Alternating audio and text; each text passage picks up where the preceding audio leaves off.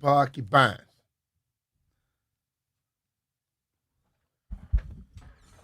I'm Mario Andretti on the Momos. What up, everybody? It's 10 a.m. in the District of Columbia.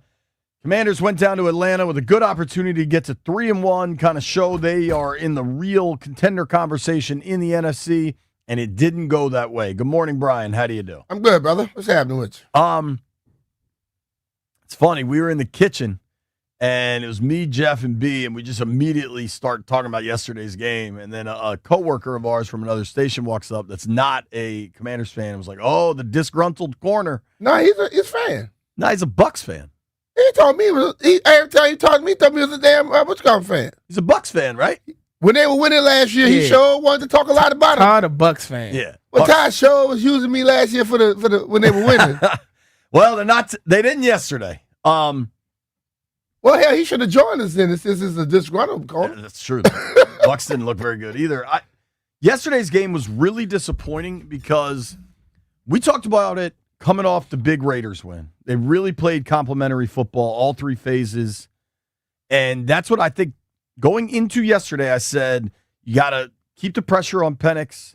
Offensively, you got to do enough, and you need the special teams to be good. I specifically challenged Matt Gay's got to make all of his kicks. And he did. He did. Offensively, they were pretty good. Matt was on, bro. Offensively, they finished that game with about 300 total yards. They did have one turnover. When you're playing with your backup quarterback, you're able to score 27. You like to think that's a win. Yeah, you should. We're at 3 touchdowns and a field goal to win. But even that interception, if he just throw that a little bit more outside, yeah, that ball floated. Seemed to just stay in the air like a hoverboard. I saw him going upfield, and I'm like, he got him because the safety was way inside, but then the ball just drifted right to the safety. And it was like, but offense played well enough to win. I understand when you lose, everybody loses. When you win, everybody wins. But the problem yesterday was the defense, and people can't make no excuses for this. C-Rod had a big run. You know, they did some great things on offense, I would say, to get themselves in position to stay in the game. But defensively, we were lost. And for all the people who want us, who consistently talk about don't play the starters in preseason, don't do this. Did you see that display of tackling yesterday? It was one of the worst I've seen in my life. One thing I know, running backs in the NFL, just bump them. They're not going down. They're going to keep going forward. You got to wrap up. And nobody wraps up today. Listen, in that game yesterday, I know there are guys on our team that likes to tackle. They didn't do it yesterday. Linebackers, safeties, corners, D linemen, none of them wrapped up. 12 missed tackles. This is not a game of bouncing. This is a game of tackle football. Grab the dude by his leg, grab him by his waist, wrap your arms around him, and fall to the ground. I don't give a damn how good guys are in the NFL. If you grab them with your weight and fall, they are going down. But if you just bump them, they will keep going. They are professional athletes. And this just bumping people thing, it's getting on my damn nerve. They got to get that fixed. Specific to the tackling, because there's a lot to address defensively. I think a lot of people are mad at Joe Witt. I think there's some merit to that. But a lot of this is on the players, too. Joe Witt's not trying to make a tackle and getting run over. Yeah. What I said, Jay, this is professional football. The athletes are what? Professional athletes, right? Don't you think if I see something 2 or 3 times, I know damn well that I can't keep doing what I'm doing, so I have to make an adjustment. There is a thing in football called communication. And I didn't see very good communication because I saw them run the same route combination from start to finish in that game. Out of that bunch. And they were open. One of those receivers was wide ass open every time on those routes. The interception by Mikey, the dude in front of him was open, and the dude behind him, Penix threw a flat ball. Penix threw that ball with a little bit more arc. That's another reception. But Mikey made a fantastic play. They have to communicate. when you go into a game, listen, I've told you many times about Bobby Jackson. We go into games, and he's telling me what to do all week. Then I get in the game, and I start doing what he's telling me to do, and it's not working. Am I going to keep doing it? No. Everybody going to blame him. They're going to blame me. So I stopped doing what he told me to do and did what worked, scored a touchdown. He still tell me I'm not listening to him. Bobby, I'm not listening to you on Sunday, especially if that stuff didn't, I almost said the wrong word. If that stuff not working throughout the week, I'm not going to do it on Sunday. I'm going to do what works. And that's what guys got to understand. It's not disrespecting or not listening to your coach. You know different techniques and different things to do, and sometimes you have to make adjustments. That old Peyton Manning, you got to check the pancakes. Omaha, get it changed up. And we did none of that yesterday. Specific to the tackling, you do have to credit Bijan Robinson. He's a really good player. So we're saying that to start.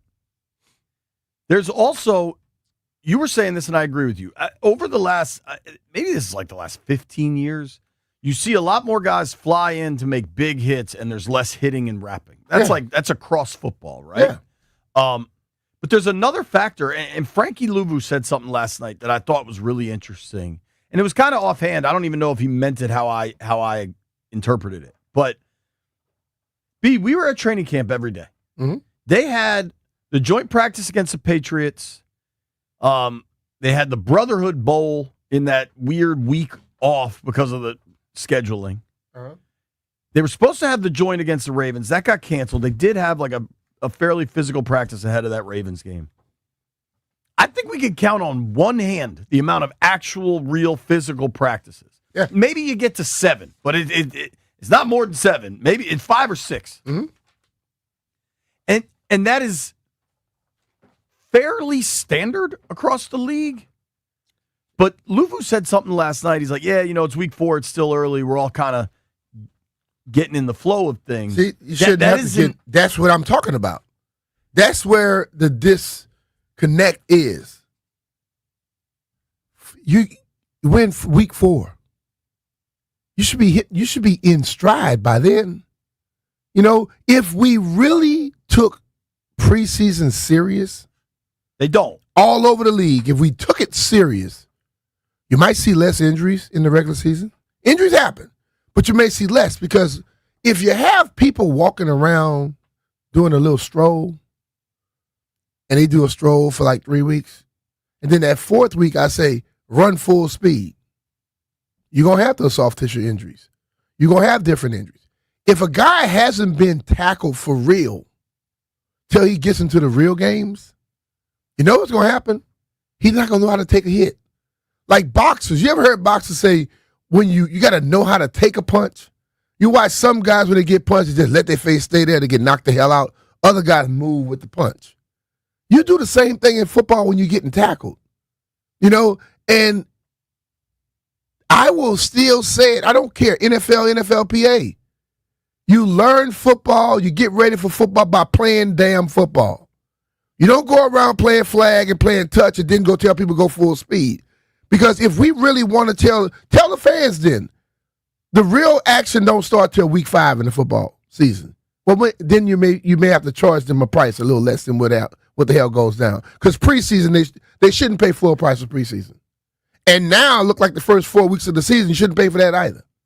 Because people are still getting into it. They get into the flow. And players are thinking that. That's despicable, dog. When week 1 hit, you should be already ready to rock.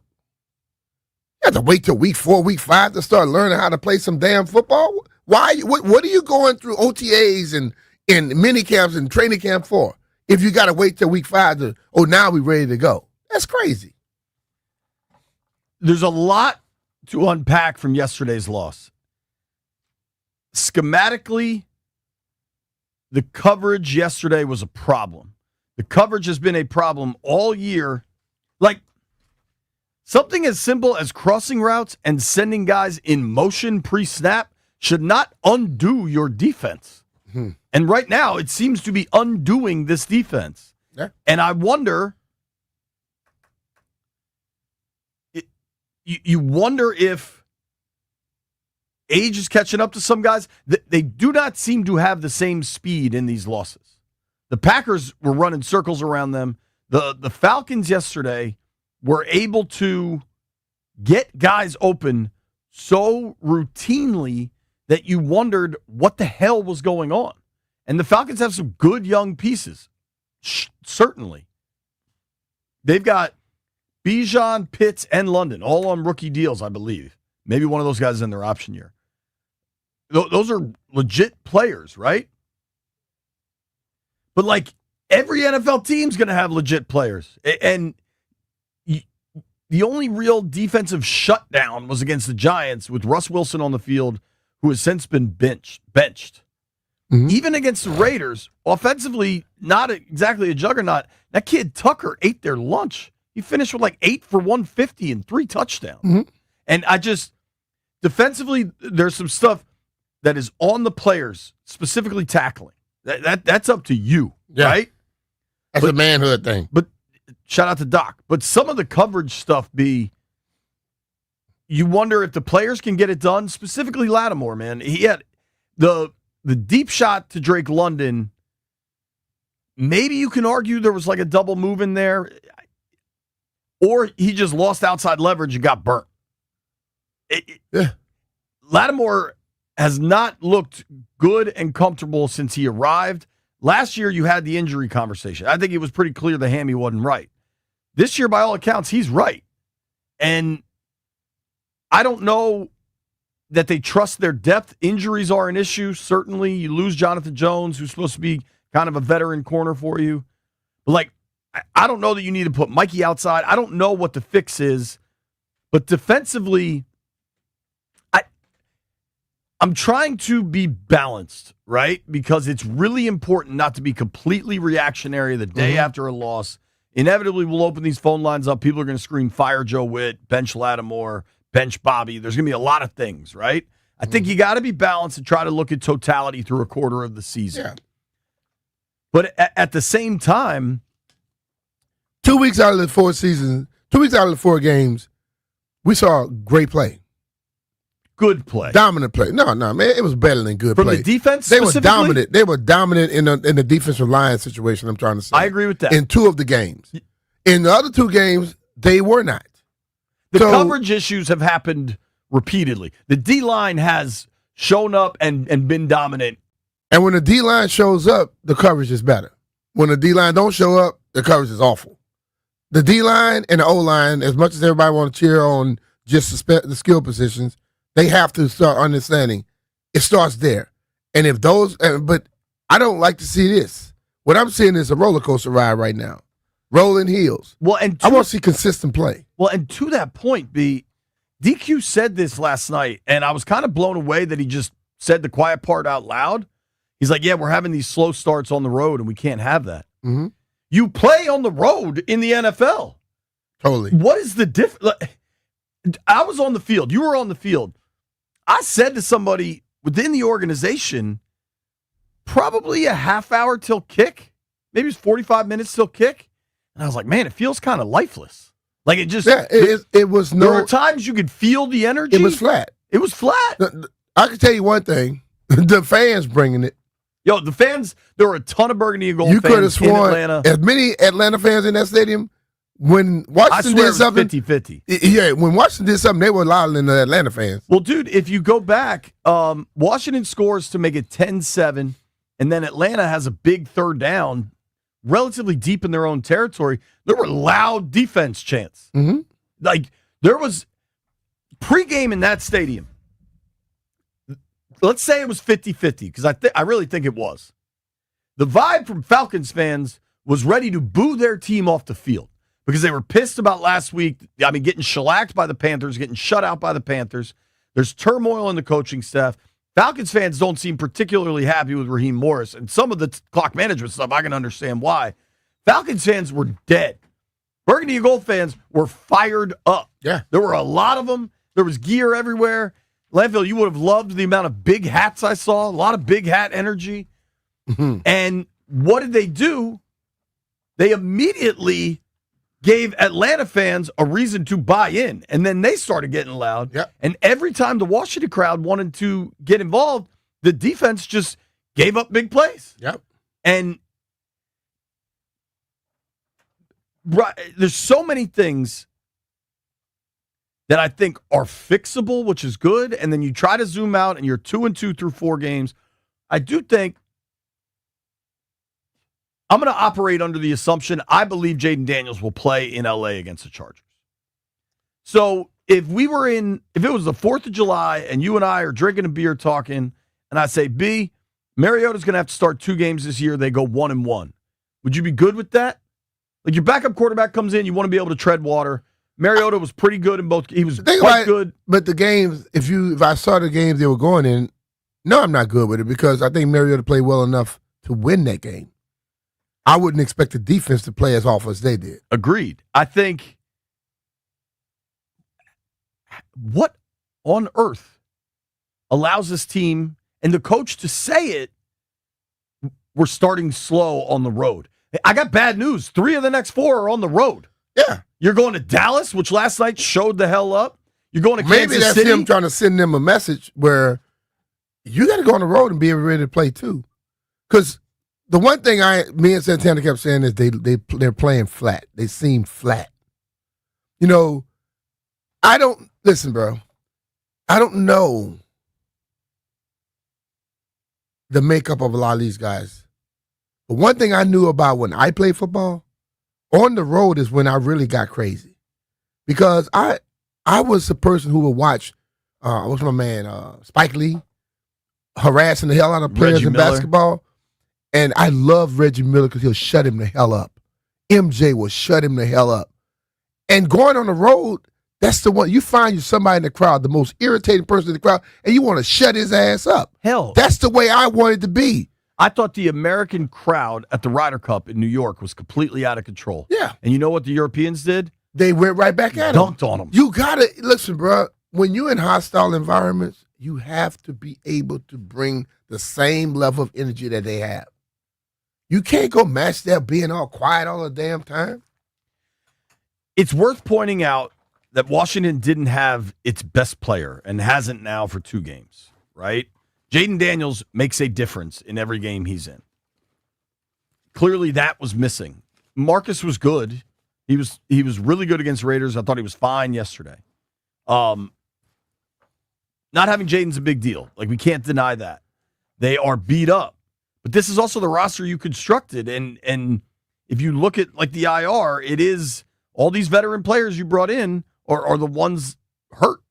And you wonder, I mean, I think there's some real questions about roster construction at this point, but you also don't want to be reactionary. It's a 17-game season. Like, the highs and lows of a football season. I'm trying to remember who said it. One of the guys last night in the locker room, I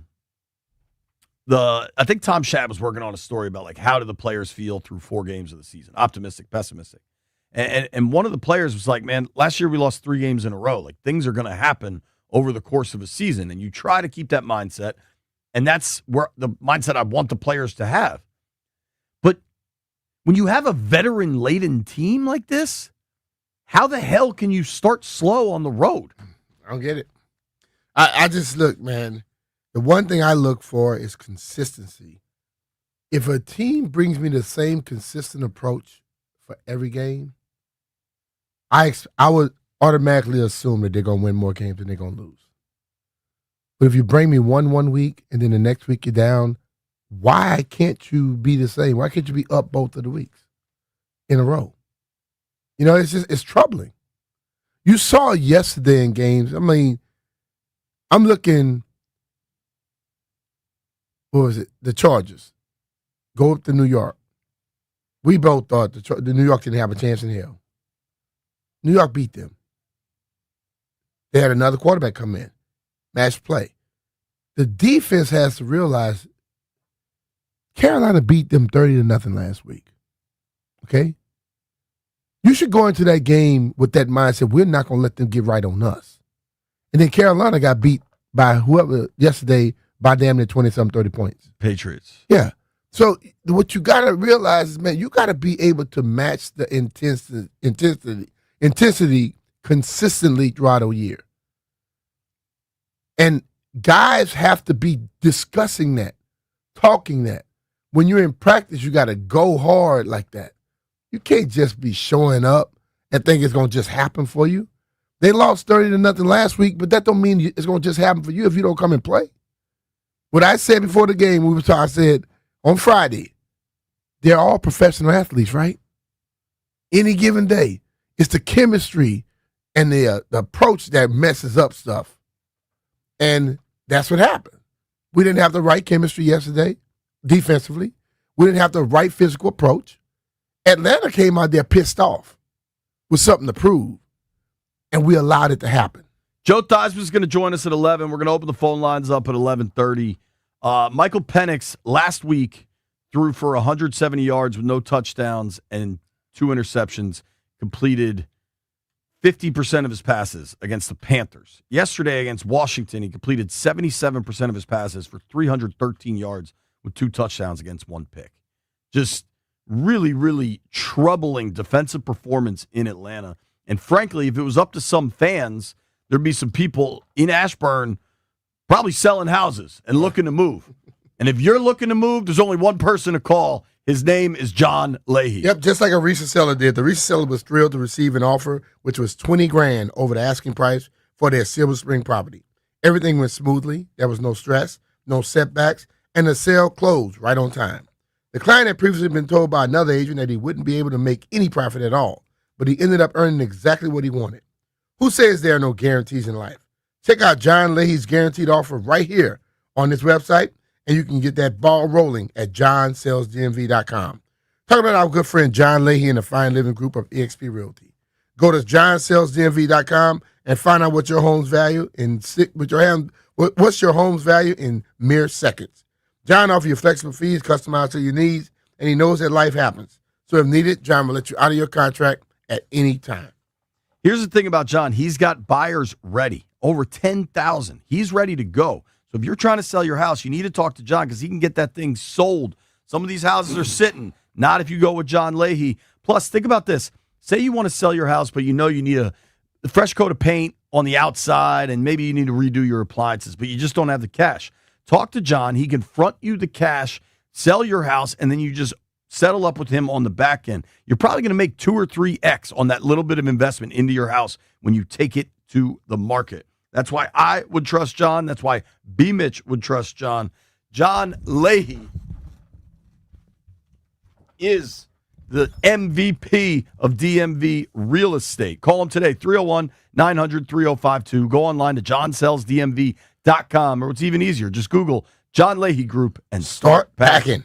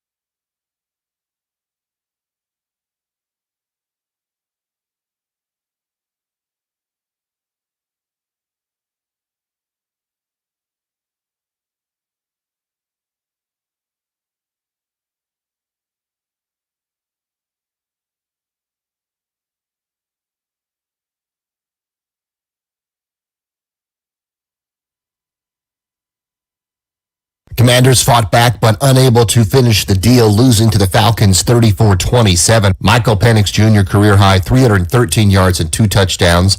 Marcus Mariota 156 through the air, 2 scores but a pick. Deebo Samuel 6 catches and 72 yards and a touchdown. Head coach Dan Quinn, what's causing those explosive plays? Yeah, we're going to dig in on everything, make sure we can eliminate those, because that's not when we're at our best, like the big plays to live in that space. And so give them credit, on some of the ones, whether it be design or what have you, but we'll dig into those hard to make sure matchups, scheme, all of it in the right spot. The Chiefs beat the Ravens 37-20, and Lamar Jackson has a hamstring injury. The Packers and Cowboys end up in a 40-40 tie. Europe survives U.S. rally to retain the Ryder Cup 15-13 at Bethpage. Nationals are shut out 8-0 by the White Sox. Reds make the postseason, but the Mets fail. Washington Spirit over Houston 4-0. Capitals beat the Devils 3-2 in a shootout. Byron Kerr on the Fed.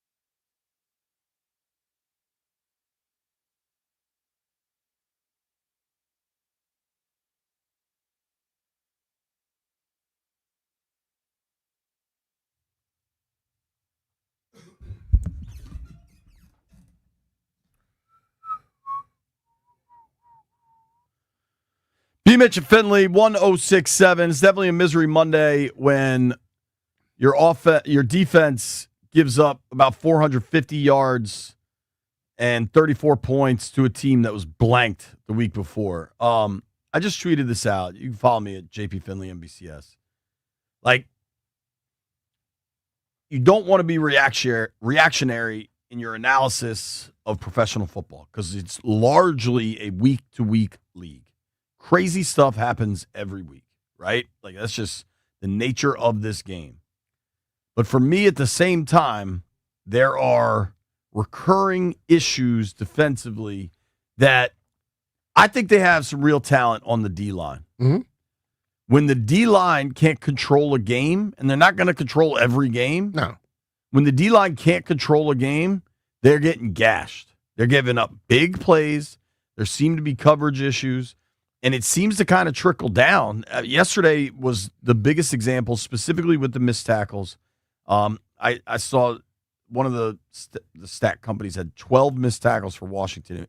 There's always missed tackles in a game. Yeah. But 12 is but abhorrent. Some of them missed yesterday. It wasn't like you missed it because you had wrapped up and the guy just made an unbelievable break from the tackle. Yesterday, we just felt like we could just get somebody the flying elbow or the forearm and they were going to go down. And you found out that guys with balance don't go down for that crap. They were playing some unique fronts yesterday. There was a fourth down play in the first half where they had Kinlaw off the field. They got, for me, it's like you have to discuss multiple angles of this because you wonder schematically where the holes are. And I think you recognize it's a week-to-week league, but when you start to see recurring things, that's a problem, right? I think there are some coverage schemes that are not to the best.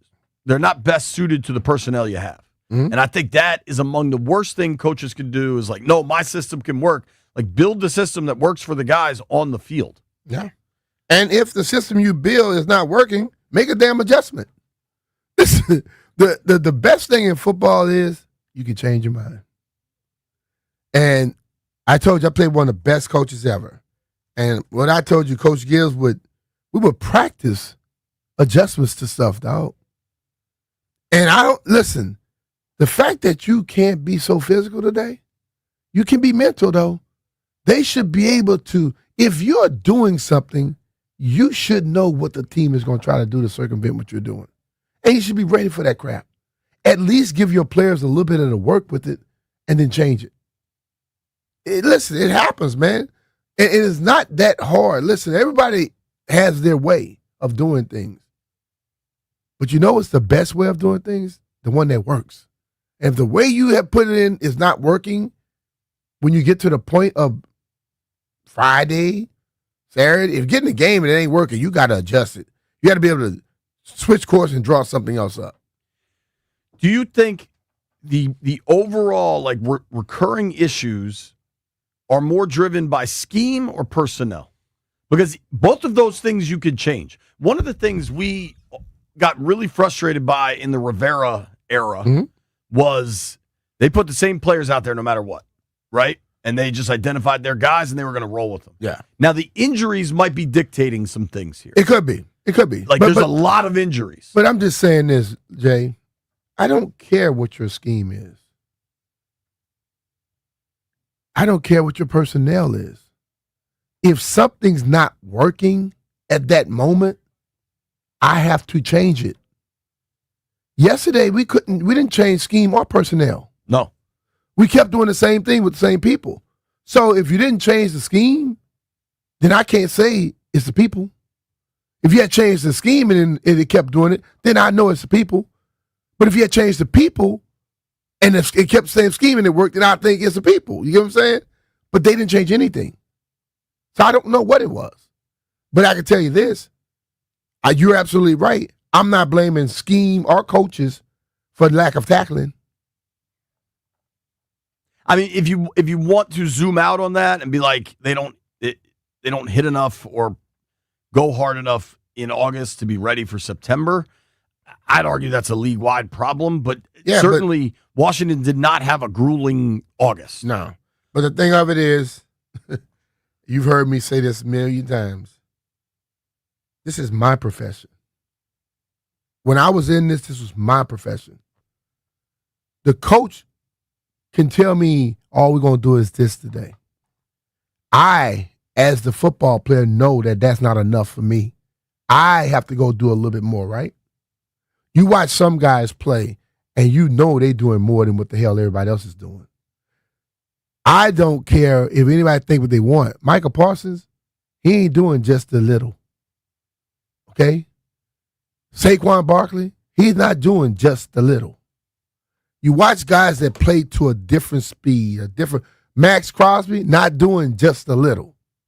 So if you know you got way more to go and way more to push after you finish practice or weightlifting or whatever with your team, then, because I had coach tell me, we don't prepare this thing for the guys that's in the best shape. We prepare everything for the guys in the least amount of shape to try and bring everybody along. So then I knew that wasn't enough for me. So I had to go do more to make sure I could play the way I know I can play.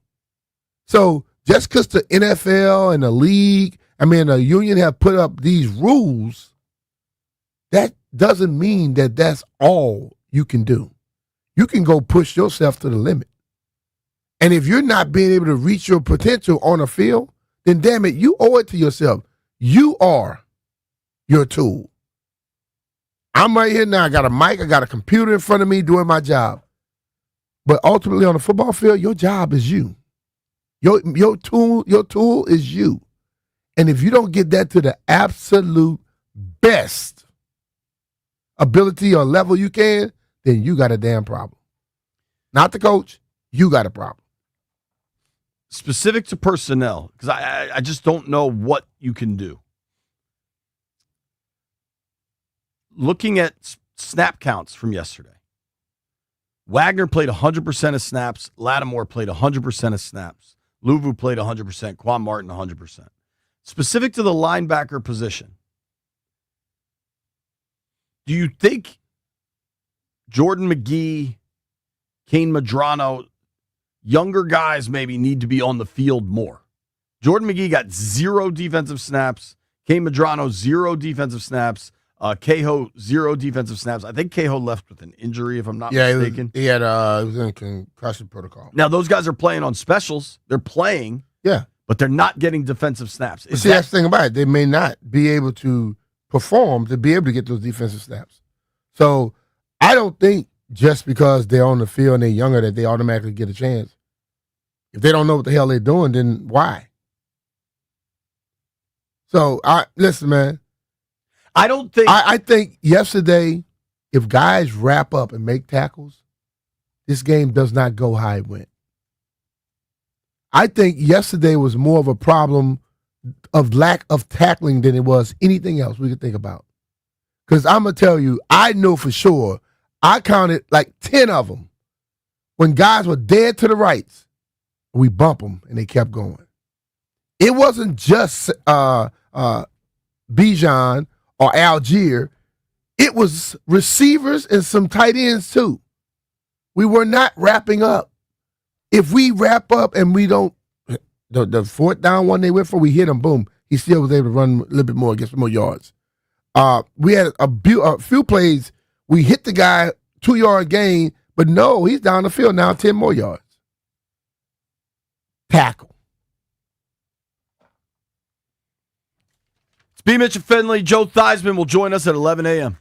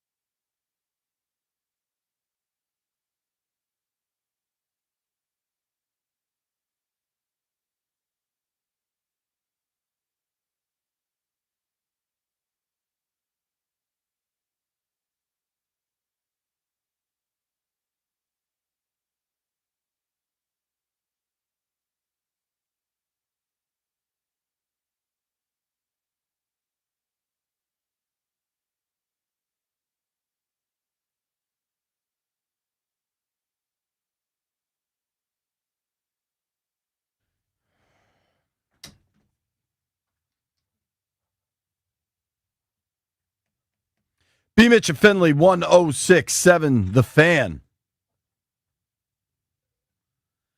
Brian, big picture question for you. Are you concerned defensively the Commanders don't have enough speed? No. I'm not concerned about that. What do you think? I think because what I see, Bijan Robinson is a special player. He came to this game leading their team in pass yardage and rushing. And that's going to be a matchup problem anytime we feed somebody like that. But most teams are not going to have that running back. I still believe if our front line handles business, everything becomes equal again. When they don't, everything going to be a problem. Do you lean towards this is a crazy week-to-week league and Washington just had a bad game? Or is that just kind of loser talk? I don't. It's not loser talk. This is a week-to-week season, but we've seen first game that came out, they were dominant. The D-line, O-line, both. Second game, non-existent. They got pushed around. Third game, they seem to be dominant again. Fourth game, non-existent. Like someone asked me the other day, like, what's our team's identity? And I say, I don't know yet. Because I don't see them sticking to one. For 4 weeks, we haven't been consistent to be able to say what our identity is yet. But I know what I think it could be. In 2 of our wins, we rushed for over 200 yards. In 2 of our wins, our defensive linemen were putting pressure on their quarterbacks. So we can be a physical team in the trenches, but we have to be consistent with it because we have not been consistent with it at all. So the thing that I'm concerned about is why do we have the highs and then a low that follows it? Why can't we have the highs and if we dip at all, dip a little, but it's more consistent? It hasn't been consistent. That's what I'm saying. It's early in the year. You don't want to get too caught up on anything.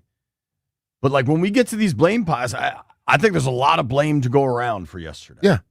See, this is the thing. When we talk about teams around the league, we were talking about the 1-2 team, the best 1-2 team, whatever it was. And I said Kansas City.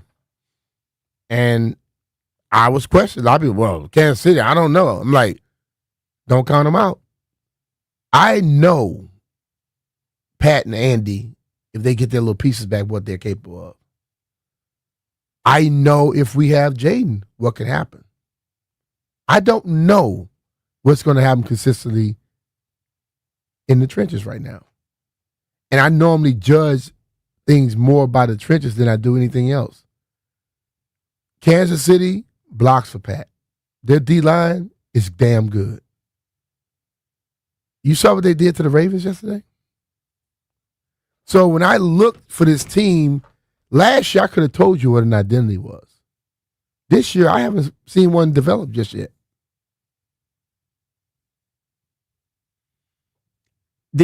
A lot of people will scream, oh, Cliff gets away from the run. I mean, they ran for 150 yards yesterday. Yeah, I mean, they outrushed. They outrushed Atlanta. And when you watch that game, you don't think that happened, right? But they did. So they ran the ball effectively. I would have liked to see Marcus run a little bit more yesterday. The offense, I think, played well enough to win. But you can't dig out of every hole, man. If you go score and you getting on the rhythm and then all of a sudden they go on the long sustained drive and get a damn touchdown at the end, that's demoralizing for an offense now to come back out there. Joe Theismann joins the program next. We'll ask Joe T what he saw, what he's concerned about from yesterday. Then we're going to open these phone lines up. I feel like the phone lines are going to be a bloodbath, Landfill. Nobody go anywhere.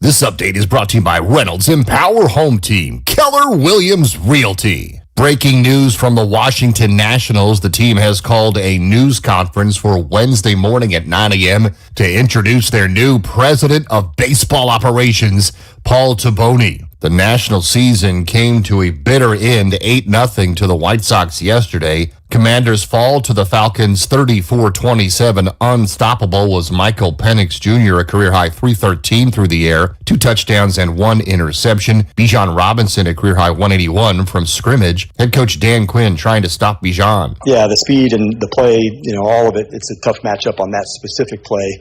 Like I said, give those credit, where credit's due on, play design and, opportunities to go hit it. So when you're behind, you're feeling like you're behind. And I thought for them, their run game going, want you to play aggressive, and then that's when the play passes and others can hurt you. Tonight, it's a doubleheader, Jets and Dolphins at 7. You can hear live play-by-play on the Fan and Team 980. 8:15 from Denver, it's the Broncos against the Bengals. Europe survives a U.S. rally to retain Ryder Cup 15-13 at Bethpage. Want to hear the fastest way to know what your home would sell for? Reach out to the Empower Home Team. Simply text your address to 800-763-3000. No phone call. Just text your address to 800-763-3000. That's 800-763-3000. Byron Kerr on the Fan.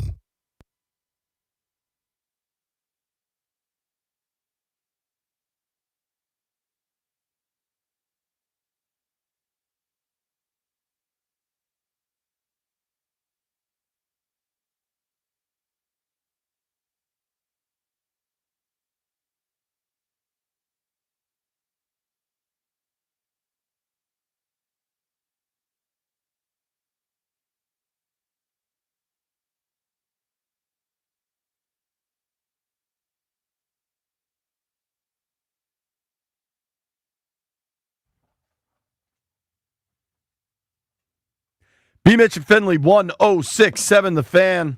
Excited to get on the Rude Guest Hotline, talk with the Washington legend. Mr. Joe Theismann joins us now. Joe T, what's up, man? How are you? Good morning, guys. I'm doing well. That's a nice way to start my segment with the Bee Gees. Yeah. Enjoy that very much. Now we have to get to other things, right? Oh, yeah. I think our producer Jim Mullins there is saying it's only 4 games. You don't want to freak out too much by one result. Washington's still very much a lot of football left to play. But damn, yesterday was ugly, Joe. It was. Yeah, it really was. I agree with you. I think that, so many different aspects. They made some big plays and we didn't get a chance to. I think Marcus has played very, very well for us at the quarterback position. And our running backs have done pretty well. We just haven't been able to capitalize on plays when we need to on the offensive side, and defensively, the running game, just creates an issue for us, it seems. And, those are all aspects that you go from week to week to week to isolate and say, okay, we need to fix this. How are we going to fix that? And this is going to be a great test for us going out and play the Chargers, who have one of the best defenses in football and one of the best young quarterbacks in football. So, but this football team has always managed to find a way to rise to the occasion, and I'd expect that same thing this weekend. Joe, the tackling is a big issue to me. You watching your day, my day. People hit and wrap up. Today, everybody just bump people and think they're gonna fall. And it was a disgraceful display yesterday.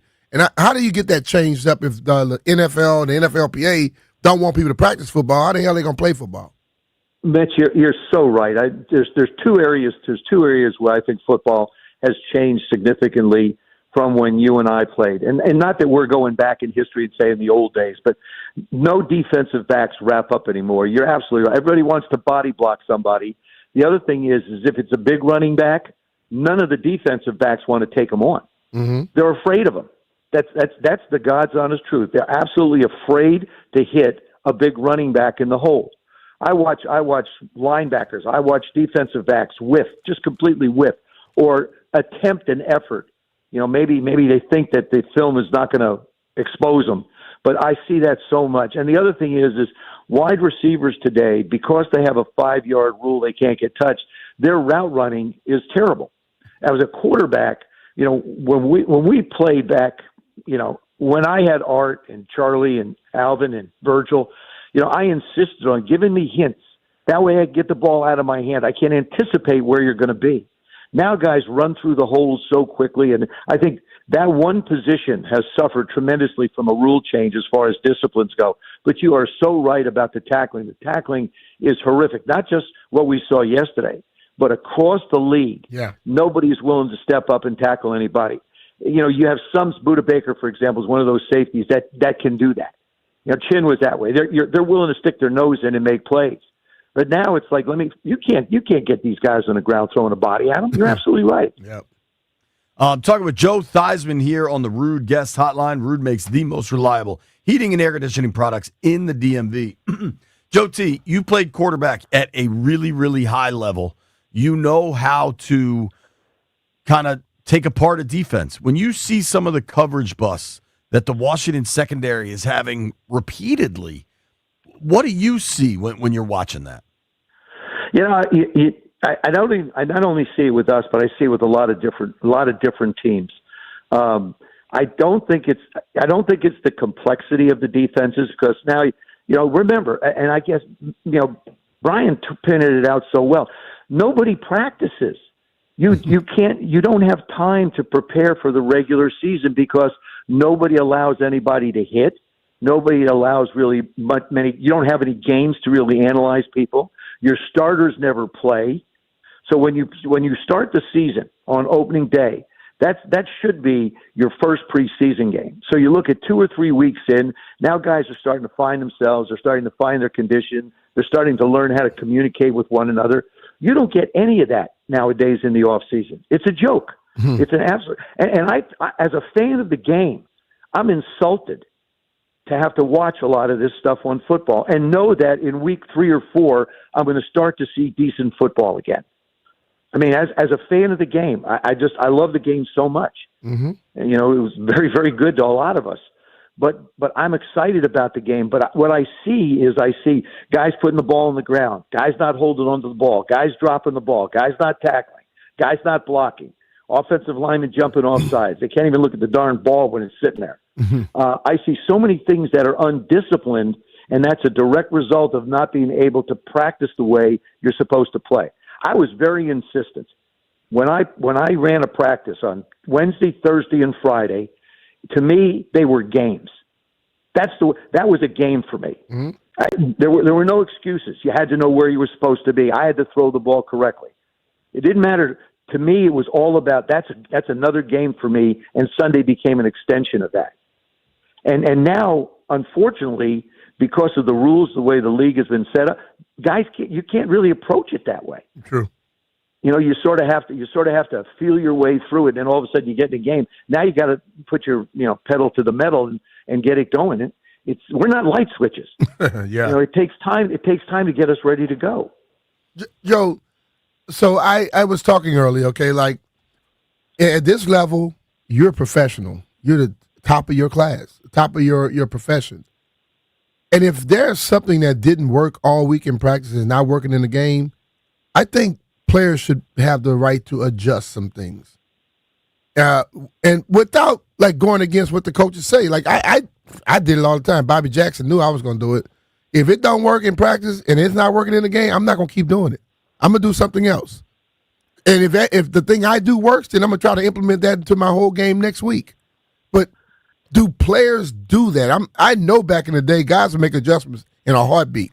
Now, it's like they go out, they do something that's not working. But I watched the whole game yesterday, and I watched one route combination, and they never changed anything about it. And they just kept completing passes on that same route combination the whole football game. Yeah, there's two ways that goes, Mitch. First of all, if you find something that people can't cover, you just keep doing it. Yeah. You know what I mean? If you find a kink in the armor, then you keep exploiting it, and you keep exploiting it until you stop. It's funny. You bring up a great point. Coaches tend sometimes to outsmart themselves. What they do is they have success with something, and then they say, well, geez, they're anticipating that the defense is going to make an adjustment. Instead, we ran 40 gut and 50 gut yeah. so people's nose bled. You know what I'm saying? Uh-huh. we're going to run it, and we're going to run it, and we're going to keep running it, and we're going to run hitches, and we're going to run, out routes. We're going to run things. If you can't stop them, we're going to keep running them. And even if you stop it once, it doesn't matter. We're going to keep on running it again because we believe in what we're doing. I think that some of this, we got trapped in some bad mismatches yesterday.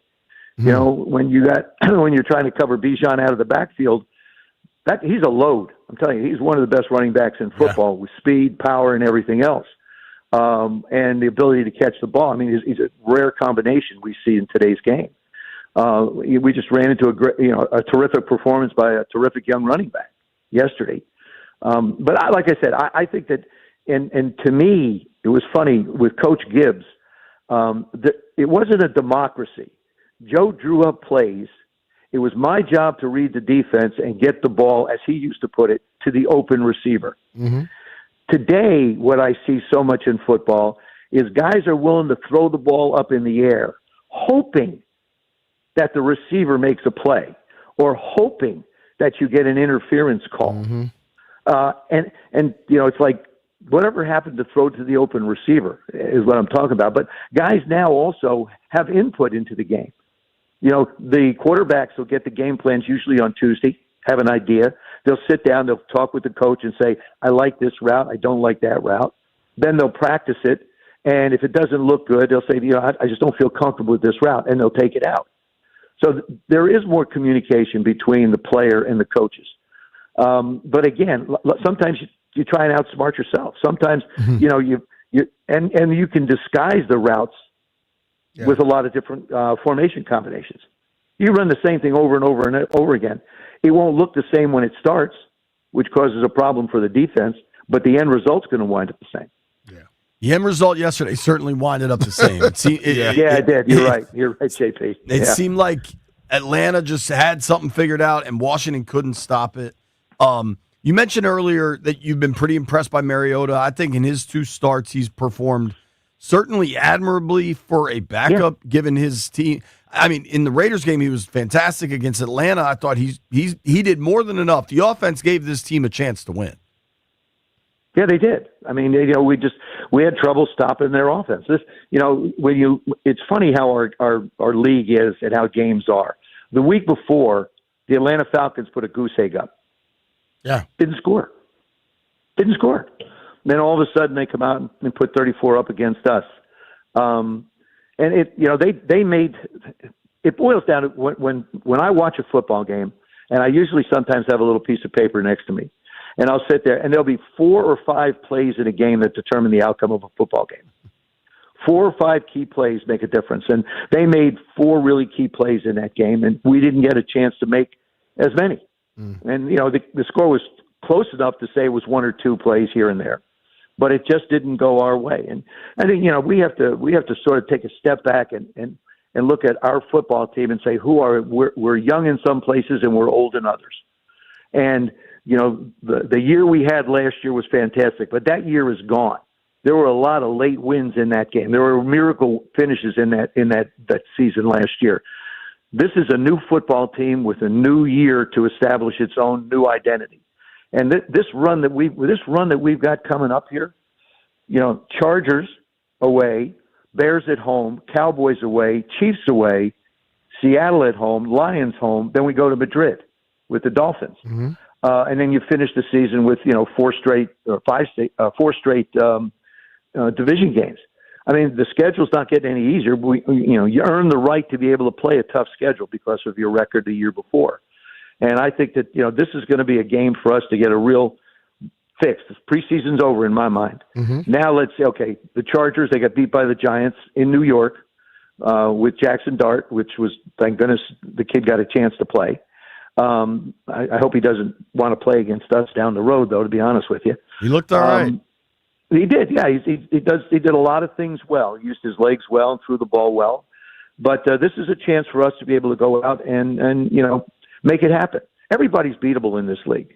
Everybody's beatable in this league.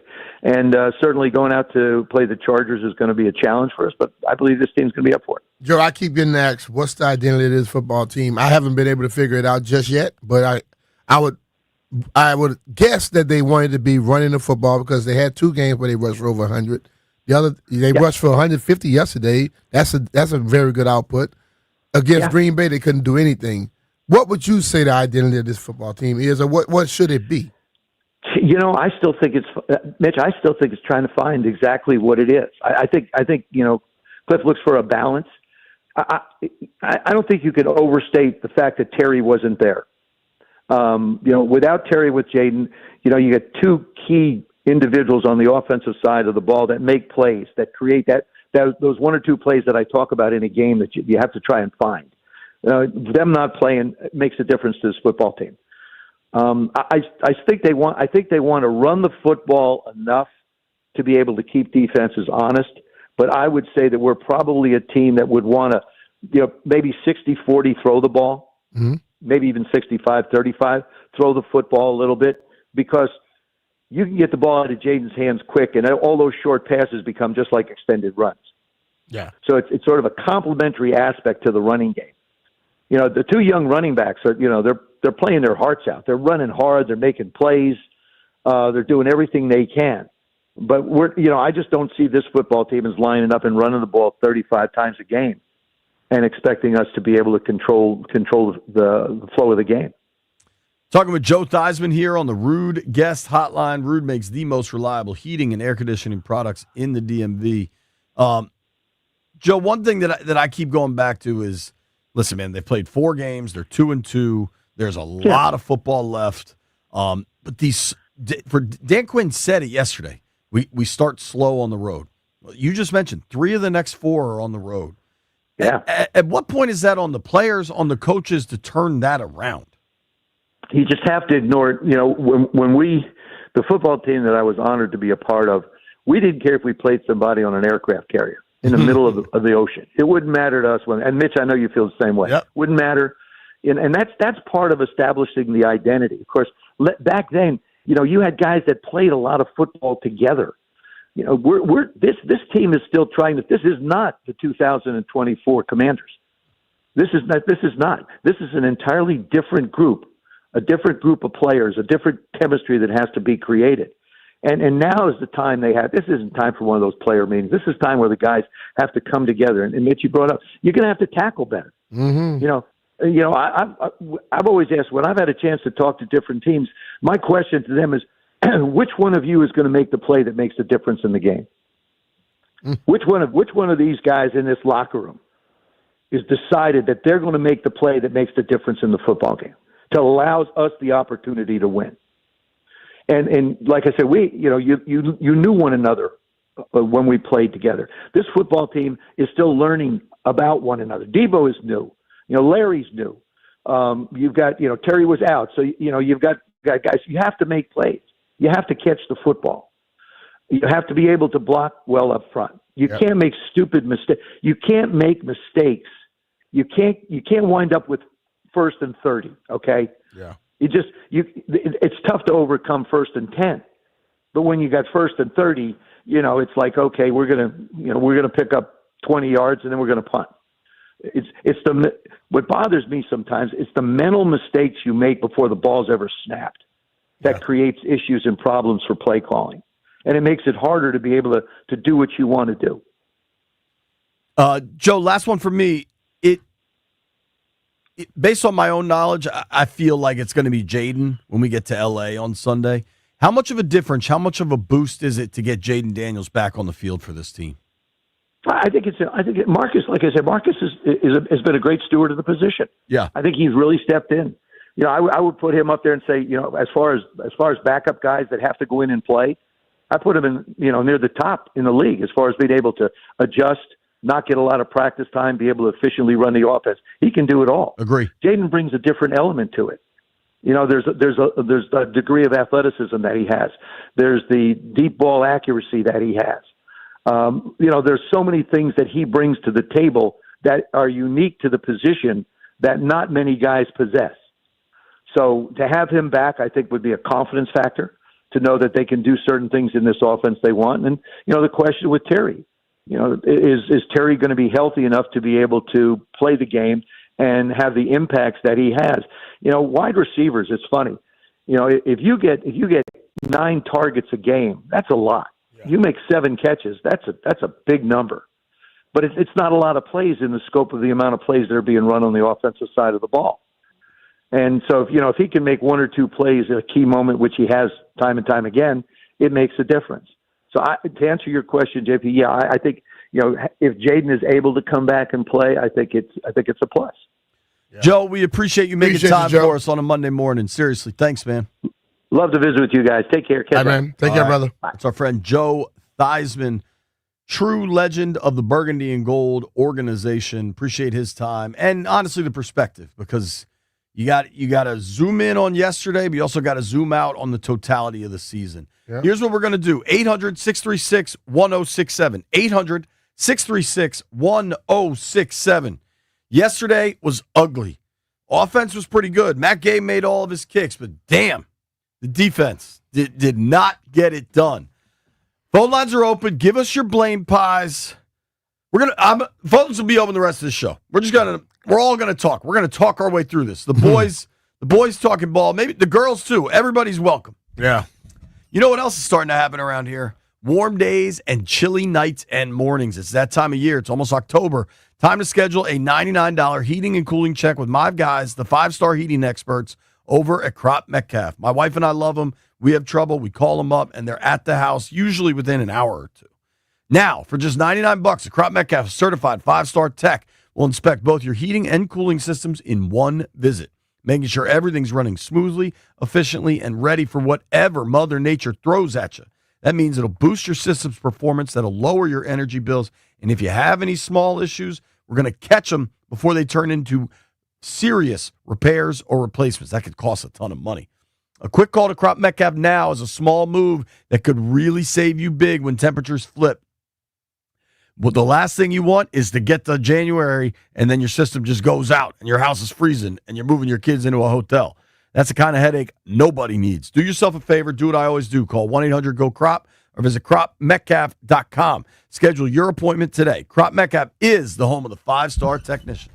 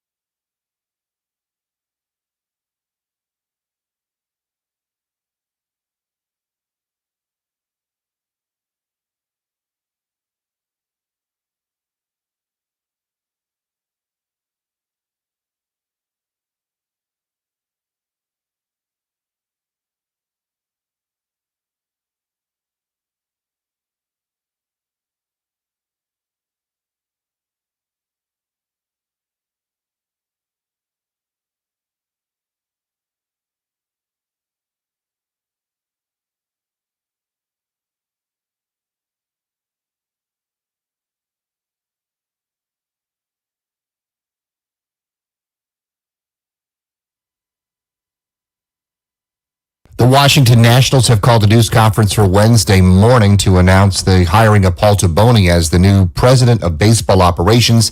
The team lost yesterday 8-0 to the White Sox to finish 66-96. Commanders lose to Atlanta 34-27. Big day for Michael Penix Jr. He has 313 yards and 2 touchdowns. Big week for the Washington Commanders getting ready for the L.A. Chargers, who were shocked by the Giants. Head coach Dan Quinn will speak later today and give us an update on Jaden Daniels and Terry McLaurin. Tonight, it is Monday Night Football at 7 with the Jets and Dolphins. You can hear the live play-by-play on The Fan and Team 980. Denver and Cincinnati is also at 8:15 from Mile High. Yesterday, Chiefs beat the Ravens 37-20. Concern for Lamar Jackson with a hamstring injury, and the Ravens are 1-3. Europe over U.S. 15-13 in the Ryder Cup. Capitals beat the Devils 3-2 in a preseason shootout. I'm Byron Kerr on The Fan.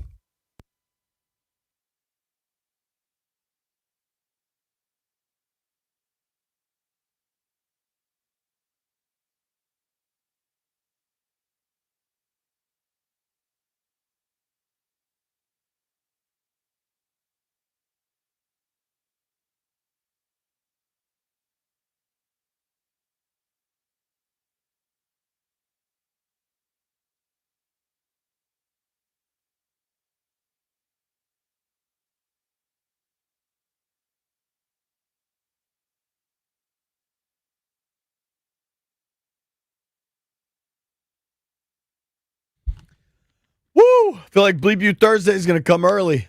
Phone lines are lit. I think people are mad, understandably. Defensive performance yesterday, just not good enough. The amount of tweets and texts I'm getting about, fire this dude, bench that dude, fire this dude, cut that dude. I get it, man. You're pissed off. It's not as easy to do that stuff that people say, though. Andrew's in D.C. Andrew, you kick us off, man. What's the word? Hey, guys. So I'm the one that asked last week about, the execution versus scheme. So for my blame pie, I actually think I'd go with 50% the players for not being able to tackle or lack of communication, which I don't know why we're having communication problems 4 weeks in. Somebody's got to buy these guys some earpieces. And 50% Coach Witt for the scheme. But it's kind of also hard for me to blame Witt because when I was watching the game, even this morning, whenever he tried to play man, the coverage couldn't hold up. And then whenever he tried to play zone, the rush couldn't get home with just 4. So yeah. All right. They definitely couldn't, man. I think you're right on this one, Andrew, that it is both. It's hard to say anybody defensively is not culpable for the result we saw yesterday. A lot of people. Trucker Dan is on the line. Trucker Dan, what's your What's up, blame Dan? pie, dude? What's going on, fellas? Very disappointed. I called last week about Marshawn Lattimore, and same result. I don't know what's going on. I was watching the play, right? I don't know if it was Kyle Pitts or somebody. They did the little lateral when they running from side to side, and I saw the players talk to each other like, "Hey, you gonna take him? I'm gonna take him." And the guy still end up behind him. I don't even understand that. Are they even practicing that in practice? Is that a thing? Are they do they put that together the offense versus the defense? Because I don't know. I can't even. Is it Joe Witt? Is he not calling the right plays, or maybe the players are not coming? But I do know Lattimore. He ain't up to it at all, and I think Chip he need to get in his bag because he starts off slow. He gets hot at the end, but in the beginning it seemed like the plays are just everywhere. And I don't know if DQ needs to take over the defensive, but that's all I can say, man. It's just frustrating. All right, man. Appreciate the call, man. A lot of frustration. A lot of frustration. I mean, dude, this game started about as poorly as it could. Atlanta went on a 9-play, 45-yard drive that they got bogged down when they got to the edge of the red zone. They end up kicking. So much transpired yesterday that it might not be even on your mind. Do you know what Washington's first 3 plays from offense were? The first play was that little jet sweep or whatever. So, jet sweep to Devo, they were minus waiting 3 for yards. that. So they go -3. Then Mariota gets sacked on 2nd and 13. Then you get a 3rd and 16. Yeah. And it was incomplete. I mean, it was Not just many plays you could draw up. that early in the game. It was a pretty god-awful first possession. Wasn't a good start. Let's go to Fergus in District Heights. What's up, Fergus? Hey, good morning, guys. B. Mitch Finley. Glad to hear from you. Look, man, I'm going to side with B. Mitch today, man. I was sitting watching the game with my son, who I coach for the local Boys and Girls Club. He said, Dad, them guys are not tackling. Those guys are missing tackles. They're not wrapping up. They're not doing what they're supposed to be doing out there. I was like, yeah, that's right, son.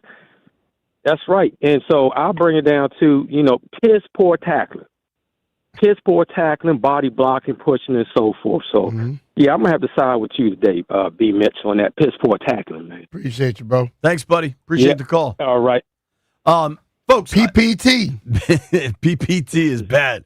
OPP, good. PPT, bad. Wait, JP, what the hell are you saying? The last P, well, that's not so simple. I have an announcement.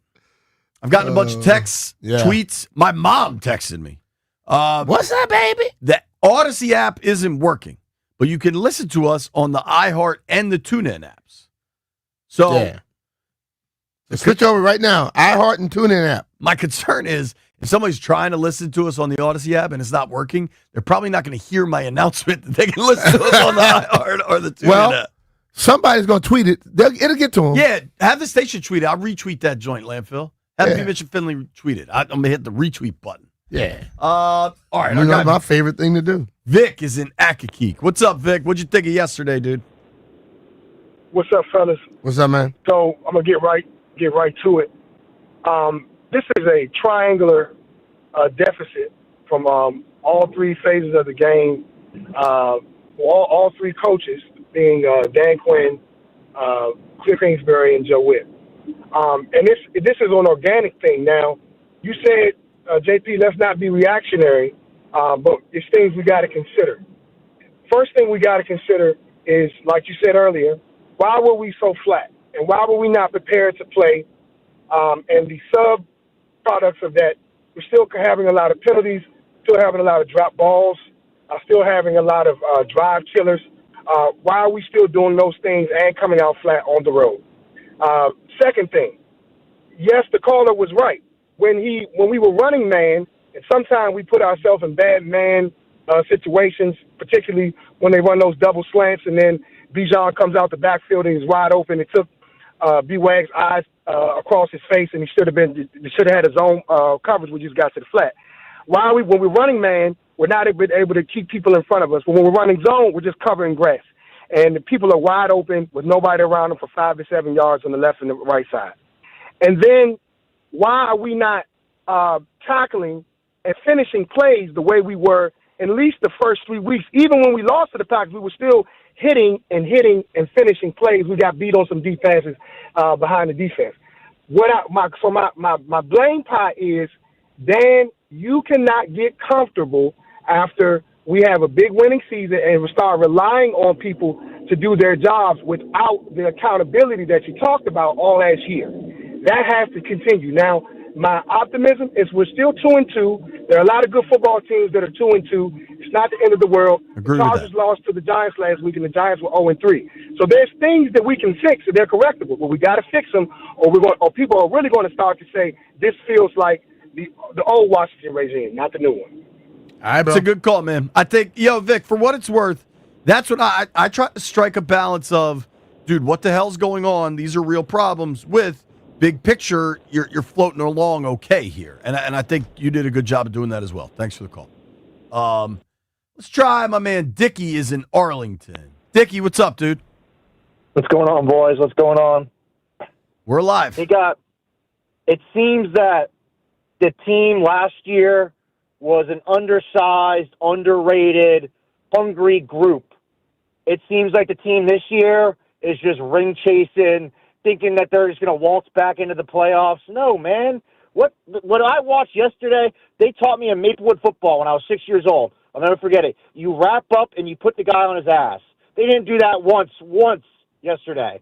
I mean, Joe Witt, what is this scheme? And, B-Mitch, I got a question for you on the Lattimore front. When a guy's making that sort of money in the locker room, are there other guys saying, like, come on, Marshawn, like we know you're better than this, or is it more of like a Guys don't care if you're making that much money or not. If you're not doing your job, exactly? I would expect somebody to step to you and say something. Yeah. Well, damn, frustrated as hell, but any given Sunday, we'll see you guys next Monday. Hail Maplewood.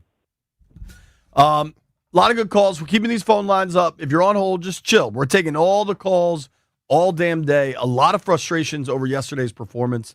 I do think we have a specific Marshawn combo, have a specific Wagner combo. I want to point out that yesterday with Wagner, when they ran those crossers at him and then Wagner had to try to get to the sideline for the Bijan coverage, I'm not sure there's a linebacker in the NFL that makes that play. And so if you're mad, it's damn sure not many people out there. Like, that was schemed up really well, and then Bijan's a hell of a player. So if you are mad at Wagner about that singular play, I think you got to chill a little bit. Obviously, it can't happen because other teams are going to try to do the same thing. But, like, if it's a body of work thing, I get it. I just wonder where the speed is. Their struggles against motion, pre-snap motion and crossing routes have been a problem through 4 games. I have questions about the speed. We're taking your calls. Nobody go anywhere. It's B. Mitch and Finley.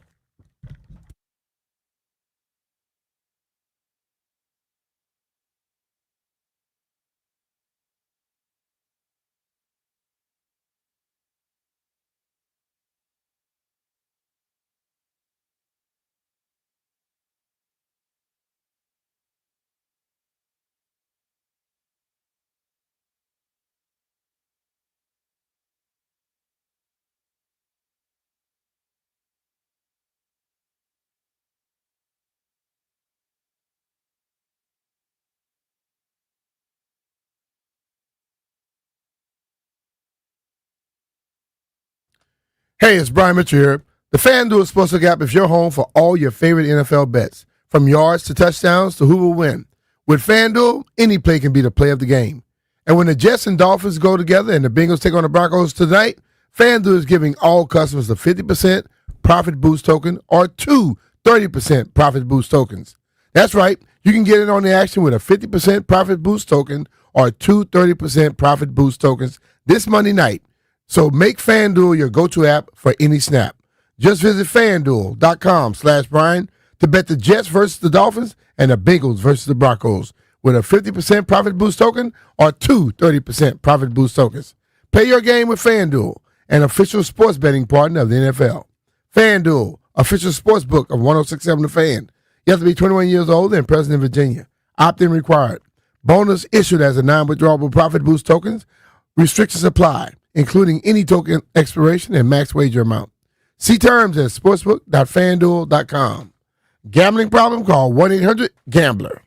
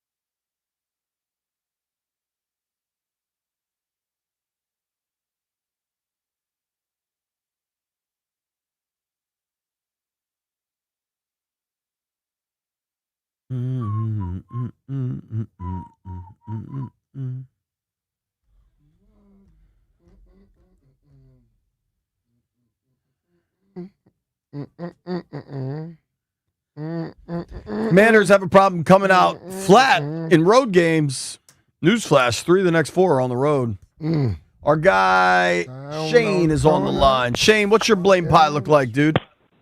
Hey, what's going on, fellas? Look, it's got to go coaching, right? The scheme, 80% to Joe. I mean, you don't let. Penix looked like Steve Young out there. He literally looked amazing out there, and B-Rod had 180 yards from scrimmage. It just shows you this defense is old. They don't have the speed. There's no speed. Lattimore, right now, the Saints have won that trade with Lattimore. Lattimore, in my opinion, he's done. Like, his hips, he's done. Like, our secondary, and what's sad is that's the 2 best guys in our team right now in our secondary, and that's sad. And it just goes to show you that Ron Rivera, when he was here, the needs that we needed, it just goes to show you got to draft right. And the rest is on coaching. But you can't blame tackling, right? The bargaining agreement changed all that. These guys can't tackle no more. These guys can't put on pads no more. It's a soft league right now. You can't even practice. That's why all these injuries are out there right now. The other teams are tackling. The other team's tackling, so that's BS. You can blame tackling. That's true. It's tackle football. Until it stop being tackle football, I'm going to blame. If you don't tackle, I'm going to blame your ass for not tackling. I 100% agree, B. Mitch. But the thing about it is, it goes down to coaching, and we're the oldest team in the league right now. In our front four, we have no pass rush, and it's modern football. If you don't have somebody a dog on that end to get to the quarterback and put some kind of pressure, blitz, do whatever you got to do, But we got to figure out a better scheme than just sit back and just let. And you know what? I feel sorry for us when the Chargers are going to just eat us up. It's going to look like the Air Force. They're just going to bomb us away. But, that's my opinion. But, no, we need help in the secondary bad. Bad. Yeah, secondary seems like a real problem. Thanks for the call, Shane. Appreciate you, bud. Don't know kind of what the answers are on some of this stuff. I don't think there's going to be this, it's not going to be a mass dramatic change. That's not going to happen. Right. And we know it's virtually impossible to do it right then. Then if you get rid of all those guys, who the hell are you going to bring in? Right. Because people on the street right now, they're on the street for a reason. 800-636-1067. Phone lines are open all damn day. Get your takes off, man. I know people are pissed from yesterday. Jaden is in PA. Jaden, what up? Yeah, hey guys, how's it going? Good, man. Yeah, I think this is more of a expectation thing. Like a lot of fans, and again, I was someone that had the Skids to win the division last year and to have a great year. So I thought Jaden was that guy, which we know he is. But this year, people were getting upset when people thought we were going to win 8-9 games, and I agreed with the people that said we weren't going to do that because our roster isn't that good. And I called it a couple weeks ago. I think Peters, we've kind of anointed him a little too quick. Who are his hits in the draft outside of Daniels? Our roster isn't that good. I mean, yesterday, if you looked out on offense, it looked like preseason week 3 with Debo trying to get reps in. Like, Jalen Lane isn't a starter or a number 3 in this league. Luke McCaffrey probably doesn't even make the Eagles roster. Our defense, Lattimore was a terrible trade.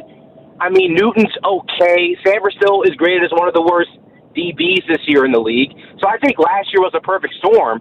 But I think also with Dan Quinn, he's a defensive coach. So he needs to get his side of the ball right. And I know this might be just a personal thing. If you're one of the highest paid employees in the organization, which Dan Quinn is, I would like you to call plays. Or I'd like you to be very hands-on, at least with your side of the ball. Because guess what? McVay is. DQ is very hands-on. Most head coaches don't call plays. DQ. I mean, Andy Reid does, Shanahan does, McVay does. I mean, a lot of the top guys in today's day and age do. And it's like if Andy Reid has people right there with him. He calls some, they call the other, and it's been like but even that. Like during the game, he's not even holding a sheet. Like I would like Dan Quinn to be extremely involved with play calling. It's your side of the ball, and you're you're the highest paid coach on the. Like I would like you to be very. I don't know. I just think a lot of the top guys now are. Shanahan is calling the plays. He's controlling the game offensively. Like it's a little bit different. I hear what you're saying defensively. Like maybe DQ needs to insert himself and demand that there's some coverage changes or something does need to change. Who's the young guy in Seattle? McDonald. Is it McDonald? He calls the defense. He does. He is literally controlling the defense, and that's younger. Like a lot of young people do it until they find out it's hard as hell to keep doing it. What I think does firmly land on DQ as the boss and as you say the highest paid coach on the staff, you can't come out flat on the road. And that's got to land somewhere. That lands at the top. And he owned it last night. And I do not agree with the sentiment that DQ needs to be more hands-on. He's very hands-on. The play calling thing, we can kind of agree to disagree, but you can't come out flat, and that's got to start with the head coach. As far as it's been very, very interesting with the secondary struggles this year, and I think they're real. I think Amos has been very good. Mikey played really well last year. He was forced to play outside. I almost wonder if he's better outside. Like if that switch could open things up, because Noah I played some good snaps for them in the slot. You know what I mean? Thanks for the call, Jaden. Appreciate you, buddy. Thank you. All right, if you're on hold, stay there. We're keeping the phone lines up. I see Juke, Joe, Darrell, everybody that's on hold, stay there. Everybody's going to get a chance to talk today. There's a lot to question, a lot going on. The offense puts up 27 with a backup quarterback. That should be enough to win. If you're doing blame pies, and eventually we'll do ours, it's hard not to look squarely at the defense on this one. You're listening to B. Mitch and Finley.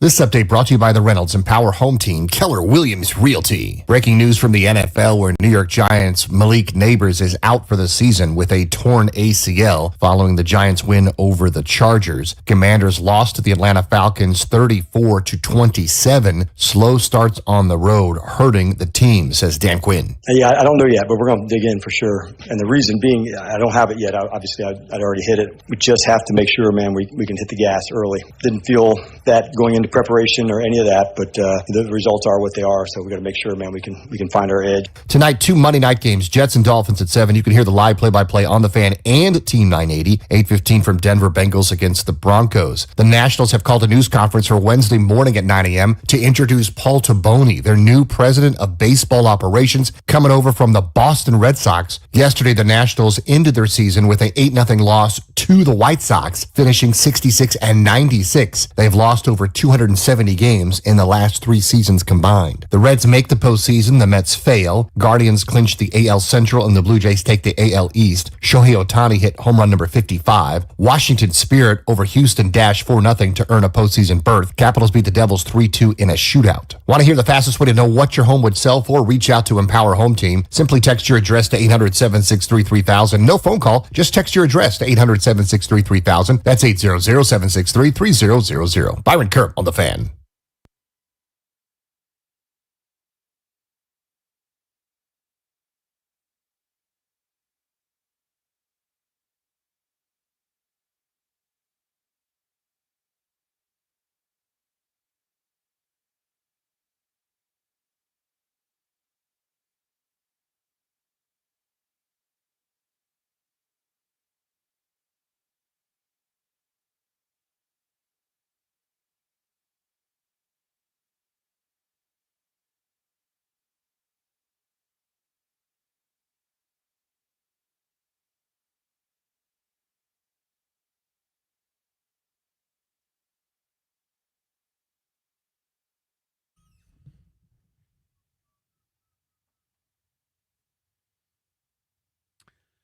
It is high noon in the District of Columbia. And I am one funky white boy. Phone lines are lit up. People are pissed off from yesterday. Our guy Jupe is on the line. I'm going to let him lead us off in the high noon hour. Joe, who you blame from yesterday, man? Jupe, you there? Damn West Virginia phone not working. Jeff, see if you can straighten Jupe out. Let's go to Darrell in D.C. Darrell, who you blaming from yesterday? The Miss JP Finley. 50% to Kingsbury and 50% to Adam Peters. I'm sorry for a lot of good that he's done at the GM Adam Peters. You done some bad. You can't keep trying to everything can't be on Jaden Daniels, right? Like with the running game last year, he led the team in rushing. And keep in mind, we had a top pick. I'm pretty sure we didn't have the hardest schedule last year, so you knew that you were going to get a harder schedule this year. And you failed to address the fact we need a pass rush. A lot of the times that your pass coverage helps with the pass. One of the big reasons why the Cowboys, why Diggs and the guy before Bland led the league in interceptions and/or got contracts was because of having Micah Parsons out there to help the quarterback hurry up his process, right? We don't have that right now. We don't have one dog. Out of the gate with the Giants, with the guys they did with Thibodeau, Burns, and the other guy, Abdul Khalil, they just drafted. Then you had 3 guys with Sorrell. With the Packers, you had Sorrell, Micah, and whoever the other guy they had. And then you had Max Crosby. Out of everybody we played, even with the Raiders, I can't even think of, but they have the best pass defense, so they're gonna get sacks through coverage, right? However, we don't have a great pass defense, and we don't have nobody alive. We're mainly scheme, and you're not going to always hit home with scheme. You have to have a dog out there. Kingsbury. One thing I was a little nervous about when we got Deebo Samuel was the fact that I knew that gimmick plays were going to come, right? I didn't want them to be to the point that they are right now. Relax on them a little bit. Calm down with the gimmick plays. Let's play some football. Connolly, we probably should have got a pass rush in the first round. We really didn't have that. We wasn't that bad in defending the pass rush last year. We had issues with running the ball. We should have got a guard, not in the first round, later in the rounds, maybe where Jaden Lane was picked at. Because he's not looking, outside of his punt return, I haven't really seen too much from him. I think in the earlier round, maybe the first, even if we move back to the second round, we should have got some pass rushers, man. That's all I got. Thanks for the call, man. That's our first call that didn't mention the defense. He gave 50% of the blame to Kingsbury, 50% to Adam Peters. It's at least interesting. Offensively, but they moved the ball fairly well. This is the thing. We asked for a blame pie for that game. Jaden didn't even play yesterday. And they have run the football very effectively this year. So I didn't get that. That was just listen, bro. A lot of people I know they are the best GMs in the world. But I got this tweet from Diehard Otis, and this I tend to agree with. There's a lack of speed on the back end of this defense from the second and third levels. Now, big plays and turnovers can mitigate a lack of speed. I would argue defensive line pressure can mitigate that as well. You speed things up. Right? I think defensive line pressure would work more for you than anything because I'm going to tell you, like I said, I don't know about lack of speed. I know dudes back there can run. Quan can run. Percy can run. Percy didn't play yesterday. Yeah, I know. But Revo ran down with Bijan. He can run. They got some speed. I just think when the pressure is not legitimately there, you're going to have problems. But if I got time to wait and let people fully get into a route, you're going to have problems. Let's go to Desmond in Alexandria. Desmond, what's up? Hey, how y'all doing today? Good. How are you? Doing good. First of all, before I say anything, I want to give a shout out to Luke McCaffrey yesterday. He stepped up in a big way. I would tell myself that Luke is really the one that really kept us in the game. He stepped up and did his position. Besides that, I got to put 50% on Joe, 25% on Lattimore, and 25% on the secondary. And my question is, I don't know if it's a broken assignment or is it the scheme? Because it's too many open receivers and it's constantly happening. So it's just hard to tell right now because we have good players. I never want to say someone's old because if you're in the NFL, you're good. I'm not going to despise anybody's talent, but it just is Joe not putting Bobby in the right position to do his job the best way he can. Bobby should not be covering running backs. He doesn't have the speed right now. So we have to put him in a position where he could dominate and maybe cut down some of his plays. Cut down some of his plays so he can have that speed that Joe thinks he has. But at the same time, again, I said a shout out to Luke, shout out to the team. I don't think we're in a bad position right now. I feel like we just have to find a new scheme. And we have some good players. We have some dogs. Again, we just have to put them in the position where they will succeed. And again, Dan would not get rid of Joe. Joe is Dan's guy. So we just have to find another way to make things work. And that's all I got to say. Shout out to the Commanders, diehard fan, and just hope things change around. All right. Thanks for the call, dude. Appreciate it, Des. No problem. I don't think anybody's scheming up open receivers. I think we got to also realize that the offense on the other side is going to try to scheme up stuff to put them in a better position. Football is all about matchups.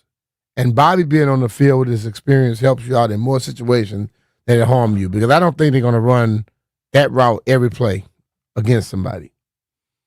And off of that, they ran two slants going right at Bobby, which made him hesitate before he can get out there. If the guy was a 4.2 40, I guarantee he wouldn't have got out there and got in front of Bijan. And if he was a younger guy, his eyes would have got so much with those slant routes, Bijan probably been more open than he was with Bobby. So you have to understand those type of plays can happen to you sometimes. But he's way more good than he is bad. You know what I mean? I agree with that. Totally. So he's way more good than bad. But the problem is we always look at stuff from the prism of just Commanders, burgundy and gold. The other guys paid to get schemed up too. And they ran a perfect play where even if he sees it early, it's still hard as hell to get through those two receivers running the slant and your two guys defending them, right? They just hit it at the perfect time. I also think the Packers really had a great offensive game plan against Washington. Mm-hmm. And if you just look yesterday, there's a lot of stuff that they took from that Packers game, I think. And I think one thing Atlanta and Green Bay have in common is speed at the receiver positions and from a number of different spots, right? Like, if you watch Green Bay finish in a tie last night with the Cowboys, like their receivers all over the field have legit speed and quickness. And I think Atlanta was able to use Pitts and kind of create some of that same stuff. But even in that game last night, Micah was not the disruptor he was in our game. No. We he can was talk late about when he had to. We can talk about who we want to talk about. We better, if we don't get better in the trenches. Listen, people, the boring part of football, which y'all don't want to look at, that's where we lose at. When we lose games, we lose in the trenches also. Big time.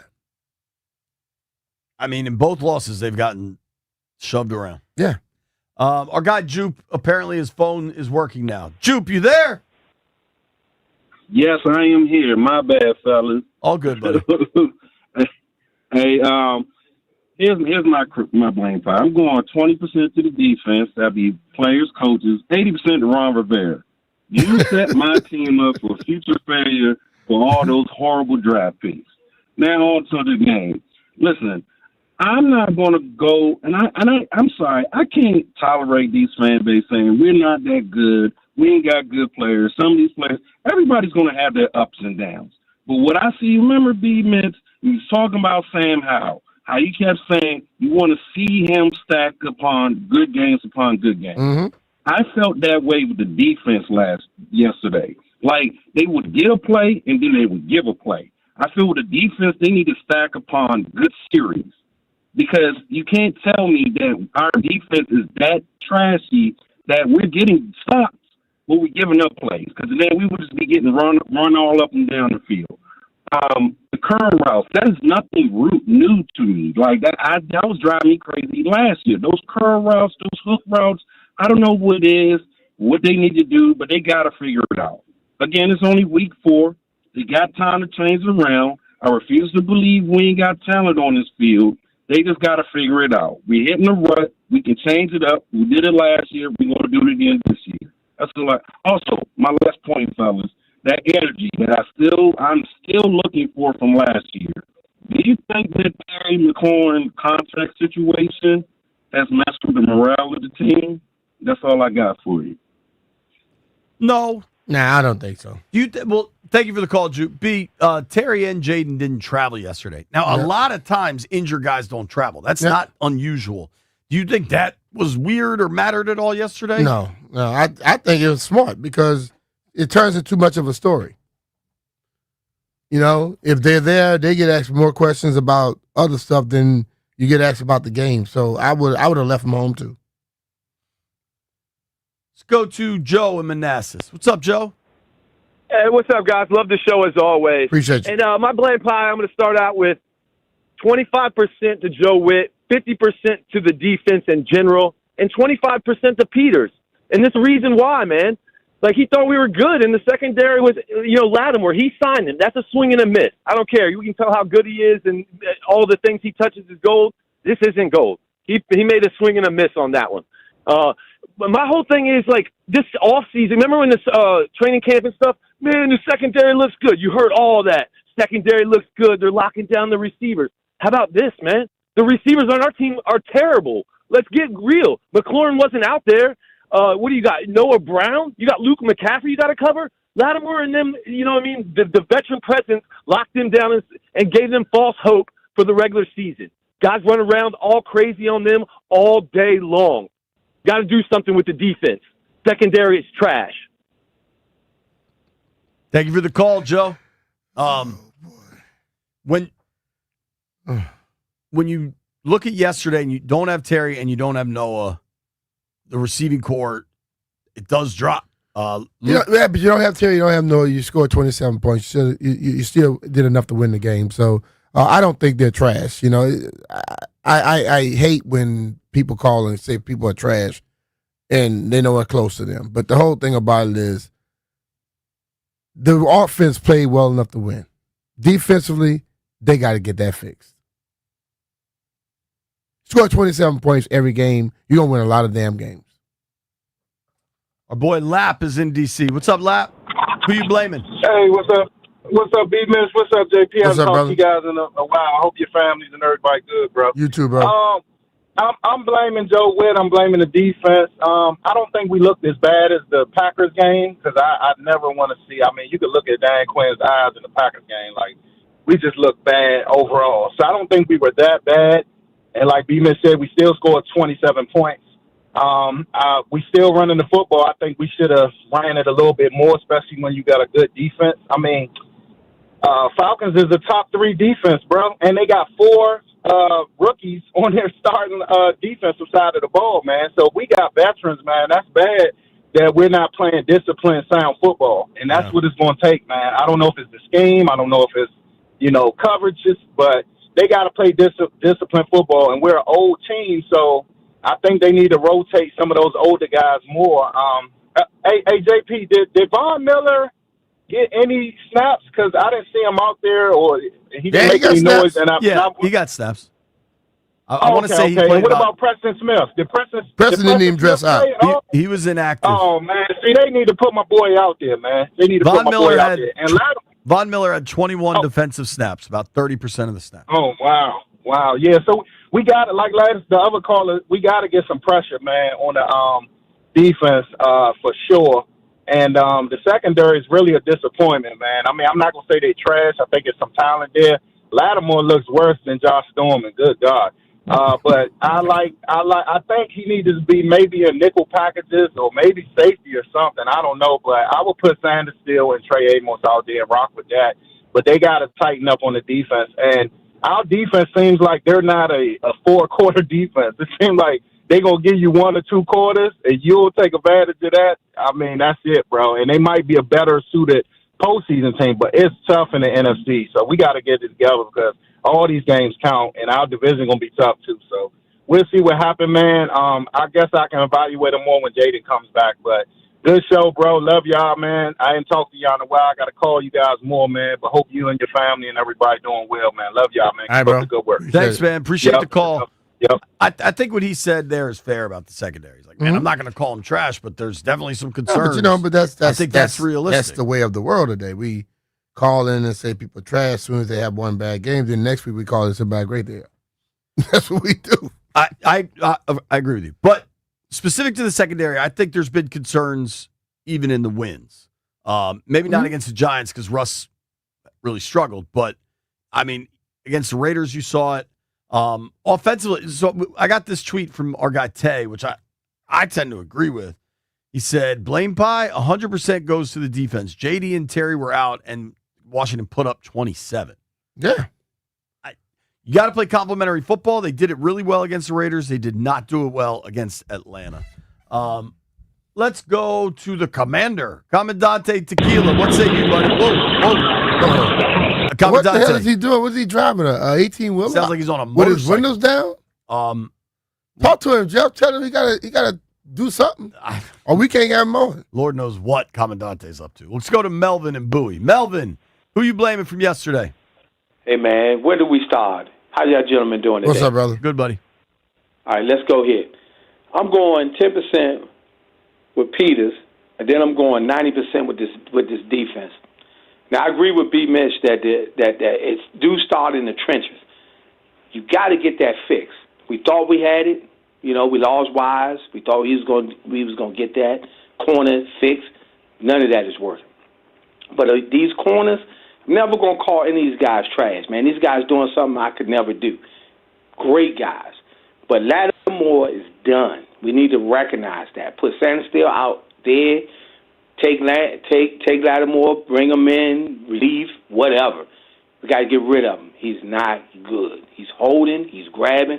He's doing everything. He just don't have it. He's been hurt. He hasn't recovered. You got to go. So there you go. I love the team. I'm not giving up, but we was good last year. We got good quick. We got to give it time. We got to gel. We got to keep it going. Jaden wasn't done nothing yesterday with this. What can you do? Hey, nothing wrong with the offense. We do need another wide receiver. Nor, hey, this dude stay hurt. We got to do something about that. That's it, gentlemen. Have a good day. All right, brother. Thanks for the call, dude. It's a good call. Landfill, I'm going to do something that'll surprise you.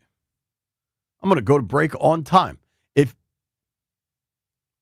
That's not late. That's barely, It's already past. that's barely late. You start talking at 12:21. If I'm about to go early. If you're on hold, stay there. Roger, John, Jonesy, we're coming. We're taking calls all day. People are frustrated. We're letting it out. Nobody go anywhere. It's B. Mr. Finley.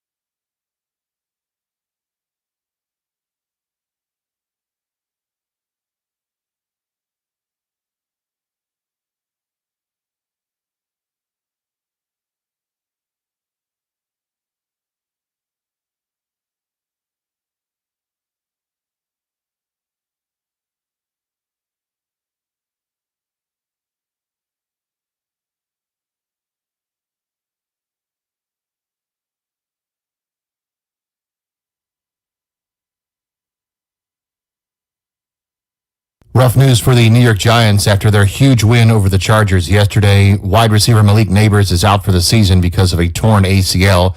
Commanders looking ahead to the L.A. Chargers, who lost to the Giants. Commanders fall 34-27 to the Falcons. Head coach Dan Quinn speaks later today. We'll have an update, hopefully, on Jaden Daniels. Marcus Mariota, 156 through the air, 2 touchdowns, but 1 interception in the loss. Concern for Lamar Jackson with the hamstring for the Ravens. They fall to the Chiefs 37-20. Packers and Cowboys in the late Sunday game, a 40-40 tie. 2 games tonight, 7 p.m., Jets and Dolphins. You can hear the game live on the Fan or Team 980. And at 8:15, Denver welcomes in Cincinnati. The Washington Nationals have called a news conference for Wednesday at 9 a.m. to introduce Paul Taboni as their new president of baseball operations. He comes over from the Boston Red Sox and replaces Mike Rizzo. Washington Spirit are into the postseason again, beating Houston Dash 4-0. Byron Kerr on the Fan.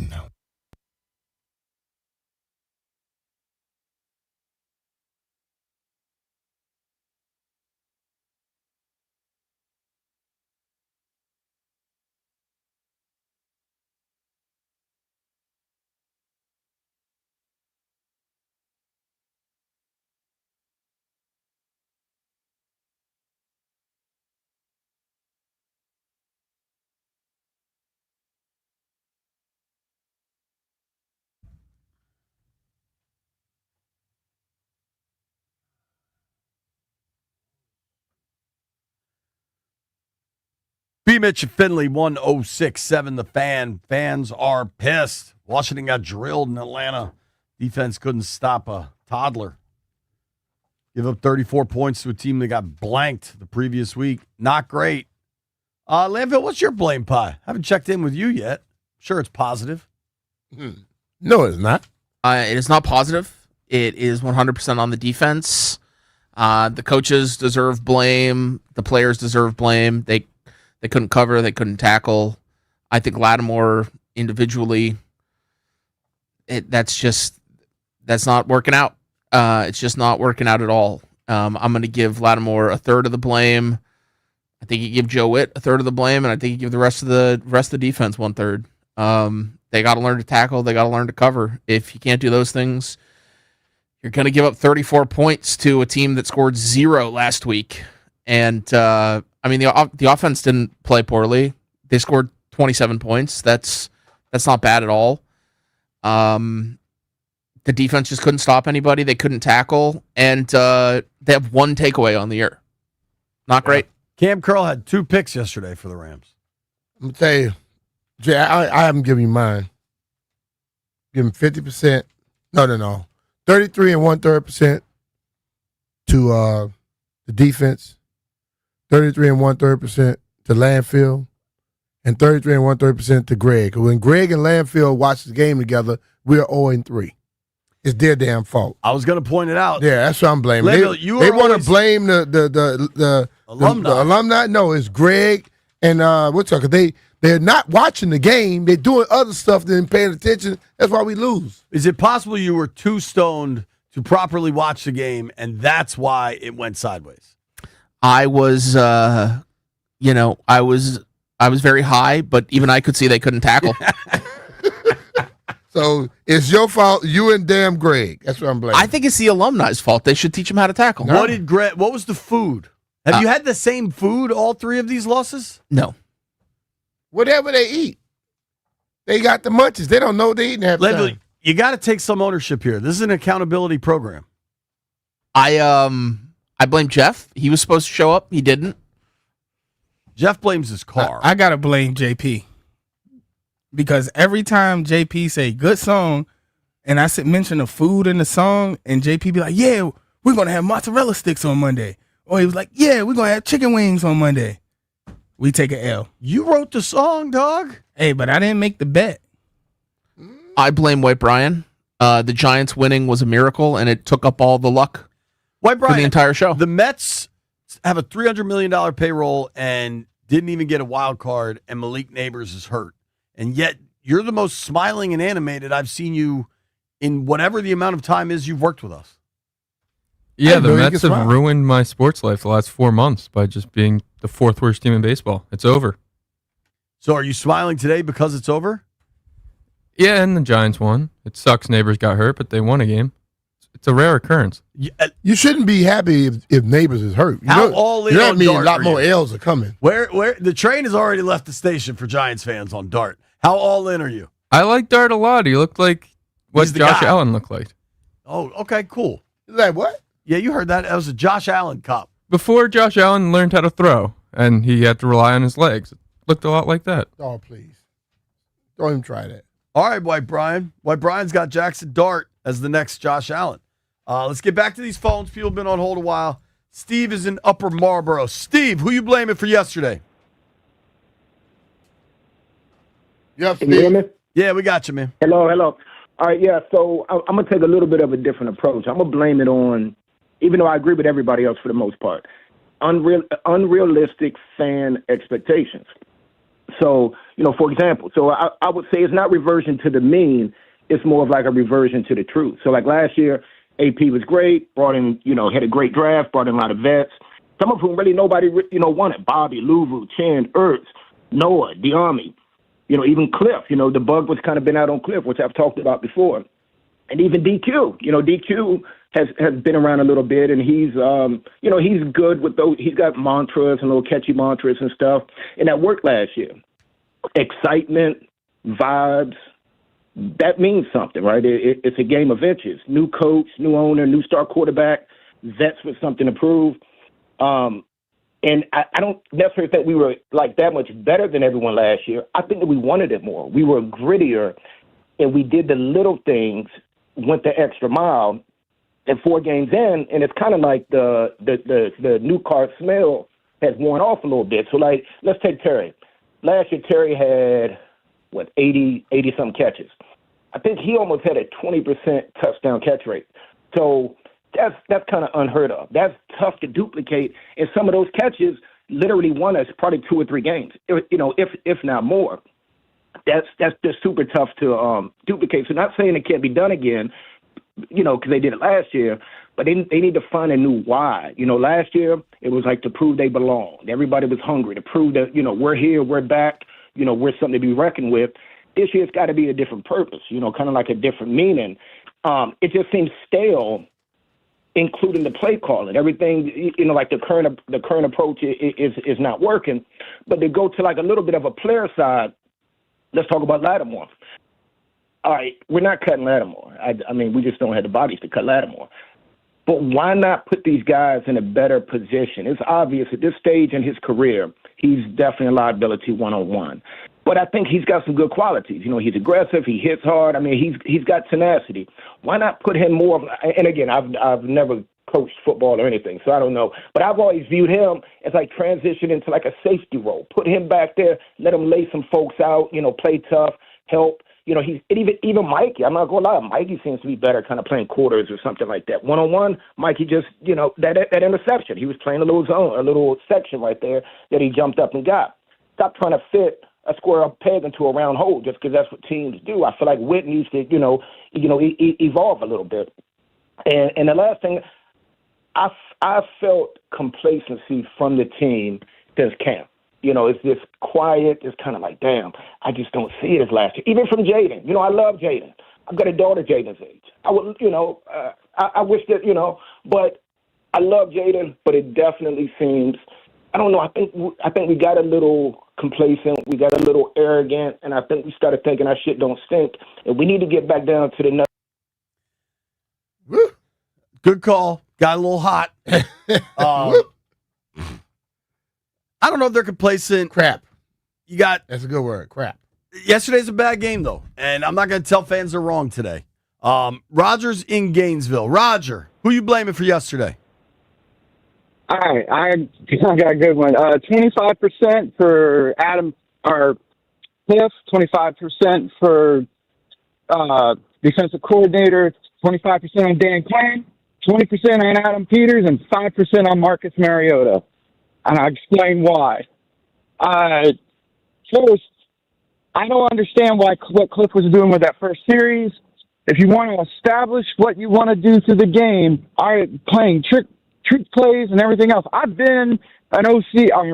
I've been an O-line coach sitting there looking at my head coach OC at a high school championship game going, what are you doing? We just talked. We're going to establish the run. He's throwing the ball over the place. We lose the game. Next is the defensive coordinator. I have a problem with the fact that why Bobby, I love Bobby. I'm not going to put this on any individual player necessarily or players. But the simple fact is Bobby needs to take that role that Matt Millen took back in 91. He needs to be the leader and everything else. But we need to get Jordan McGee back on the field more, period. Dan Quinn, he should say something, and it all starts with coaches, all at the top. All right, Raj. And then Adam Peters, I'm sorry, the potential. Why wasn't Owens on the field? If he's going to be the next guy, why isn't Owens on the field? Why was Savage on the field more than Owens? I don't understand. I'll answer the question for you. The same reason you didn't put players on the field when you was coaching in high school, because they couldn't play to the level they need to play to be on the damn field. I know, but here's my reason why. Why, if he can't get out on the field, then why is he active? Why do we have him on the roster then, on the active roster? That's what my problem is. Hold on, 5%. Roger. Building yesterday's roster with the inactives was really difficult because you had so many hurt players. Oh, I get it, because Percy, I thought Jaden, Percy Terry, out. Noah, Bates, Percy. Oh, yeah. But I all knew inactive. we were in trouble when Percy Butler wasn't out there. I knew that because it was like, you're going to put Donnell Savage, who ain't even been in the building a week, and you're going to put him out on the field when Pitts, he got caught peeking, and Pitts got behind him because he didn't have his eyes on his assignment. And that's not his fault. He's only been here less than a week. But then turn around, Marcus Mariota. This is my problem with it. And you go look at the interception play. That flag, that laundry hits the field.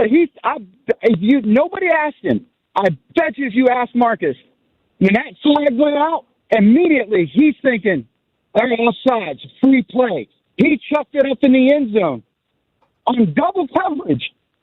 Come on.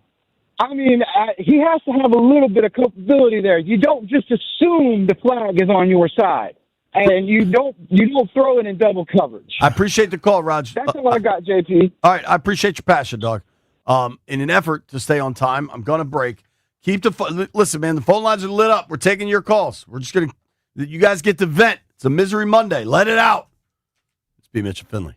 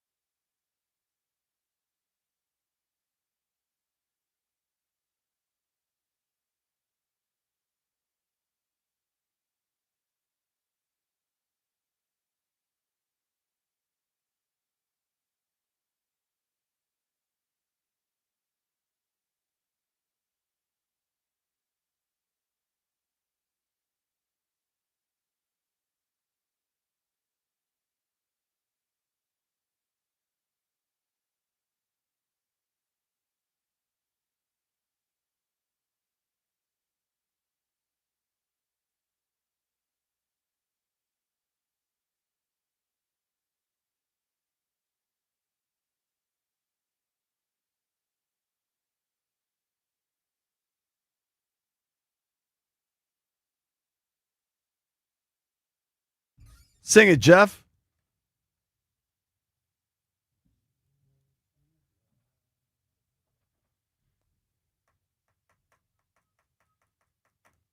B. Mitch and Finley, 1067 The Fan.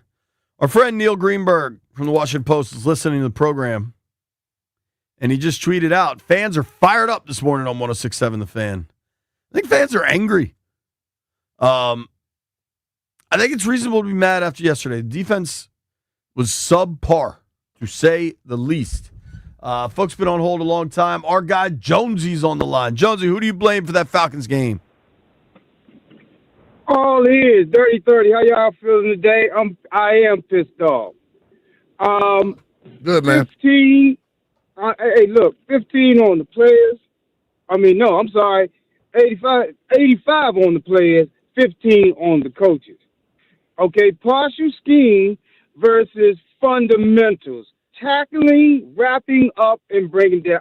I thought some of those guys out there on the field on our defense was at the bumper car station at King's Dominion or the other place that's down there as well, which is Busch Gardens. You can't bump a man and think he's gonna just hit the ground. You had to wrap him up. So if I'm one of the coaches, or Joe Witt Jr., I'm taking my whole defense over there to the National Aquarium over there in Baltimore, and we're going to the octopus section to watch the octopus wrap things up. They wrap the fishes, they wrap around rocks, they wrap themselves around things to bring things either to them or things down. That's what we got to do as far as that defense. I said, you see what they're doing, defense? This is what we got to do. Get people on the ground, wrap them up. No bumping. We ain't playing flag football. We're not playing two-hand touch. This is tackle football. That's what I have to say towards that. So I'm not blaming the offense. They played well enough to win yesterday. Marcus Mariota was out there with Deebo Samuels and a few Jimmies and Joes and still was able to get the job done. But he just didn't have enough chances in my mind. So I don't know what other people are talking about as far as, the offense and Cliff Kingsbury. They get a pass from me today. It's the defense that I'm looking at the most. And you can I'm sit with up you there, there and hoop Jonesy. holler all you like, but that's where I'm at, man.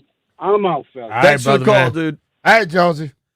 B, I did not have a caller suggesting Joe Witt goes to the aquarium in Baltimore to watch the octopi when my day started. That was not one I expected. Let's go to John in Newburgh. Say it how everybody else said it in a plural. Plural of octopus is octopi. No, but say it how other people said. Landfill, I don't know what he's referencing. The last P, that's not so simple. I'll tell you the break. John is in Newburgh. John, who you blaming from yesterday? Hey, JP, I blame 20% on Dan Quinn. What really irritated me was right before the second half, right before halftime, he had 1 minute and 51 seconds left, and even the announcers were dapping up Mariota about how he's been practicing the 2-minute drill and all that, and he didn't do anything. He should have went down and scored a touchdown, or at least attempted to. That 2-minute drill, Raheem Morris gifted Washington a chance to score. His clock management at the end of the first half was abysmal. Washington had a prime opportunity, and they did nothing. That's a good and I was really mad about that. Even the announcers were saying, well, I guess Dan Quinn is content with the position he's in. You're losing the game, and I think he should have went down. If he would have scored that touchdown, it would have been 34-34 at the end of the game. So that's one thing. I'd say 20% on Cliff for the play calling. I was scratching my head a little bit. And, of course, the defense, I won't say about 50% on the defense. I won't say anything else about them, but also 10% on Mariota. He just seemed kind of lethargic. I think on a few of several of the plays he could have ran. He just didn't seem to have the dog in him to try to really win the game. But the offense kept us in the game, and it was mostly the defense that, they just couldn't stop it. We should have won that game, JP. Hey, D could not get stops when they needed to. Thanks for the call, John. Appreciate you, man. Okay, buddy. All right, bye-bye. When the offense got the ball, what What was the play script? They got first and I'll pull it. You're talking about at the end of the first half there? Mhm. So, I mean, I couldn't believe this. Raheem Morris punted from his own 48. Yeah. And their first 3 possessions were field goal, touchdown. Mhm. And you punt from your own 48 with 1:50 to go in the half. I was blown away by that. Washington got it first and 10. I'm going to try to find it exactly so we can accurately. All right, so they punt from the 48, first and 10 from the 8. No gain to McNichols. Then he connects with Ertz for a first down. So now we're first and 10 at the Washington 22. They're in the no huddle, so they're trying to go quick here. 1:40. Pass to Jalen Lane for 11. Now you're first and 10 from the 33. Mariota incomplete, stops the clock. McNichols 2-yard gain. At that point, Washington calls their first timeout with 1:16, which makes sense. But aren't they trying to score right here? 3rd and 8. 3rd and 8, Mariota's sacked. Okay. And aren't they in 2 minutes trying to score? I'm just wondering, how did he blame Dan Quinn for that? I don't know if that's what he was saying. Yeah, he said at the end of the first half, they should have went down and scored a touchdown. They got the ball back, and the offense has the ball now, and Dan is trying to go down and score a damn touchdown. You could have, to that point, 2nd and 10 for Atlanta from the 45. You got a 3rd and 1 coming up, and they let 50 seconds go off the clock from 2:55 to 2:14. You could have tried to call one there.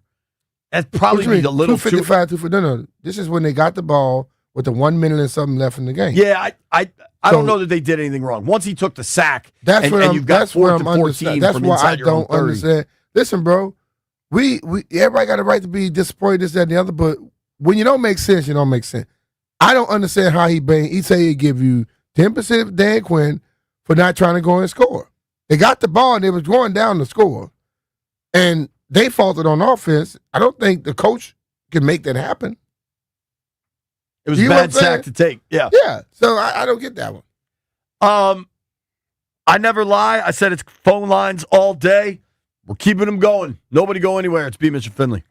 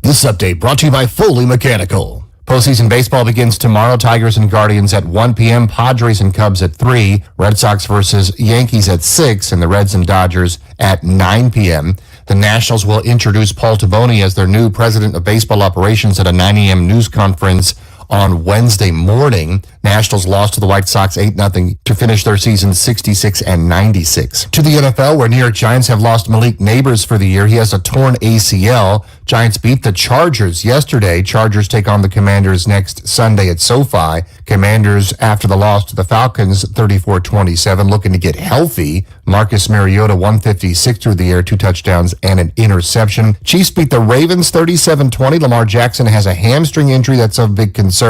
Tonight, there's 2 games on Monday Night Football, 7 p.m. Jets and Dolphins. You can hear that game live on the Fan and Team 980. Also at 8:15, it is Denver versus Cincinnati. Europe finished off USA despite a huge rally at the end, 15-13. They won 11 of the last 15 Ryder Cups. Washington Spirit shut out Houston 4-0 to earn postseason berth. Gift Monday with the fastest hat trick in the NWSL. 36 minutes. When your system's under pressure and about to get sacked, call Foley Mechanical, the pros for heating, cooling, and radiator repair in D.C., Maryland, and Virginia. Locally owned, never franchised, Foley Mechanical, proudly installing Amana systems. Byron Kerr on the Fan.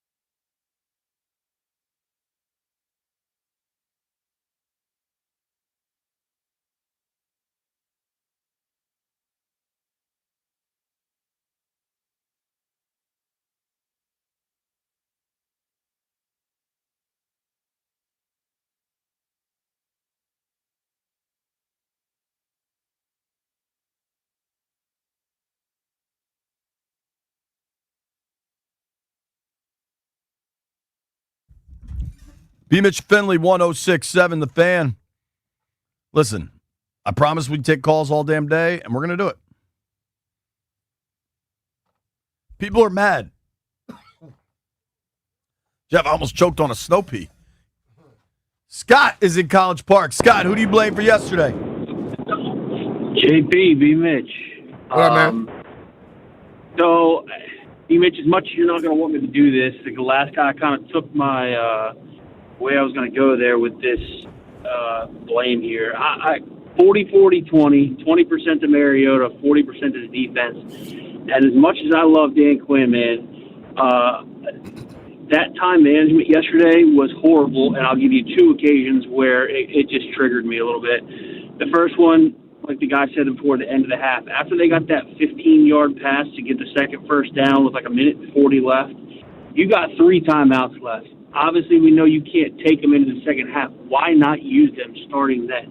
They went from a minute and 16 to 40 seconds with just standing there on the field. Like, call timeout, reset the play, do something. But that was horrible. It was just terrible. You don't want to give them time back. So let your offense do their thing instead of rushing every play on the last drive. That, to me, you come away with any points there is better than kicking it back to them because you got momentum going into the second half, especially when you get the ball then.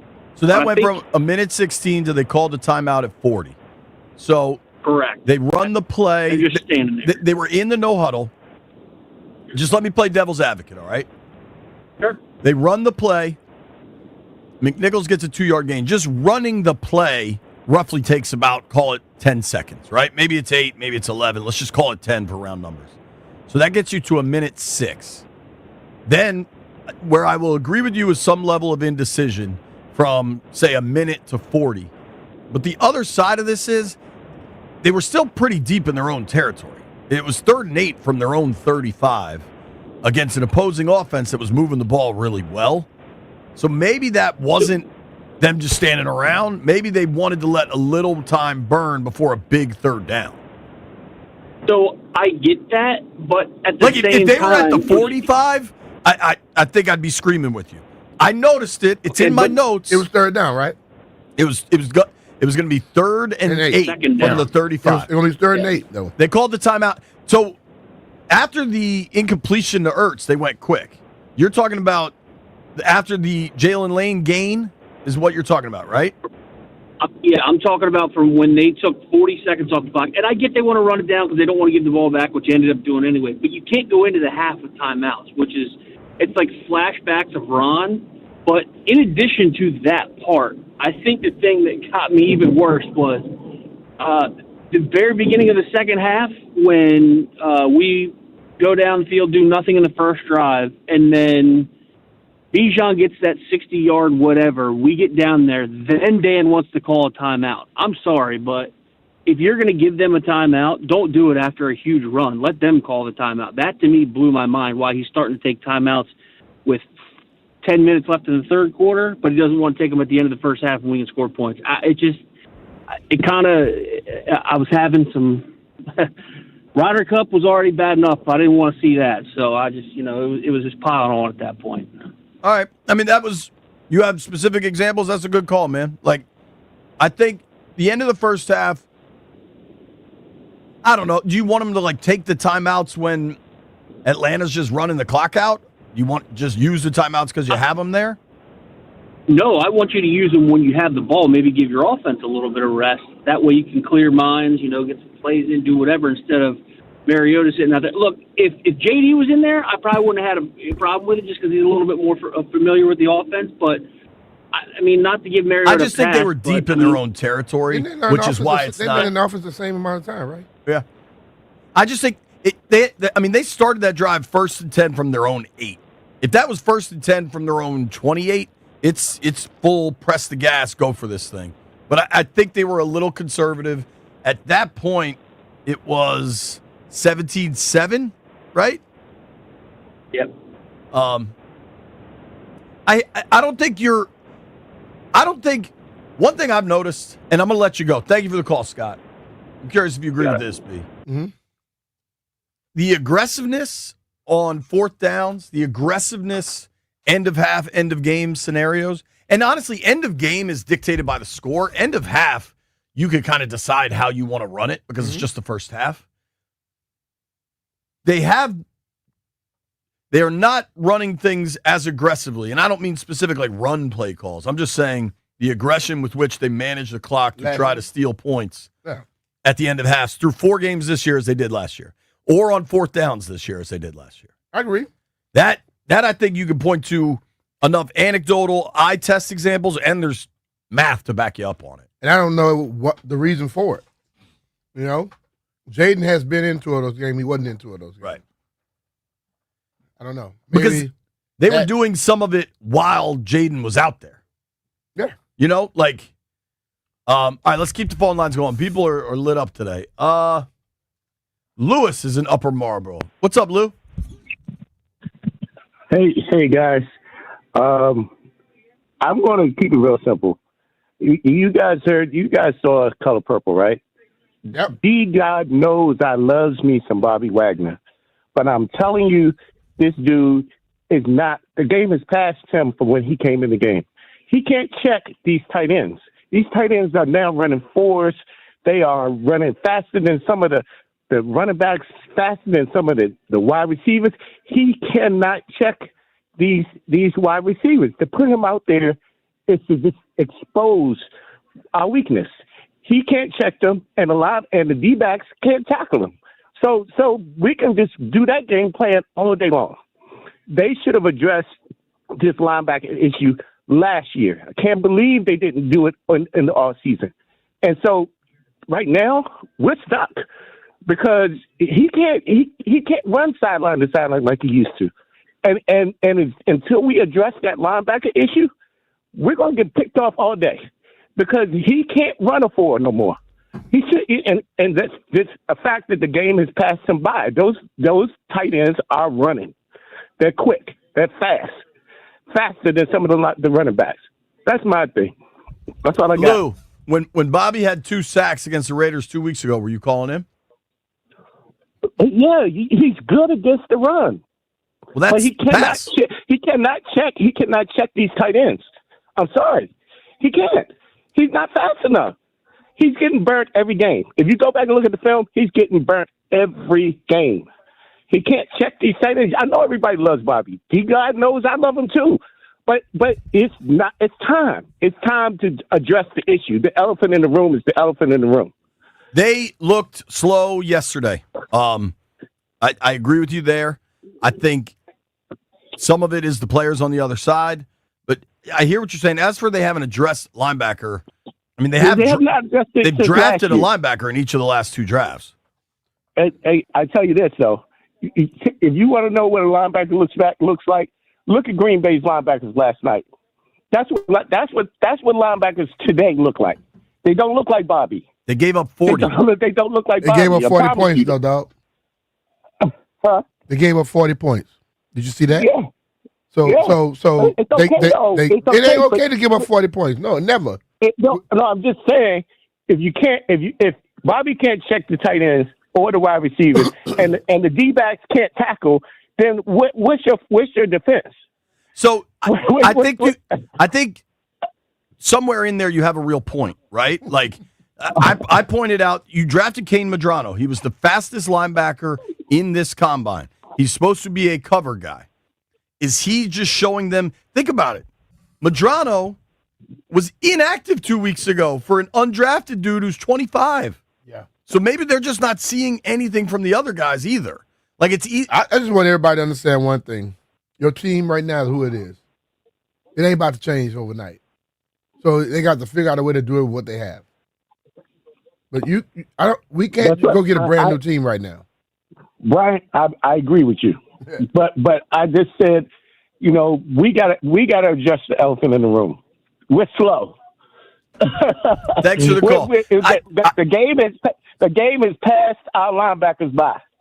Listen, if you want to say they look slow yesterday, I'm with you. Has the game passed them by? I'm not that far. I got a ton of calls, dude. Thank you for the call. I'm trying to get to everybody. I'm trying to be a man of my word, Landfill. Eli's in D.C. Eli, who you blame for yesterday?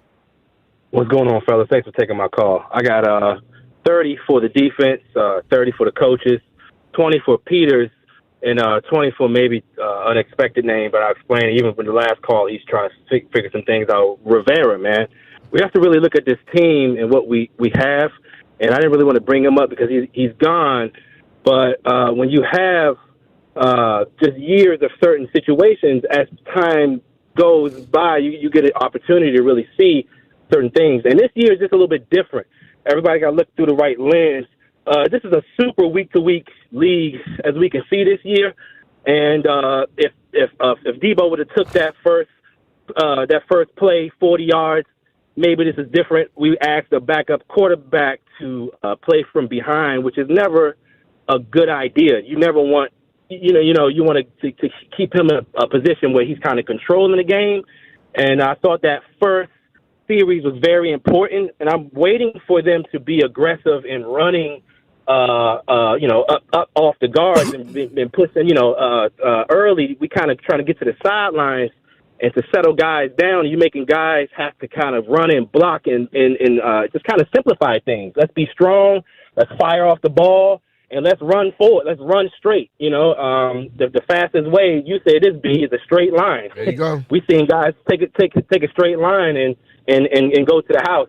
Or so I'm just waiting for them to realize and utilize the guys that they have properly. I'm looking at Krosky Merritt's pad level, how he's able to squeeze through in certain situations. Every yard counts for us. If you can beat Washington on first down and put them in a situation where we got it now, we're at second and long, that changes us. When Jaden's on the field, or obviously with Marcus Mariota, when you're talking about this scheme requires yardage first down. You just see other schemes, they don't, it just, every team wants to have third and short. But it just seems like the playbook opens up immensely for us just with our particular style. when we have certain yardage, which means we need to be running strong. We need to be making actual plays up the field. So I'm just waiting for them. You know, every week is going to maybe look a little bit different.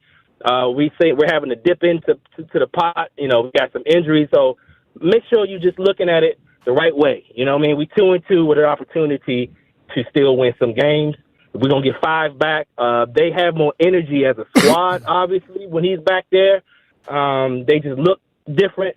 So we are counting on other guys right now to step up in certain spots. And we had these 1-year deals. It feels like sometimes I feel like we're in a buy and sell with some of these 1-year deals.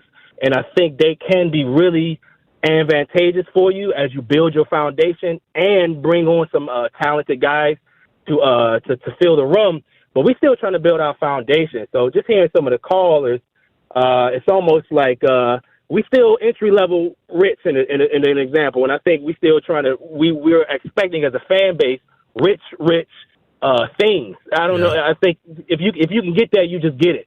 We still have things we got to work on, y'all. Fans. Thank you, bro. Come on now. Thank you. Come on. Great call. We ain't rich yet. So Thank you, give Eli. them an opportunity to invest. Yeah.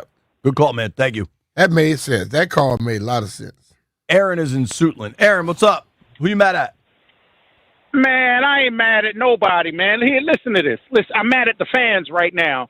It's 100% coaching. 100% coaching, play calling, offense and defense. Listen, Atlanta, they had a great defense for the past. Why didn't we do more RPOs? We have a running back, a quarterback. We don't have the wide receivers that we need. We have great running backs, which I wasn't with them, cutting or letting the Alabama kid go. But these running backs here, they are really balling. When you look at our defense, why are we going to be in a zone giving the quarterback all the time in the world, right, when we can't put any pressure on him? Penix was one more game away from being benched, and we gave him a heartbeat. When we look at the preseason, what happened in the preseason, we averaged maybe 35 points a game, giving up on defense somewhere around there. Now we're around 23, 24. We just have to coach better. I'm not worried about none of the players right now. We just have to coach better and put them in better position. And one thing, I'm just telling you guys, I know we talking about wrapping up an octopus or whatever, but I got to get me a number 20 jersey because he brings bad intentions. Oh, yeah. Bad intentions. Juan. And I mean that. He reminds me of number 40, B. Mitch. Oh, Al Walton. Bad and yes. Yeah. Bad intentions. All right, but thanks for taking my call. Appreciate it, man. Thanks for the call, dude. Yep. Oh, he will hit you. Right. But it's a lot of them that don't. Lonnie's in North Carolina. Lonnie, who you blaming, dude? Man, I want to say, man, good morning or good afternoon, JP, you and B. Mitch, man. What's up? I got to give 100% to the defense, man. Joe Witt, he's got to do a better job, man. Anytime an offense is 6 for 12 for third downs, I don't know what else to say, man. And, as far as Bobby Wagner, if I'm a defensive coordinator, which I'm not, but if I'm a defensive coordinator, I understand where he's coming from about dropping Bobby back in coverage. Why not blitz him more? Why not blitz him a little bit more instead of dropping him with these running backs and tight ends? I understand where he's coming from on that deal. But anytime your team is 1 for 8, 1 for 8 on third down or terrible third down conversions and your opponent's converting more third downs than you are, you're going to lose every time. So, I got to give 100% to Joe Witt and the defense, the whole defense, not just Lattimore, but the D-line, too. What did we build our team in this offseason? For our D-line to be dominant. These last 4 games, can you say we was dominant? Nope. I can't say we was dominant up D-line front. was really good against the Raiders and the Giants. Week really 1 bad. and week 3. I agree. You right, but we're not doing our jobs, man. That's just point blank, period. We could play better ball. I still have faith in our D-line, but yesterday, man, was just terrible. All around, I'm 100% defense. I can't put it on the offense. The offense did a great job. It's the defense, And I think Joe Witt got to do a better job coaching, man. That's just point blank, period. All right. Appreciate it, Lonnie. Point blank, period. A lot of injuries. You wonder. I mean, I will say one thing that everybody seems to want to hear. Like, the Lattimore trade really is starting to look like it's not going to pay dividends. That still has time to change, but you got to look at a holistic approach where maybe Witt's not doing it right, players aren't doing it right, or the right players here. Some of these draft picks, Dan Quinn goes out of his way to be effusive about Jordan McGee all the time, and yet he doesn't get on the field. He's also dealt with a bunch of injuries. But see, that's the thing I keep telling everyone, even us in the media. We don't see everything. Right. We assume. Especially now, we see very We assume, and we assume from what we hear, and we make thoughts and decisions based off of what we hear. Sometimes we may be making the wrong thoughts and decisions. They like McGee. They see what he's capable of. But if he's not 100% and he doesn't know what he's supposed to be doing, he ain't going to be out there. All right. Here's what we're going to do. Jeffrey, take this last call that's calling in and then lock him up. If you're on hold right now, stay there. We will take your call. We're going to lock these up so that way I don't actually lie to anybody. And everybody that called gets in. Landfill, stop giving me the finger. This is B. Mitch and Finley. You're number one. Hey, it's Brian and JP here. If you want comfort and convenience wherever life takes you, then you need to turn to Rude. With Wi-Fi compatibility, you have full control of your heating and cooling system right from your phone. Forgot to turn down the heat before vacation? You can adjust it in mere seconds. Plus, you'll get alerts if something's not right. These guys are the best, and they've installed new systems in my house, and I felt the difference instantly. So I have the read here. I could tell you all about the variable speed compressor and how when you control humidity in your home, you control the comfortability of your home. But I'm not going to do that. I'm going to tell you about having the Rude app on your phone. And I've told people the story by now that we're out of our house right now. We're dealing with this water damage thing, and we're very blessed to be able to stay at a friend's house. And so we're able to control the temperature at our house because you don't need to keep it that cool or that warm if you're Nobody's not there. there. Right. But we also know, all right, I got to go back and deal with the insurance people for a couple hours. Let's make sure it's going to be comfortable. Now make them uncomfortable. We could do it all through the app. It's really a game-changing piece of machinery for something that is so vitally important in your home. I can't recommend the Rude systems enough. Plus, you can save a bunch of money. You could qualify for federal tax credits up to $2,000 on heat pumps through 2032. Visit rude.com/federal incentives to learn more. Rude, the most reliable heating and air conditioning products in the DMV. And remember, if it ain't Rude, it ain't right.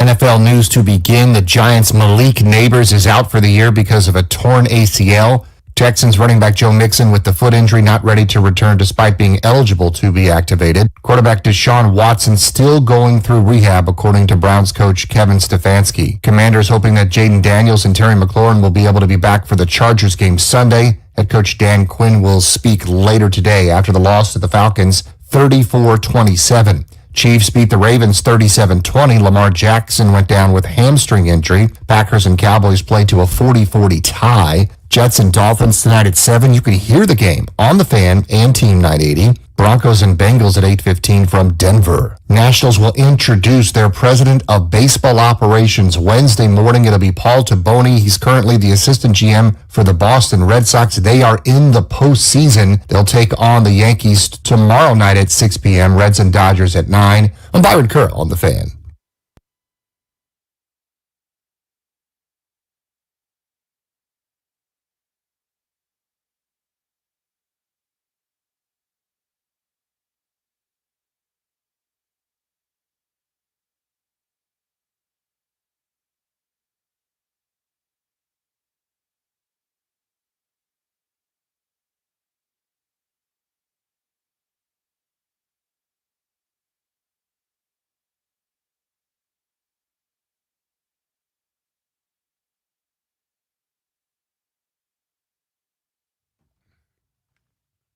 One, you're my best friend.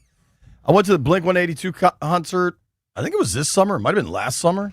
My boy Lee had a box. Went with Parker, his boy Bernie. Damn, I had fun. Felt like I was 16 again. Now, the B. Mitchell Finley AAA poll of the day. Will Marshawn Lattimore be on the Commanders roster at the end of the season? Landville gave you 2 votes, yes or no. I propose a third option, Landfill. Now, of course, the B. Mitchell Finley AAA poll of the day brought to you by AAA. Level up with the new AAA Commanders MVP membership. Get all the benefits of AAA plus exclusive experiences, discounts, and tickets. If you're already a AAA member, upgrade for free or join today at AAA.com/Commanders. I always think of Mike Rizzo with this quote. Look at the back of the baseball card. Mm-hmm. The reality, I don't want to say the reality. History would suggest there's probably an injury coming with Lattimore. Like, that's what's happened the last 6 seasons. Mm-hmm. So will he be on the roster? I don't know that they're going to release the guy. I kind of doubt that. But if the play continues like this, whether there is or isn't an injury, maybe you give a peaceful, hey, I don't know. We'll see. What, would you even vote on that one? I voted yes, he'll be on the roster because I know how hard it is to get rid of people when nobody's out there waiting for you. If you're going to get rid of somebody, you better damn well make sure you got somebody else coming in better. And I don't know too many people walking on the street right now that's much better. Right. All right. 3 callers left. Ed is in Potomac. What's up, Ed? Hey, what's going on, guys? What's up, man? So here's my blame pie. Nothing much, man. Happy Monday. So 50% I'm going to give to the entire defensive staff, including the head coach, Dan Quinn, because he's a defensive head coach. 50% I'm going to give to the fans. And I'm going to explain why 50% is going to the fans. And I want them to eat this pie and enjoy it, too. Last year, we went 12-5. We had a quarterback that came on that pretty much took the center stage and took the NFL by storm. And I'm not saying he's regressing because he's not regressing, okay? But what I'm saying is that 12-5 season with predominantly the same players we have on this team plus the draft picks, right? And a few we signed in the offseason like Von Miller. So our expectation was higher. And we didn't expect people to be coming for us, right? Kind of sort of how they say when you win a Super Bowl, you have a target on your back. Mm-hmm. The Commanders went to the NFC title game. We have a target on our back. People want to be just as good as us and get there, but get further. So as fans, we took last year and made this year a lot worse for the expectation for ourselves. And what I mean by that is we're still 2-2, guys. We can still win some games. We can still win 10 games to go to the playoffs. I mean, heck, we could beat the Baltimore Ravens and be 1-3, right? I mean, we have to temper our frustration a little bit here and understand our expectations were so high that, yes, when you lose a game or two the way we did, and I'm not taking blame away from the defense. They had a bad game yesterday. But I think we're calling these players trash. I heard some of these callers, we're calling the players bums and saying certain things. And they get paid millions of dollars. But at the same time, didn't they turn it around last year? Didn't they have bad games last year? I mean, yes, they started off 4-1. Don't get me wrong, right? But still, they ended up with 12 wins and found it out. We got to understand, too, Amos is new, okay? He's a rookie. He's going to come around. Mikey's going to come around. I think Amos has been the best corner. That's true. And that's why I'm saying, I said his name first. You know, maybe the interception from yesterday helps Mikey Sinister a little bit. And he starts to, come on. But, and he's in a position change a little bit from the inside out. So, from outside to inside. So we have to understand that there's a lot going on. We're not playing these games. And our frustration needs to come down a little bit because last year is why we're so high right now. Mm-hmm. Let's be for real. And it's a good call. Thank you, bud. Appreciate you, brother. I agree on two premises. One, it's 4 games in. Yeah. Let's not jump off the cliff yet. 2, I hate the notion of this guy's trash. That guy. The people that have to pay money to go watch people play call them trash. You might want to think twice about that one. Carl's in Fort Washington. Carl, who do you blame for yesterday? What's going on, B. Mitch, JP? What up, man? Love the show. Love the work you guys do. Thanks, dude. First time caller, long time listener. Appreciate you, man. My blame pie goes 50% injuries and 50% third down. Third down, I'm going to go both offensively and defensively. On defense, stopping third downs. We had the Michael Penix run for the third down conversion, Drake London catch for the third down conversion, Marshawn Lattimore penalty that converted a third down. If you take away some of these plays, these third downs, we're stopping them and we're getting the ball back. Atlanta can't put up so many points. Yeah. Then offensively on third downs, a lot of it came in the red zone. If we convert these field goals into points, we're matching Atlanta back and forth. So that's why I say third down on both sides of the ball. And then I'm going to say injuries, specifically on the defense, specifically in the secondary. We're missing Will Harris out there and Percy Butler, 2 guys who are mostly responsible for covering tight ends, covering running backs. That's where you see Kyle Pitts go off. That's where you see Bijan Robinson go off. If you have Will Harris covering one of them, that takes them out of the picture, or Percy Butler replacing Will, taking that out of the picture. Bobby Wagner, I'm not going to blame him. He's older. I don't expect him to run with Bijan Robinson or Kyle Pitts. That's what you have Will Harris. That's what you have Percy Butler for. Along the injury front, yes, we're missing Jaden. No blame to Marcus. Marcus does his job. He did great. But if we have Jaden in there, some of those overthrows are better by a percentage point, a small percentage point. But that's what makes Jaden the second overall pick last year. And then also on the injury front, wide receiver depth. Some of that is timing, again, with the missed throws I said with Marcus. But a lot of that is you're missing Terry, you're missing Noah, and even when those guys were out during training camp, we saw we didn't have the wide receiver depth. Yeah, and That's I think my you could blame argue pie. they should have Appreciate you, added bro. a veteran that wasn't kind of the low. Like, B, you always talked about, thank you for the call, Carl. It was a good call. Who was it? Joe Banner that always was so proud of how much money he saved against the cap. Mm-hmm. Like, there's nothing wrong with paying someone and signing a veteran of more stature than the vets they have. Especially, I just think they expected all the other people to be in place early on, and then when they went to look later, wasn't no good ones for them. Right. You could have looked earlier. Last call, our boy Charlie in College Park. What's up, Charlie? Good afternoon, gentlemen. Great What's to up, hear man? you. All right.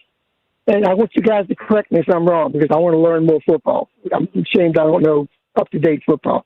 I'd make it 33-33-33. Joe Witt first, and I never can remember the OC coordinator's name. Cliff. Who? Cliff Kingsbury. Kingsbury, yeah. And I'd give 33% to the defensive line. Now, having said that, did Washington's defense play zone most of the time? This is the first game I've gotten to watch all the way through, all season. They play a good bit of it. They play a decent amount of man, too, though. Yep. Okay. Now, did he have a pass rush against Jordan Love, Green Bay? No. Did he have a pass rush yesterday? No, you make Michael Penix look like an all-pro. No pass rush. That's why I gave it your 33% to the defensive line. But I thought Joe Witt did not adjust. If the man's getting protection, he's picking you apart over the middle. You got guys wide open. Why are you playing zone? That's why I asked you, were they playing zone? Because I wasn't sure. But it sure looked like it to me. As far as Kingsbury goes, what do you start the game off with? You pitch to Debo inside. Run the football up the middle. There's a lot of been talk lately about what's the identity of this team. This team doesn't have an identity. We'll establish one. You know what? Kingsbury wants to throw the football. It seems like to me. Later in the game, they were running. What do? They moved the ball down the field. They had time of possession. They scored. You can't start out with wide stuff. Defenses all around the league, I don't think you can run wide on defense as much. They're too quick. They're too fast. Count it until they stop you. Thanks for the call, brother. We got a break. I'm trying to be on time. Thank you, buddy. Landfill, I'd just like to point out I took every single call today. All of them. I enjoyed it. Hopefully people got to get stuff off their chest. Now, when we come back, we're going to preview 2 terrible Monday Night Football games. Nobody go anywhere. It's B. Mitch and Finley.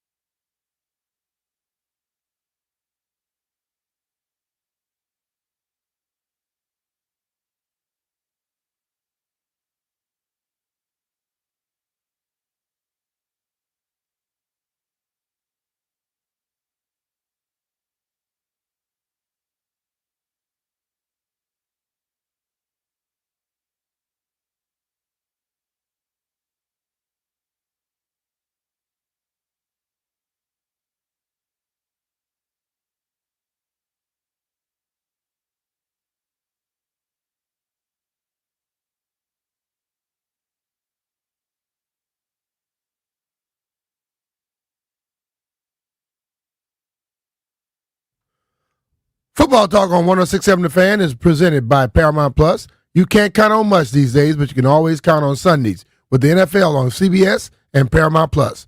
Watch your local NFL game live every Sunday, all season long. Visit ParamountPlus.com/NFL to get started today. Oh, what a day, what a day, what a day. Folks, just try to keep perspective, man. They played 4 games. One of them was terrible. Maybe 2 of them were terrible. 2 of them were honestly. One thing that we didn't really get a point, DQ and Marcus Mariota talked about this yesterday. Offensively, they were terrible on third down. They want to go up tempo. They want to get into that rhythm. When you're 1 of 8 on third down, you're not going to get there. So that needed to be pointed out. Left hand up that I didn't do that earlier. When this game was close, before it kind of got to Blowoutville late, when that was a 2-score game, Atlanta was 6 of 10 on third down. They went into the Week 4 contest with the best third down defense in the NFL, and they gave up 60%. They finished at 50, but it was 60% about midway through the fourth quarter. You're not going to win like that on third down on either side of the ball. 2 Monday Night Football games tonight. 2. A whole bunch of football over the weekend. Auburn lost, just so we're clear, we point everything out. White Brian needs to be pointed out. Landfill, the boys got action tonight. Brian. Yeah. How much of Jets Dolphins kicks off at 7:15 will you watch tonight? If they got it on the TV in the event I'll be in, I'll watch some. Bengals Broncos at least has a little bit of juice. It don't have no juice. Joe's not there. Yeah, but I mean, still have Jamar Chase. Yeah, the but Broncos are supposed to be when good. Joe's not They've had there, a bad- Jamar Chase not the same guy. Listen, if the scale is Jets Dolphins or Bengals Broncos, I'm more excited about Bengals Broncos. You're more excited about Jets Dolphins? I watch football, JP. I don't care about the who playing. That's who I am too. B, I'm the same, but damn, Jets Dolphins is not going to keep me up tonight. Well, they're the one that come on first, so that's the game that you may see. You're not watching that whole other game. I woke up Sunday at 5 a.m. to get to Dulles for a flight to Atlanta. I woke up this morning at 4 a.m. to get a flight from Atlanta. You're not gonna watch the whole first game. So I don't know what the hell you're talking about. You're not watching the whole any game tonight. You know me. I generally stay up for football. Tonight might not be the night. That does not mean, however, I won't bet on the football. Let's do this, Landfill.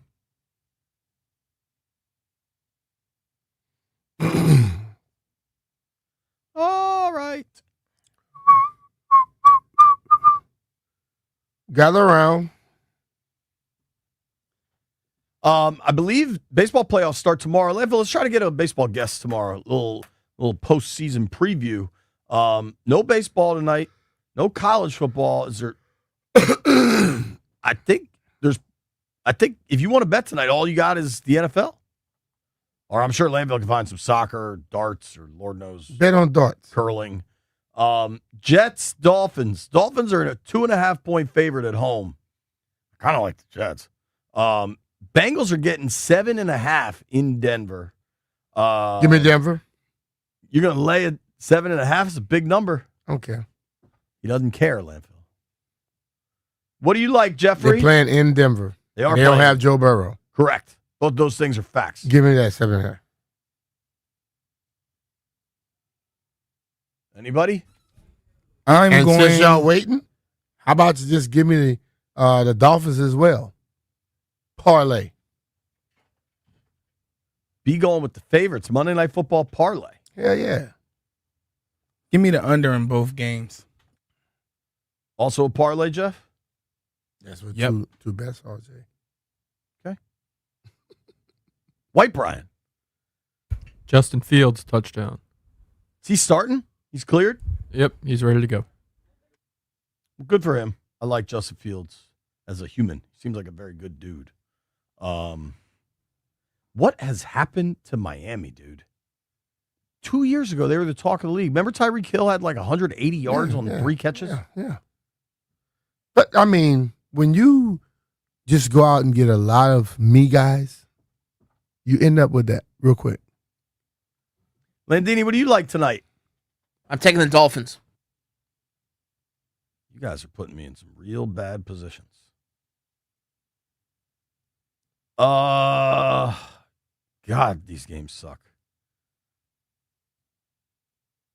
I'm taking the Jets, damn it. Jets plus 2.5. Part of me wants to take the Bengals with that number. That's a tough road to hoe. 44.5 is the total in Denver. If the offense gets right, I mean, that Cincinnati defense is terrible. I reversed my Jets pick. I'm taking the over in Broncos Bengals. I'm gonna shop it too. See if I can get it. 44.5 it is. Tomorrow we're not gonna turn the page. Obviously, the Falcons' loss is fresh in everybody's mind, and it's important to understand how bad things looked. Do you expect the defense to look like that again next week, B? Against presumably a better opponent in the Chargers. Well, I expect them to get better. I mean, they've been up and down. This is the week they're supposed to be up, but it's another one on the road too, and they've not played well on the road. This is breaking news to me. Rap Sheet just said Ravens corner Marlon Humphrey. Yeah, he has an injury as well. Expected to miss a couple of weeks with a calf injury. Yeah. What is going on in Baltimore, man? It ain't just Baltimore. It's the league, Jay. Look around the league, all the top-notch people that's hurt. I'm not saying injuries. I'm saying they're 1-3. Yeah, because they got injuries too, and they got their big running back fumbling the ball. Who you got winning the AFC North right now? Steelers are 3-1. Bengals are 2-1. Ravens are 1-3. Browns are 1-3. Oh boy! Oh, hey, man, you got Mike Tomlin up there. That's a 2-game cushion. Taking Pittsburgh. Hey, it's kind of hard right now. Tomorrow we'll go all around the league. Didn't get to do that today. I want to catch up on some college football stuff as well. I'm going to give you a little baseball preview. Postseason baseball is always awesome to watch. Tell you how bad Auburn is. Oh, hey, I'm sorry, Brian. I didn't even see you there. Tomorrow we can all pick somebody to root for in the World Series. I picked the Brewers. I'm going to pick the Mets. No, you're not. I'm talking about for the year that they're going to try to get there. Thank you. Thank you to everybody that listened to the program today. Thank you to the callers. By and large, really good calls. Some of you all were very, very good. Some of y'all, go look in the mirror and see if you even like yourself, because I don't think you like yourself. Thank you to Joe Theismann for joining us. Grant and Danny with plenty to discuss will take over next. If you made it this far, I owe you a beer.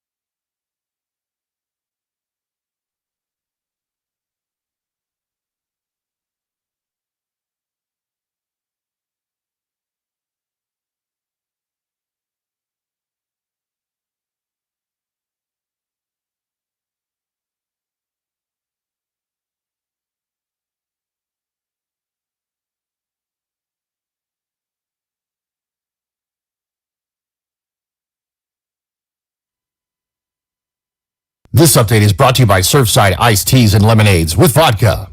Commanders head coach Dan Quinn will speak later today about the loss to the Falcons 34-27.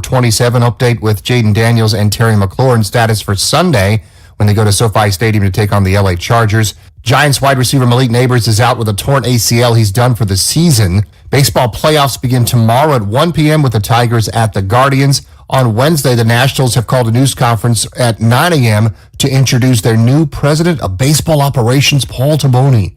It is media day for the Washington Wizards as they get ready for the new season.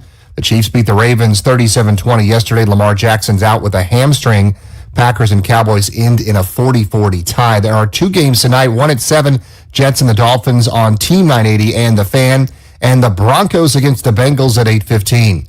Nationals baseball season comes to an end 8-0 to the White Sox. They finished 66-96. James Wood struck out 3 times to finish at 221. The team record is Mark Reynolds' 223 in 2009. Washington Spirit shut out Houston Dash 4-0 to earn a postseason berth. Gift Monday with a hat trick. Capitals beat the Devils 3-2 in a shootout. Heading to the tailgate or watch party, bring Surfside iced teas and lemonades with vodka. Real brewed tea, real vodka, smooth, refreshing, and perfect for game day. It's not a seltzer, it's Surfside. Must be 21. Please drink responsibly. Byron Kerr on the Fan.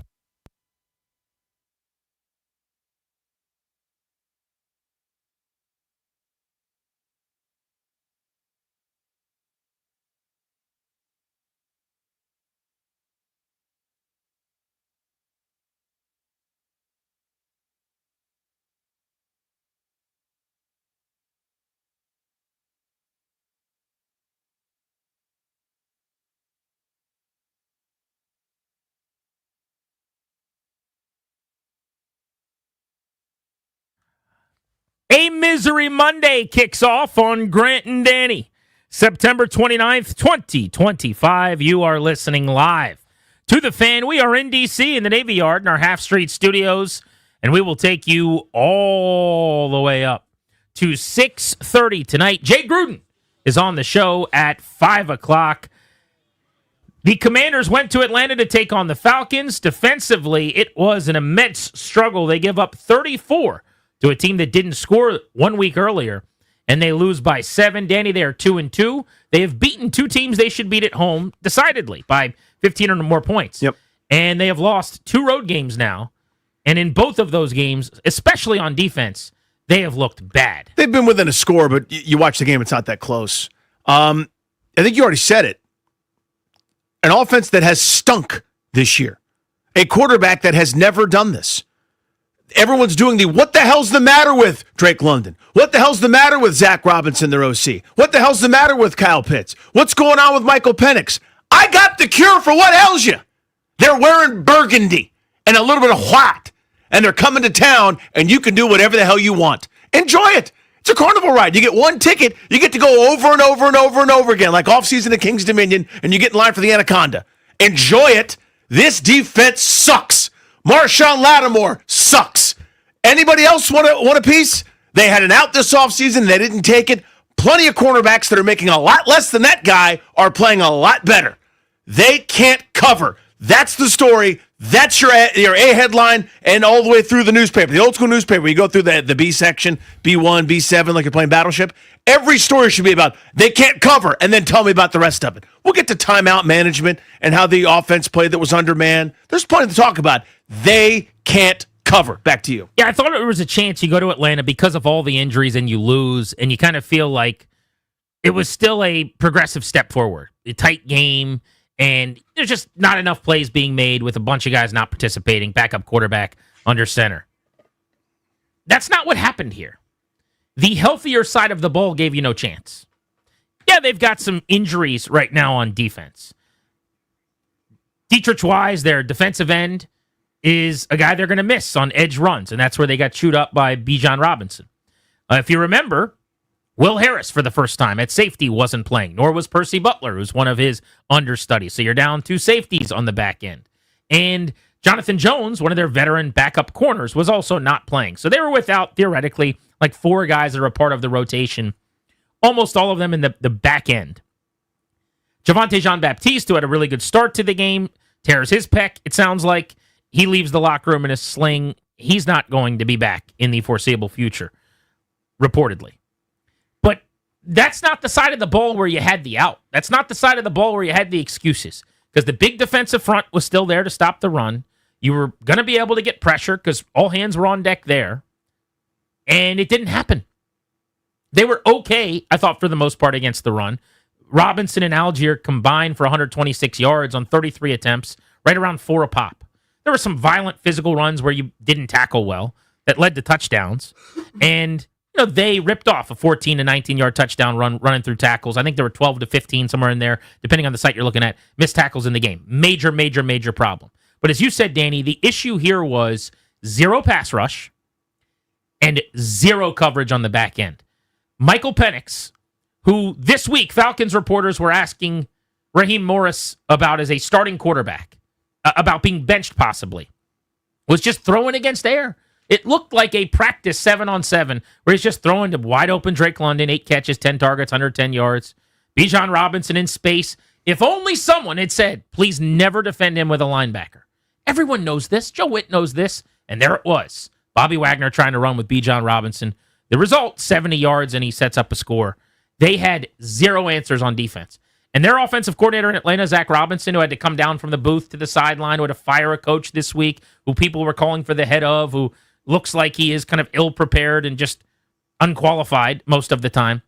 He worked Joe Witt in the coaching matchup. Defensive-minded staff, by the way. Head coach Dan Quinn, defensive coordinator Joe Witt. Like, I'm getting tired of the having a defensive-minded head coach and still having a bad defense thing. Because I remember it when Ron Rivera was here. Yeah, I liked it the first time. At some point, how is the defense terrible? Like, this is what you do. Well, you're supposed to have competence, too. From the Ron Rivera and old dust-up, this is what it looked like. By the way, passing off routes, communicating on defense. That's communication. I never want to hear that again, by the way. Joe Barry says hello. Like, at least when I have some adults in the room who can understand timeout usage. We still don't, by the way. They squander a second-half timeout early in the third quarter every damn week because they can't get organized. What is it you'd say you do here at a certain point? But to me, the run game, the run defense, once again, plenty good enough.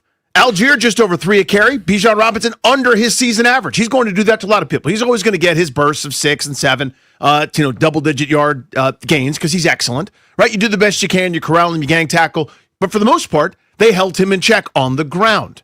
It's the air. 2nd and 17, you get a first down on that drive. 2nd and 16, you get a first down, whether it's that play or the next play. 2nd and 13, they find a way to get first downs. It was these moments where the run game, inevitably, even the best running teams in the world, the run will stop itself.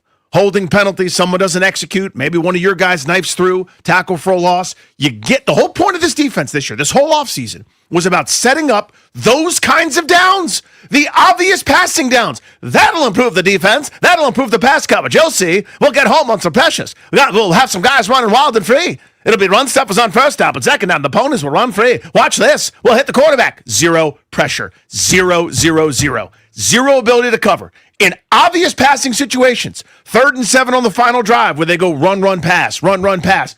Easy conversions. They cannot cover anyone. I don't know if it's man. I don't know if it's zone. They tried everything. Joe Witt's got nothing on that little play sheet. There's nothing that he could say into that little headset to communicate to Bobby Wagner with the little green dot helmet that's going to work. They can't cover anyone. When they won on first down, 2nd and 17, Atlanta gets 14. 2nd and 16, they got 43. Lattimore got toasted despite a penalty. And he held, too. He's special, isn't he? 2nd and 13, they get 15. 2nd and 12, Atlanta gets 12. 2nd and 12, incomplete. Here we go. Let's go. Wait, there's a flag. Oh. Defensive holding.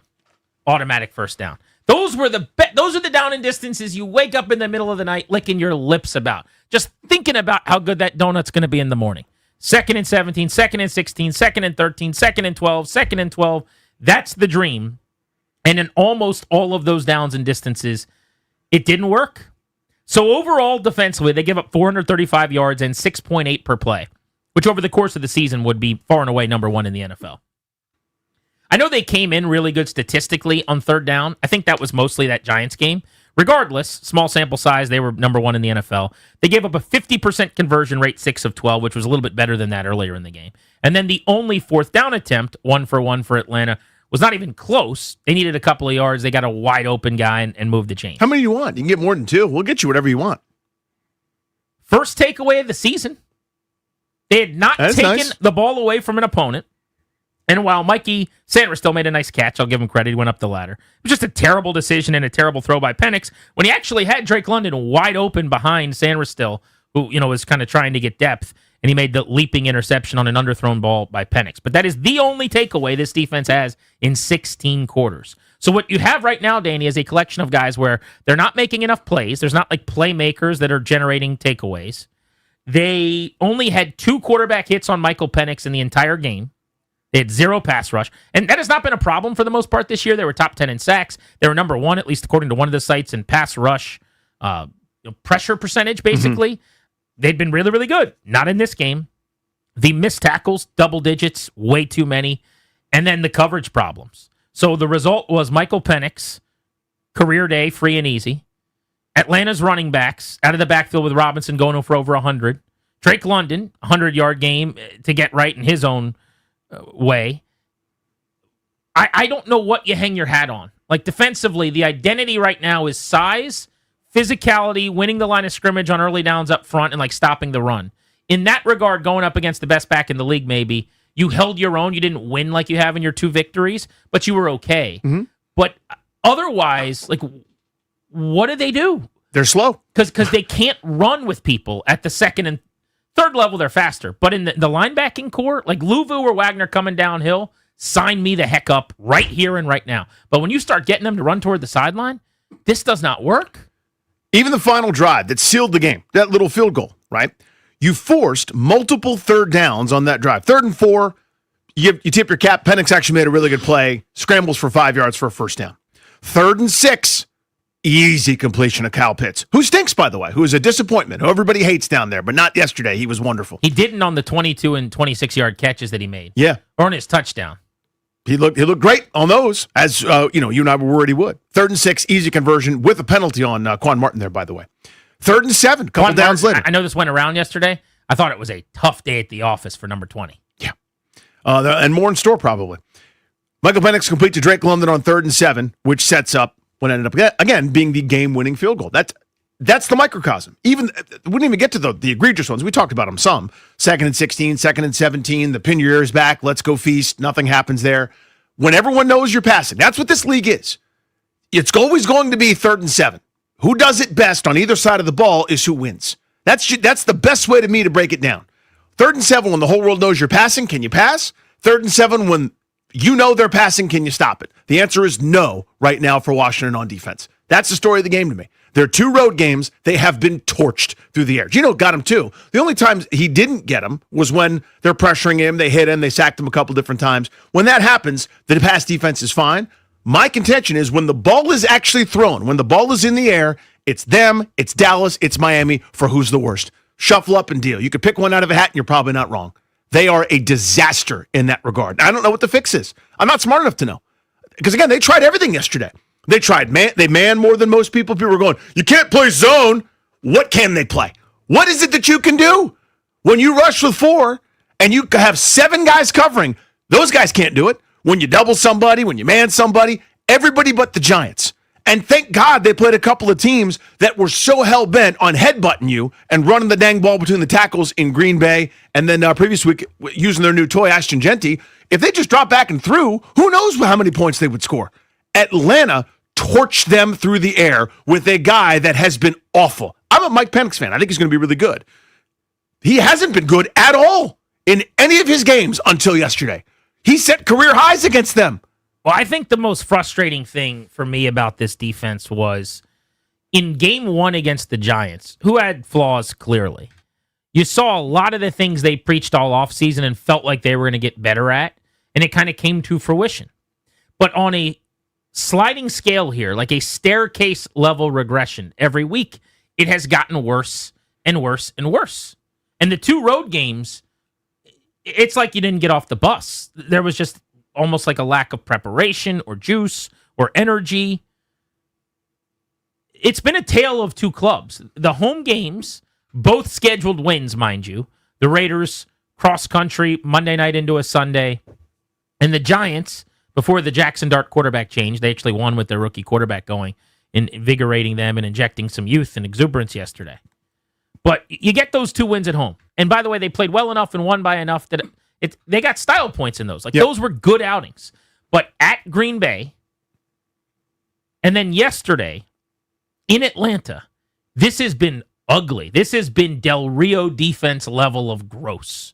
To the point where, as the game went on, Danny, before the camera pans to the receiver, you see Penix with that absolute cannon hanging from his shoulder, and he rips a ball, and the camera then has to correct to show downfield over the receiver. You just know the guy's going to be wide open. There's separation. It was all day long. There were not contested plays.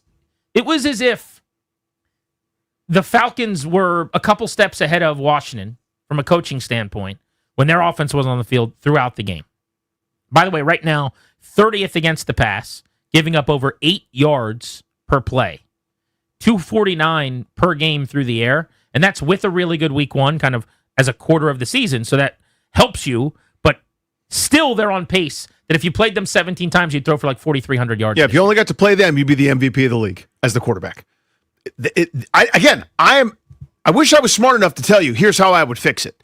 My first fix would have been this offseason and would have not included Marshawn Lattimore anymore. I saw it. No, thank you. I get why they made the trade. I would have made the trade too, by the way, because you're running a race, your wheels are breaking down, and right before the end of the race, someone offers you wheels. You're gonna pay for that. You're gonna try. You went to the NFC title game. It worked to a degree, right? He's not good. They could have gone out this offseason free of charge, basically. Cut him, lost a couple of draft picks. They might have had a tough time selling that to people, but I think when Nate Hobbs is playing for you, or Jordan Lewis is one of the top-rated corners in the league, or Isaiah Rodgers, who was available, who single-handedly won games for Minnesota at this point. When any of these guys that are making a lot less against the cap than he is were playing for you, you'd feel a lot better about it. You'd go, I wish I had that third round or whatever the hell they gave up for him. He stinks. There's nothing that he can do right now other than commit penalties and give up things. So I get why he is an easy punching bag, and I'm not pushing back in any way on how he is playing or how he's played or whether he's washed or what he has left in the tank. I do think, not unlike when we talk about Josh Connerly at tackle, and we say part of the job is on the staff and play calling and usage and helping him to insulate him a little bit. It's a hard job on an island tackle in the National Football League. So do things to help him. Some of that is game situation, being ahead of the stick. Some of that is play calling and running the ball more. Some of that's putting Trent Scott next to him as a big tight end, extra tackle, right? And in the same way with Lattimore, there are ways to insulate and benefit players. Now, is he the guy who has the largest contract on the entire team at $97.6 million? Yes, absolutely, he is that guy. Is he one of your 5 highest paid players behind McLaurin, Tunsil, Payne, and he's 4th in AAV? Absolutely. So heavy lies the crown. The expectations should totally be high enough that you don't need to help him a ton. They act like he's a corner one who can shut guys down. And frankly, what's really alarming is this is the kind of matchup, I think, where Marshawn Lattimore should feast, because it is against a Drake London. Bigger, more physical, slower, plus-size tight end type wide receiver who mostly operates around the line of scrimmage and in the 10 to 12-yard area. This is where he made his money in his career, basically getting into hand fights with guys like Mike Evans and some of these, bigger plotting wideouts. So the fact that this one went as badly as it did, not ideal. But I say all this to say, go back to the 43-yard play, okay, where he guesses wrong that he's going to throttle that route down when he runs 70% of his routes within 10 yards, and that was the wrong decision, and he grabs him, 5-yard penalty, gets worked for 43 yards.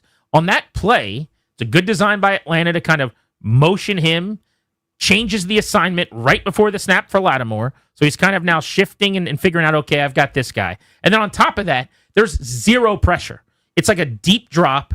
Penix steps up in the pocket. It's completely clean around him. He can step into the throw and let it rip.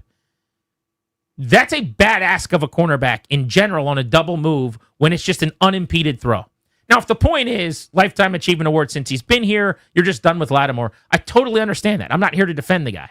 But I'm saying we do this at other positions, and especially on offense, where we talk about, the complementary nature of everything.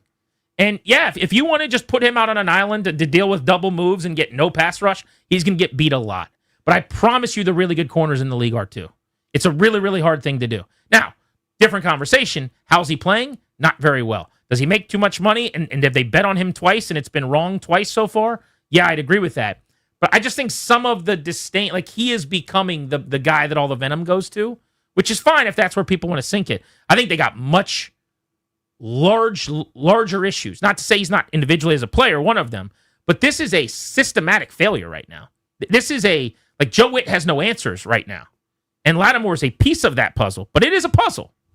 I just think it's the piece that everyone wants to stare at. I think it's fair. I mean, it's the biggest piece to me is the guy that is your second most expensive player behind Deron Payne against the cap, has allowed 3 15-yard plus completions, 6 penalties, 9 first downs allowed, 20. I think it's 11 catches for $173 or whatever it is, just through a couple of games. But how about this? I mean, Mikey Sanders still statistically has been worse than Lattimore in terms of what he's allowed. And I'm getting to that. I don't hear everyone getting ready to throw him out of the totally. I think car. if he's making $20 million a year against the cap, I might. But he also has some good deposits in the bank. Talking about Sanders, so last year was good. This is my point. I think it's a lifetime achievement award for Lattimore here, where there's just been a lot of withdrawals and no deposits. I think it's a big part of it, and I'm glad he decided not to come to OTAs or any of the offseason activities and did his own thing because it's working out great for you. Splendid. That's another part of it to me too. Like this hired gun, not with the same level of buy-in as somebody else. Like if you're going to skip all this stuff, at least Laremy Tunsil I think has been pretty good, even though he gets more off days than Jason Bishop around a long weekend. I think he's been very solid. Yeah, so that's fine. But if you're this bad and part of a unit that's this bad, and you didn't do everything you possibly could in the offseason, it's easy for me to have some ire against you. If they made 4 big moves, and we're going to count that as one of them, just because essentially you re-up the 1-year deal with Lattimore or whatever, this offseason. So it would be the trade for Tunsil, so far is a win. Win. The trade for Debo. Slam dunk. So far is a win. I would say the $15 million for Kinlaw that I hated, so far is a win. I hated it too, but it's a win. And then the Lattimore decision is a huge loss. So you're basically your biggest money decisions. You're 3-1, but the draft classes of the last couple of years at the moment just aren't giving you enough either. That's something we can chew on and get into. But it's 2-2 now for Washington. A month into the season, you hit the road to take on the Chargers. 72 hours ago, that game looked like a scheduled loss. They lose to the Giants and they lose an All-Pro caliber tackle. So they're now without 2 Pro Bowl tackles. And after the second tackle got hurt in this game, Joe Alt, they gave up a pressure rate over 50% against Justin Herbert. So I would say that game, in an environment where there is no real home field advantage in LA for the Chargers, is indoors on carpet with Jaden Daniels almost certainly coming back. A lot more winnable than maybe it felt like a couple of days ago, but what a pendulum swinging game this is. To be 3-2 through 5 with a winning record, or a year after going 12-5, Danny, to stare down the barrel of possibly being 2-3 with massive defensive deficiencies. Let's get to game balls next and gassers as well. Best and worst of Sunday's loss in Atlanta. The defense gave up 34 points a week after the Falcons did not score one single point against Carolina. Who's running gassers? That's next on The Fan.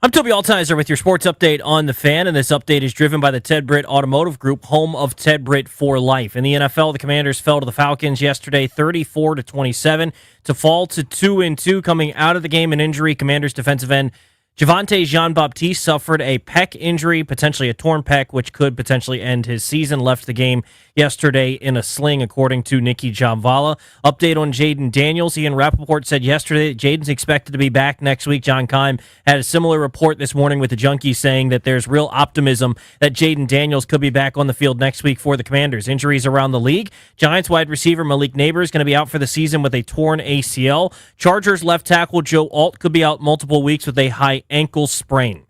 In baseball, the Nationals finished up their season, dropping 2 of 3 to the White Sox, finishing with a record of 66 and 96. Also in baseball, the Giants relieved manager Bob Melvin of his duties. For over 65 years, Ted Britt has set the bar for the best car buying experience in the D.C. area, hands down. Ted Britt Ford Fairfax, Ted Britt Ford Lincoln Chantilly, and Ted Britt Chevrolet Sterling, all home to Ted Britt for Life lifetime vehicle coverage, and all just a click away at tedbritt.com.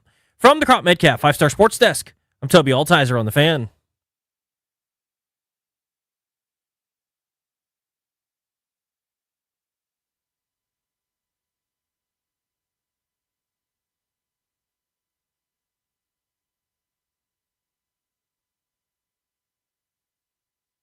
Say it, but I'd also like to be here next week to keep calling games. Fair point.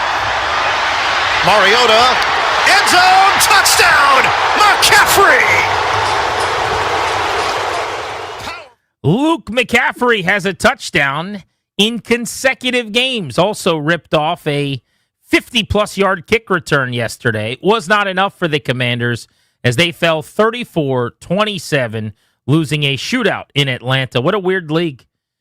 The Falcons get blanked and lose by 30 7 days earlier, and they go out and put up 7 yards per play, 435, go nuts through the air with Michael Penix throwing for a career high, and they hang 34 on Washington. It is time for game balls to the best and gassers to the worst. As a reminder, Jay Gruden is on the show at 5 o'clock today. Plus, we've got Caps tickets to their opener. They open a week from tomorrow at Capital One Arena on, I guess it's a little deeper into the week, but October 8th is going to be their opener. So we will have those tickets for you here on Grant and Danny. Is it a 4-pack? You're saying 4. I don't know what that means. At 4 o'clock today? Okay, we'll do it at 4 o'clock, not 6 o'clock. 4 o'clock. Ahead of the Beltway. As we said, yeah. All right. Game balls and gassers. Game balls to the best, gassers to the worst. What do you mean 4 o'clock? I don't know what that means. The Atlanta Falcons, great job coming off a terrible loss. Washington was the victim. They were awful, and you guys got to take advantage of that. So congrats on everybody for being able to dine off that for a couple of weeks. There are no more wolves at the door. So good for you, Atlanta Falcons. I'll take a gasser. Anybody in the secondary yesterday that was responsible for making sure that Drake London didn't look like one of the better receivers in the NFL. Don't really care how we got here. Scheme, coaching staff, players, everyone's trying to figure out what's what. Don't really care. It was way too easy. There were too many open guys. There was no coverage at any point where it felt like there was a PBU or risk of an interception other than the one really bad throw by Penix when London was actually open. So I'll go gasser to the secondary. Spoiler alert, I'm doing all gassers. Dan Quinn, Ron Rivera approves of your timeout usage. I need it to be a little tighter, brother. I need it to be a little tighter on that one. Third quarter. 9:30 left to go. You just gave up a nice, tidy 70-yard pass to Bijan Robinson. Hey, guys, let's gather the troops. Brotherhood. We really like our return to play procedure. Return to play. So you use that timeout, right, to draw up something, to figure out a nice little scheme, a quick adjustment on the fly. So the next play was good, right? Right? 7-yard touchdown to Pitts. But at least you don't have the timeout for a close game later on. Good stuff.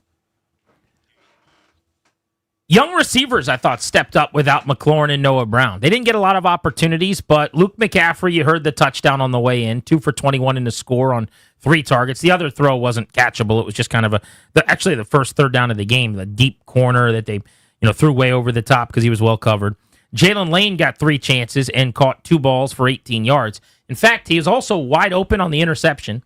Should have been a walk-in touchdown on a well-thrown ball. Only pick Mariota has thrown in Washington dating back to last year in about 100 attempts. So uncharacteristic, generally doesn't put the ball in harm's way. Had that pick and then another near pick on a throw underneath to Zach Ertz, and a zoning linebacker jumped up and almost made a nice one-handed play. Mariota, for the most part, was fine in the game. I think he had maybe 3 or 4 throws he wants back out of 27, which for a backup quarterback you'll take.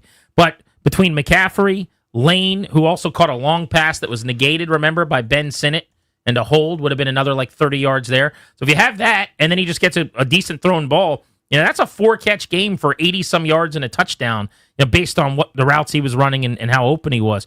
Then you had Tay Martin coming back to the ball for a 14-yard catch on his only target. I thought the kids at receiver stepped up a little bit. Jalen Lane, catch a football, please. Catch the football, please, when it's punted to you. You fumbled and muffed twice. That didn't come back to bite you, but it will in the future. Ja'Cory Krosky-Merritt, when he is handed the ball, he gets more than is schemed up. Krosky-Merritt, 7 attempts for 47 yards, 6.7 per. For the season, he's averaging 6 yards per carry, like he's playing in the Big 12 or something. Now, his carry total is very low, and some of that might be there's just not enough trust in him yet in pass protection. He had a bad rep yesterday where they bring a linebacker, he can't make the block, and then he ends up drilling Mariota for an incompletion at the end of a play. You're going to have to keep getting better at that to just get more work, but there's still a way to involve this guy with more carries on running downs than they are. They're still giving a lot of other people carries, and Chris Rodriguez had the big 40-plus yarder yesterday. Danny, first time since the 50s that Washington has in consecutive weeks had 45-yard runs. Pretty crazy. How about that? They've got 3 guys that have gone for 42 or more on the ground on explosive plays this year. 3 different guys. McNichols has done it, Rodriguez has done it, and Krosky-Merritt has done it. But I posted all 7 of Krosky-Merritt's carries on Twitter if you want to go check it out, at Grant H. Paulson. There's only 1 carry in there that I see where he just gets what's kind of schemed up without pushing the pile or doing something or making a jump cut. His vision's awesome. I just love the kid. I want him to have the ball in his hands more. Marshawn Lattimore, 15 first downs attributed to him through 4 games. I say that again, 15 first downs, 9 on catches, 6 on penalties. He is a disaster. He cannot cover. He is washed, and this trade looks worse every day. Speed at the linebacking position for Washington is a problem. When you can keep everything in tight in the phone booth, they're going to be just fine. Because I think Wagner's as good as there is on the planet at just making the short tackle between the tackle box, right? And specifically coming downhill, they were doing their little delayed blitz bit against the Raiders a bunch, where he rushed, I think it was 6 times and got pressure 4 times and had a couple of sacks. He had an amazing game. When you get him running, though, go back and watch that Bijan Robinson play after the catch. And it's just, it looks like one of the fastest players in the league against a guy who's shouldn't be running ever. Yeah, Robinson's going to win that track meet against a lot of people. But it's a tough watch. But that was egregious. And I just worry about, teams see that, man. How do they not spend hours trying to figure out how to get that look and get Wagner on a running back next week when you're playing against Amarian Hampton? And when it's Dallas, it's going to be Kevontae Turpin. When it's, name that team. Everybody's got a guy that's fast. I don't know what the fix is. Me neither. But I know that my biggest concern going into the game is a larger concern coming out of it, which is I don't know how they deal with speed out of the backfield into space. Joe Witt, sorry, dude. The press conferences are awesome. Your voice is deep, and you command respect. The way you play is not for everybody. You don't get any takeaways. Good job, Mikey Sanders, the first one of the year. That's an average of 0.25 takeaways for every 4 per game, which is not going to butter the biscuit at this stage. I know there's not much you can try right now in terms of fixing that secondary and that coverage. You're hampered by the personnel, but there's got to be something else. There's got to be an adjustment. I can't have career days for Tucker Kraft leading to career days for Michael Penix leading to career days for the next Jag that's running wild and free in your secondary. Matt Gay. We can put the kicker discussion on ice for a week or two, I think. He has made 6 consecutive field goals. He's 7 for 10 on the season now. And he made all 4 of his kicks yesterday, as well as staying perfect on extra points. And he didn't kick any balls out of bounds on kickoffs. So this was about as good as it's going to get, I think, with Matt Gay. 43, 52, 41, and 42 yards yesterday. And there were some big kicks in there, by the way. Like they're making a kick to pull it to 1 possession in the third quarter late. He's kicking from 42 yards to make it, again, a 1-possession game, so they have a chance at the onside kick with 1:29 to go. These are game-on-the-line kind of moments, and I thought not only did he make his kicks, but they were mostly splitting uprights, pretty clean off the foot, non-worry kicks. I liked the way it looked coming off of his foot yesterday. I'm in a better place mentally about Matt Gay. Pass rush, 2 quarterback hits. I think Toby had the line before the show. Michael Penix is looking to get rattled. Like at this stage of his career, he looks like he's hoping that somebody comes in there and like he wants to fight ghosts and have happy feet and not be very comfortable. You certainly made him comfortable. Only 2 QB hits. Frankie Louvo had 1. Dorrance Armstrong had 1. Other than that, good heavens. You can't leave this group to cover. I know more's expected of you, but this is the worst secondary in the universe right now. It's them, the Cowboys, and the Dolphins. They are a disaster. Any ball in the air is going to be caught and caught for big yardage. You got to get home more. When you do, you can stop people on occasion. See the Raiders last week. They didn't come close to getting home. It's not as if Atlanta's got that, juggernaut offensive line either. They're good, but they can't be that good where you're totally shut out. Yeah, Louvo's quarterback hit was on his first sack of the season. I actually thought Frankie had his best game yesterday. More noticeable, a bigger impact, and just moved better, I thought, and was showing up more often. 8 tackles for him, was number 2 on the team behind Bobby Wagner with that first sack of the year. He had 8 last year. Game balls and gassers, your opportunity to hop in next. 800-636-1067 is the number. You can call us up at 800-636-1067. Just to clean that up from earlier, 4 o'clock today, we're giving away that pair of tickets to the Caps home opener, and Jay Gruden does join us at 5 o'clock. You're listening to The Fan.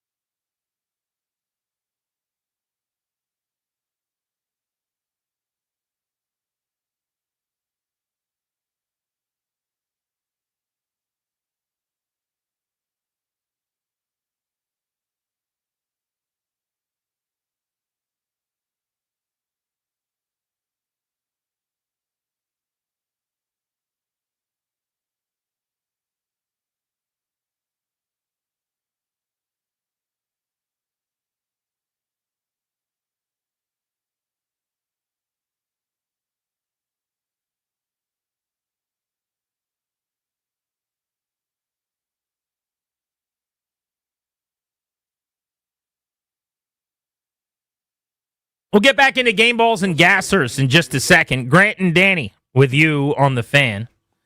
We've got Caps tickets for you to opening night coming up at 4 o'clock ahead of the Beltway Blitz in about an hour and 15 minutes. No gassers given out around the league, but I do want to give the league one anyway. Ties should never happen, and a great day of football culminated in a shootout last night that went to overtime. It was this unbelievable game, Green Bay and Dallas. What an inexplicable league this is week to week in the early going, where you can be elite 85 Bears, 2,000 Ravens-esque defensively for a few weeks, Green Bay, and then go to Dallas and look like the worst defense in the NFL and get shredded like Swiss cheese for 3.5 hours. But they gave up almost 500 yards and 6.5 per play and 40 points to the Cowboys in a game that came down to the final seconds. Green Bay did everything they could to completely lose the football game. Inexplicably, one final second didn't go off the clock despite it being in Dallas. I mean, that's the worst home clock in human history, by the way. The longest second. Yeah. Like the ball basically It touched the backside of the Cowboys defender. Before it hits the ground, the clock guy's like, okay, I got it. Right. Hitting like hands on buzzers, dude. Someone texted me and was like, that's got to be zeros there, right? And I'm like, let me go back and watch. It was like at 1 second when the ball arrived to the area. Like I've seen on field goals where there's like 6, 7, 8 seconds left. The kick goes through and it's like 3, 2, 1. It's like hit the back of the net. It's like, the game's over. It's so wishy-washy on that. Tony Romo, as a color commentator, has always said that if you have fewer than 7 seconds, you have to kind of count on it being your last play, unless you purposefully take no time. Right. Because like the clock is just going to be, if everyone has to run to the end zone 10, 12 yards, whatever, it's a 6-second play. They had 6 at the start of the play, and only 5 went off the clock. I still don't quite get how that happened. But anyway, the Packers accidentally had a second left. They tried to ruin it, and then they kick a game-tying field goal. But the end of that game, Danny, when everyone just kind of goes, now what do we do? I mean, the reaction, go back and watch the last few seconds of the game. It's really staggering. Players don't really know, and they're like, how do I feel? What do I do with my hands? It's 40-40. Mike Tirico's like, well, I guess we'll go home now. Like, why does this still happen? And I posted a poll at Grant H. Paulson on Twitter. Maybe it could be our Metropolitan Moving and Storage poll of the day as well, or maybe we could double dip on that. Presented by Metropolitan Moving and Storage, local long-distance, residential, commercial, 3 decades best-in-class service and experience. What's worse, Danny? Ties in football or people who are okay with ties in football? It's a great question. It's the okay with it. They're willing to accept all sorts of things. Like when a guy fumbles the ball through the end zone, and not only do you lose possession, which I could live with, but then you give that person, the other team who didn't do anything, 20% of the field also. The single most punitive action in all of sports. And everyone's like, yeah. Or the old people where it used to be like sudden death overtime in a league that's about offense go, you got to stop them, man. Or the people that are like, hey, man, I don't love excessive celebration. Maybe you don't like taunt people right in their face. It's not something you teach kids to do. You don't like them celebrating. Stop them from scoring. Or people can be accountable for their actions. They all feed out of the same trough. The tie people don't mind excessive celebration people who like the fumble out of the end zone rule. I find that people who don't mind bad rules stick together, and they're this big solid circle in the Venn they're like diagram. Lakers, Yankees, Cowboys fans. Blue Devils. It's just go all Duke, one group that kind of, like bees, kind of flocks to the next thing. That's interesting. I haven't thought about that. I just know that whenever I say, man, NFL ties are unacceptable, and I expect everyone to high-five me and give me hugs about how great my point was, right, I get so much pushback, and it's always inexplicable and outrageous to me. Jordan Love, after the game, was asked by Melissa Stark, I think it was. She said, have you ever been part of a tie before? And he's like, no, definitely not. What he didn't say but should have said was, because at no other level would anyone allow for a tie. Because in college, when my games were tied in overtime, we just kept playing until someone won and someone lost the game. And the worst part is it always happens because it's a curse against me. I know it because of how much I hate ties. It's got to be in the division. Mm-hmm. So now all year long in the standings, they're and one. I'm an and one situation. This is a foul going to the rim. It's a 1, 2, and 1 for the Cowboys. So my math can never be clean again. So much the professor and skip to my Lou. It's never wins and losses and percentages and how many games back you are. It's half games and it's and 1. I hate it so much. Mm-hmm. Everyone should hate it. What a great game. What a great day. And it came down to that moment where we just go, They kicked the field goal. It's tied. All right, let's go home. So I guess it's resolved now. Oh, it's the worst. I went up to bed. My wife, who gave it until like right around the third quarter, she put in the effort. Yeah, a little college try. College try, right? She was trying to be a good friend. So she's laying on the couch. She's like, I got to go. So I go upstairs, I get in bed, and she's like, who won? I'm like, they tied. Nobody. And she said, you're kidding. I said, no, it's 40-40. She goes, what a waste of everyone's time. True. That's what it is. I can't disagree with you. Yep. Every player, every coach, every fan, every person, there were 20 million of them that tuned in.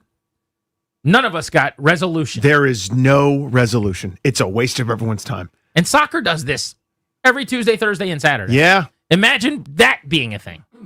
So the other annoyance I have is it's 10-minute overtimes now. Oh, yeah. You've made it easier than ever. Both teams get the ball, and it's 10-minute overtimes. You are increasing the chances constantly with every change they make. We have somewhat fixed overtime because at least both teams get the ball. But everything that they've done while shortening the clock has made it easier than it's ever been to have a tie game. Well, the irony to me, not lost on me rather, is moments before it ended in a stupid tie. Mike Tirico, in like a brief moment of shtick with Chris Collinsworth, was like, new overtime rules are fun, aren't they? And Collinsworth was like, hey, it certainly is, you know. They continue to tweak than it. The old ones. Well, that's the point. But it was like, it's just so much more fun. I'm going, oh, just you wait. Just you wait until they mismanage the clock here and they get a field goal out of it. So there's two ways to do this. Keep playing football until someone wins. There you go. We don't need a clock, or we do, but we need a clock. It's got to end eventually. Sure. Yeah. End of 15 minutes, you don't want to play a sixth quarter. Totally understand that. Safety, NFLPA, whatever. Anybody watch UVA Florida State this weekend? Anybody see that little gem on Saturday night? That was pretty fun, wasn't it? Wasn't it? That was a good time. College rules. They're excellent. It works. You go back and forth. You spot the ball at a play. You know, in college, it's the 25. In the NFL, we could make it midfield. Make it interesting. Give it some strategy. All of a sudden, you know, maybe you can make a 68-yard field goal if you need to, if you don't get any yards, if you go incomplete 3 times. Put it at the 40, plus side of the field. Don't care. You can't have ties. Come on, we can do it. We can fix this. We fix so many things. Come on, guys. We fixed the thing where the coin going the wrong way meant you lost the game because you didn't get to touch the ball no matter what. We fixed it. We did that. Let's fix the bigger problem. We got kickoff returns back. Yeah, that's true. Right? We're fixing stuff. Come on, I got my whole set of tools right here. The tool belt's open. I'll take a look. I'll look at whatever you got that needs fixing. I got some momentum. It's a nice little honey-do list. We're knocking them off, right? People watching baseball games now. They're going to baseball games. We fix that. We can fix your little problem right there. Just no more ties. Don't be like the sport that has ties. Be a non-tie sport. Isn't this a show, The Fixer? Like Marcus Lemonis? Feels like it's a show. Right? Let's be fixers. The Fixers. We can do this together. Sounds like a Jason Statham movie. Kind of does, actually. The Fixer. That's where I go and fix it. Jason Statham just chopping some necks. Short sentences. He's driving people around at high speeds. There's going to be some type of building scaling scene. Car chase. The Commanders are 2-2. Are you worried or are you waiting a week? Worried or waiting? That's next on Grant and Danny.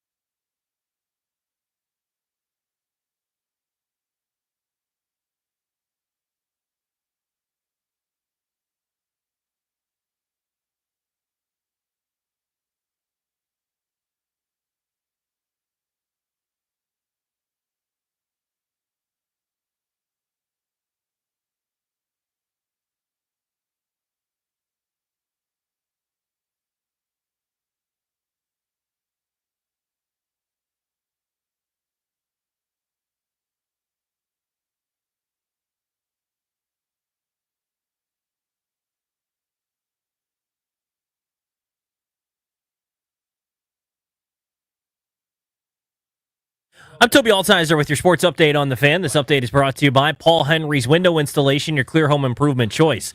In the NFL, the Commanders fell to 2-2 after they lost to the Falcons yesterday, 34-27. An update on Jaden Daniels. Ian Rappaport said that Jaden Daniels is expected to be back next week against the Chargers. Also coming out of the game, defensive end Javonte Jean-Baptiste is feared to have a torn pec. He's going to have a MRI today to determine whether he's going to be able to keep going this season or not. Other injuries around the league. Giants wide receiver Malik Neighbor is going to be out for the season with a torn ACL. Chargers left tackle Joe Alt could be out multiple weeks with a high ankle sprain. They're already without offensive tackle Rashawn Slater, meaning the Commanders could face the Chargers next week without either of their tackles. Ravens defensive tackle Nnamdi Madubuike done for the season with a neck injury as well for the Ravens. Cornerback Marlon Humphrey expected to miss multiple weeks with a calf injury. That's coming off a loss yesterday to the Chiefs, making them fall to 1-3. Today in the NFL, the Browns are trading for Texans offensive tackle Cam Robinson. The teams are swapping late-round picks. In baseball, the Nationals wrapped up their season, dropping 2 of 3 to the White Sox to finish with a record of 66-96 on the season. This September only, score 10% off each window with a 5-window minimum and 10% off each door at Paul Henry's Window Installation. Schedule your no-pressure free estimate today at paulhenryswindows.com, your clear home improvement choice. From the Crop Metcalf 5-Star Sports Desk, I'm Toby Altizer on the Fan.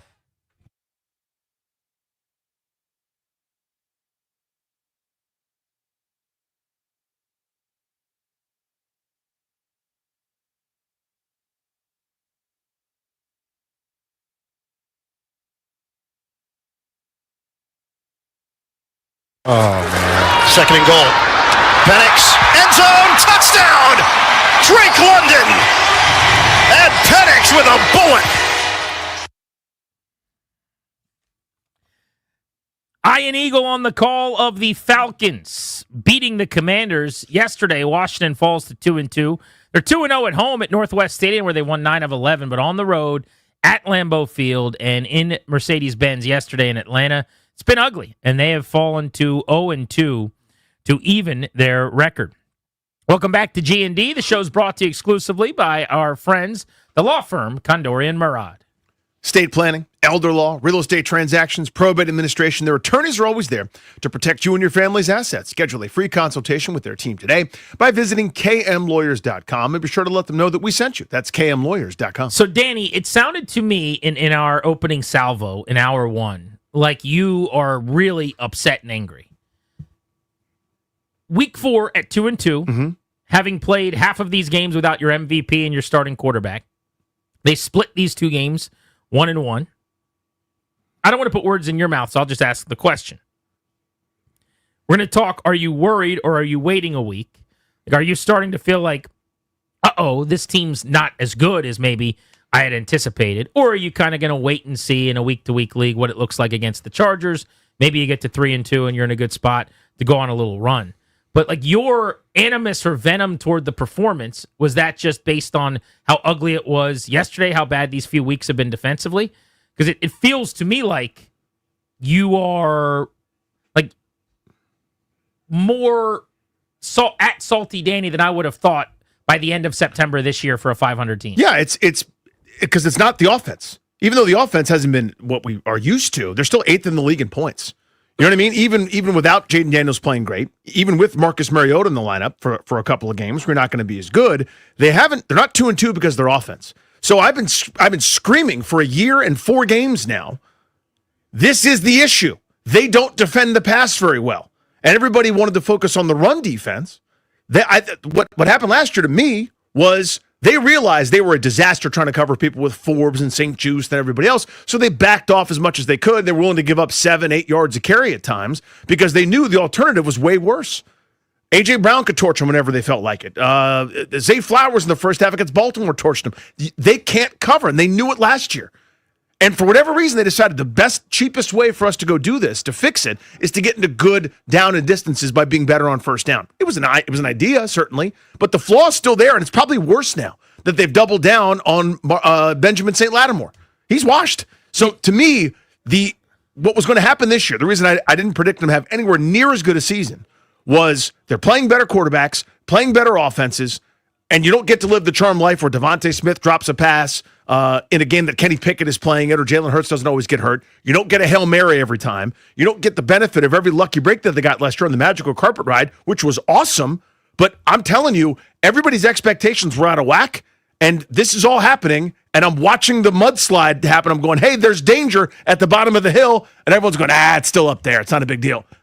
We're watching it happen right now where they can't stop anybody. Doesn't matter if and when Jaden Daniels comes back to Yeah, I guess for me, the question and the bigger picture then would be, are they at a point where the expectations are high enough, or what is needed for them to feel like they've done their jobs? The bar has risen so much after last year that being 2-2 through 4 when you've played half your games without the best player on the team, Jaden Daniels, to your point, it hasn't been an offensive problem, but still, if I was to have told you before the season started, they're not going to have Jaden Daniels for 2 of their first 4 games, you'd probably say, all right, they're at best going to be 3-1, and they're probably going to be 2-2.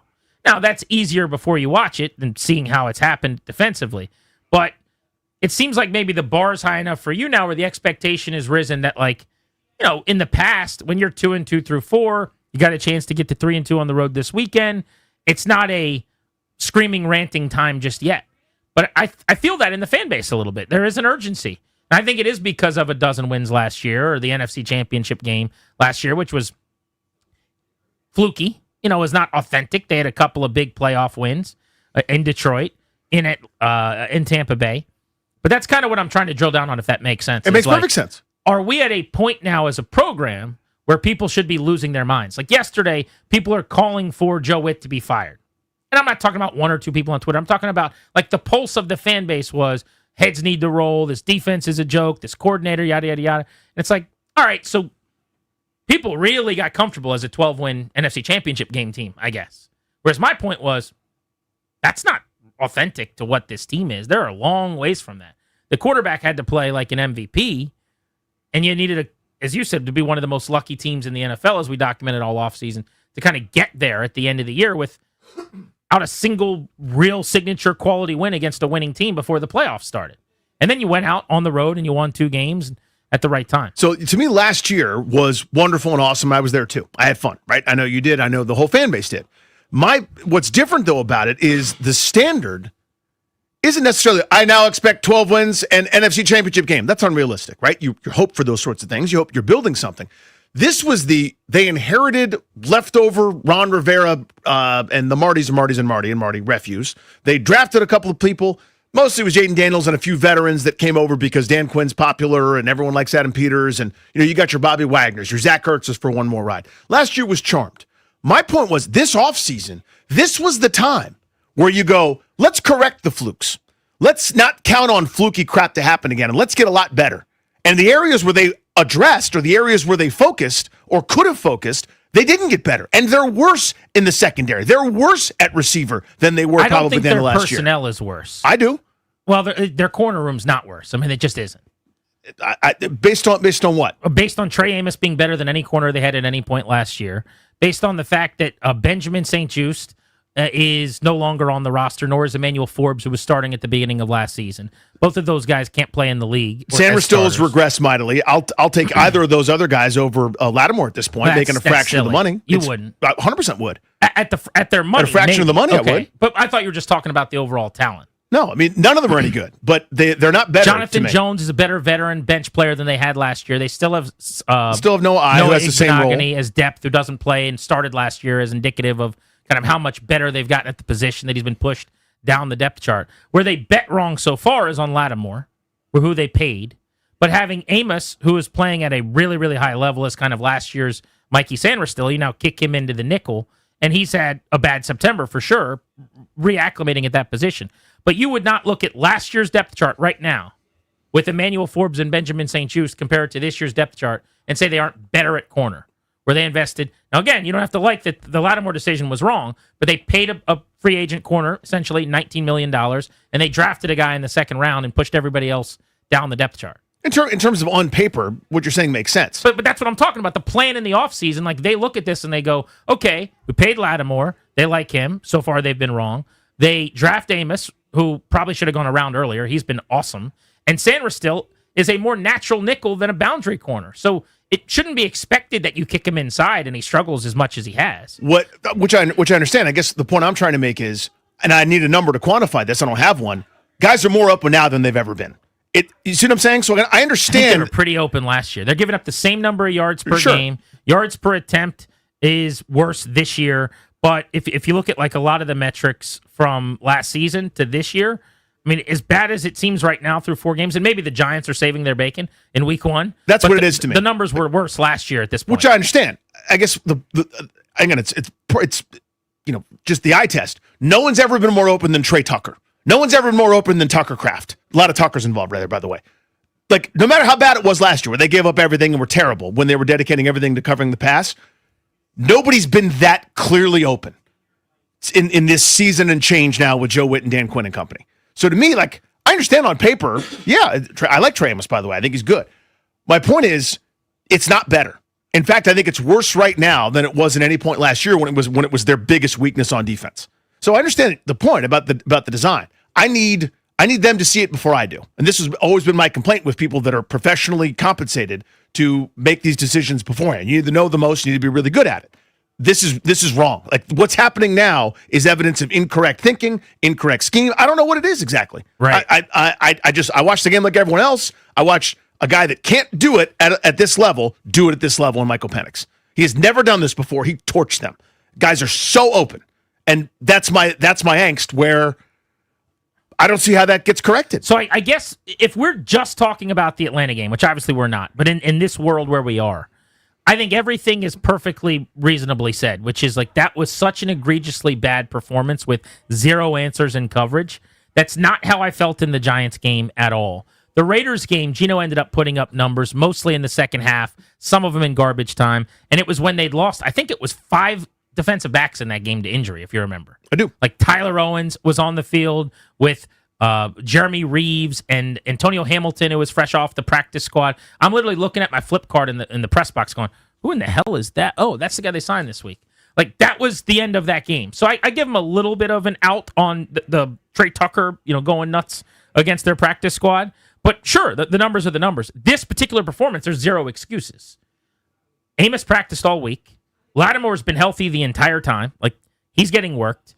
And while you didn't have Butler, you didn't have Will Harris, and you didn't have Jonathan Jones, like 3 of the members of the secondary that would have been playing, you're getting banged up. That's the league. I mean, that is what it is. There's going to, especially when you go older, not that was the problem in the secondary, there are going to be injuries. You're going to have to overcome that. So I agree in the Atlanta thing. I don't think it's been as bad as it was this Sunday all season long. That said, it's ugly right now. There's no doubt about it. Where we'll disagree, it sounds like, is I think it has been. And the only thing that saved their bacon was they played 2 teams that were determined to run the football in Green Bay and the Raiders. The reason the pass numbers weren't outrageous in the first half or early on was because they got to get the ball to Genty, slam it into the line of scrimmage. He gets tackled, big touch in the backfield on whatever it's 14 out of the 17 carries, or I forgot the numbers now, but I looked them up and researched them at the time. And Green Bay's handed the ball to Josh Jacobs a million times. They could throw it whenever they wanted to. They are torching people through the air regardless of who the personnel is. So you're right, at the end of that Raiders game, there were some injuries. It wasn't as if Tucker was covered in the first half either when he was running the same thing that Tucker Kraft was running against them a million times over. No, but I think if people watched that game, they would acknowledge that the last quarter of that game is when the Raiders threw it all over them. That is when that happened. And that was when they had 4 defensive backs out via injury. And the point that I'm making is they could have done it for 4 quarters, but they had to get it to Genty. But I'm just talking about what happened. Totally. And the Packers did and the Falcons did. So to me, this is where it's broken. And I don't know how it gets better when you're playing Justin Herbert. I understand that their pass pro might be compromised, but when you got Mahomes on the schedule, you got Goff and company on the schedule, you got plenty of quarterbacks that are going to carve your ass up, and I don't know where the fix is coming from. Yeah, so I guess get back to the original question, right? The 10,000-foot view of this thing. Because I'm now, while playing devil's advocate, it feels like having to take a side that I don't necessarily subscribe to, which is not to defend this defense, which has been really bad at times, and for the most part has been a disappointment through a quarter of the season. But I guess my question, and we can pose this to people, I'm trying to take temperatures here, at 800-636-1067, 800-636-1067, as the team is 2-2. I'm a little surprised with how quickly the meter's getting turned up for anger, frustration, vitriol, nerves, anxieties, whatever that is. And I here's what I think is actually happening. I think I need to recalibrate the NFL in 2025. And what I mean by that is the Falcons get shut out by the Panthers, and last week in Atlanta, they're talking about, does Michael Penix need to be benched? Do they need to fire their offensive coordinator, who I actually think is not very good, but that's beyond the point. Mm-hmm. Raheem Morris, who's terrible with clock management. In both of the Falcons games since last year that Washington's played, end of the game and then end of the first half in this game, he's had some of the worst clock management I've ever seen. But you think about it, it's 1 week where it's 30-0 and the Wolves are at the doors and people want heads on platters. And I just think this is the league. It's a roller coaster. We ride the roller coaster. Week 1 against the Giants, oh my God, their defense is amazing. It's unbelievable. This is going to be an incredible group. They shove it on the Raiders the way that they did. Look at this defense. And we're just going up and down on the hurler at King's Dominion a little bit.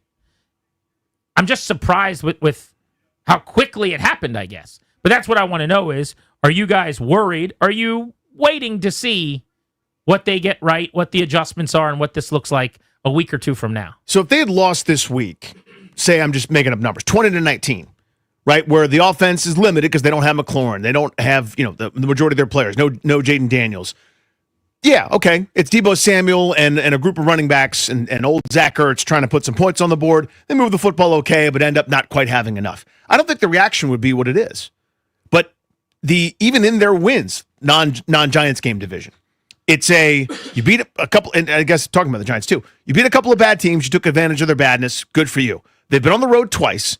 Green Bay destroyed them, especially this way, and Atlanta just did the same thing. The pathology for their losses has been the exact same.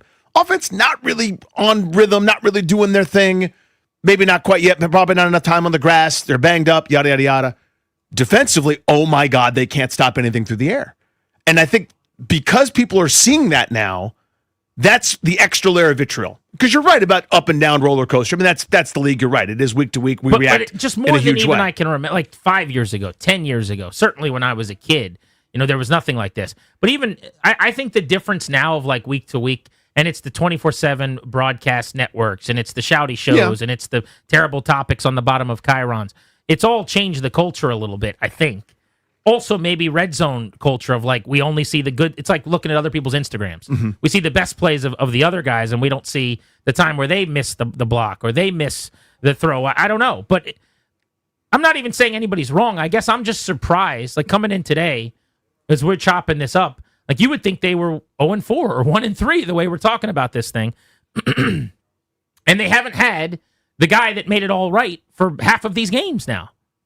Not why they've lost the games, and I get that's part of the discussion, but they had games like this defensively last year that they won because Superman was at quarterback. And so I just a super banged up team is 2-2, has won at home and then lost, and then won at home and then lost, and is kind of riding the roller coaster early in the season. And I'm just a little bit surprised with how quickly people are kind of calling for changes after last year. That's all. That's about what you're cooking.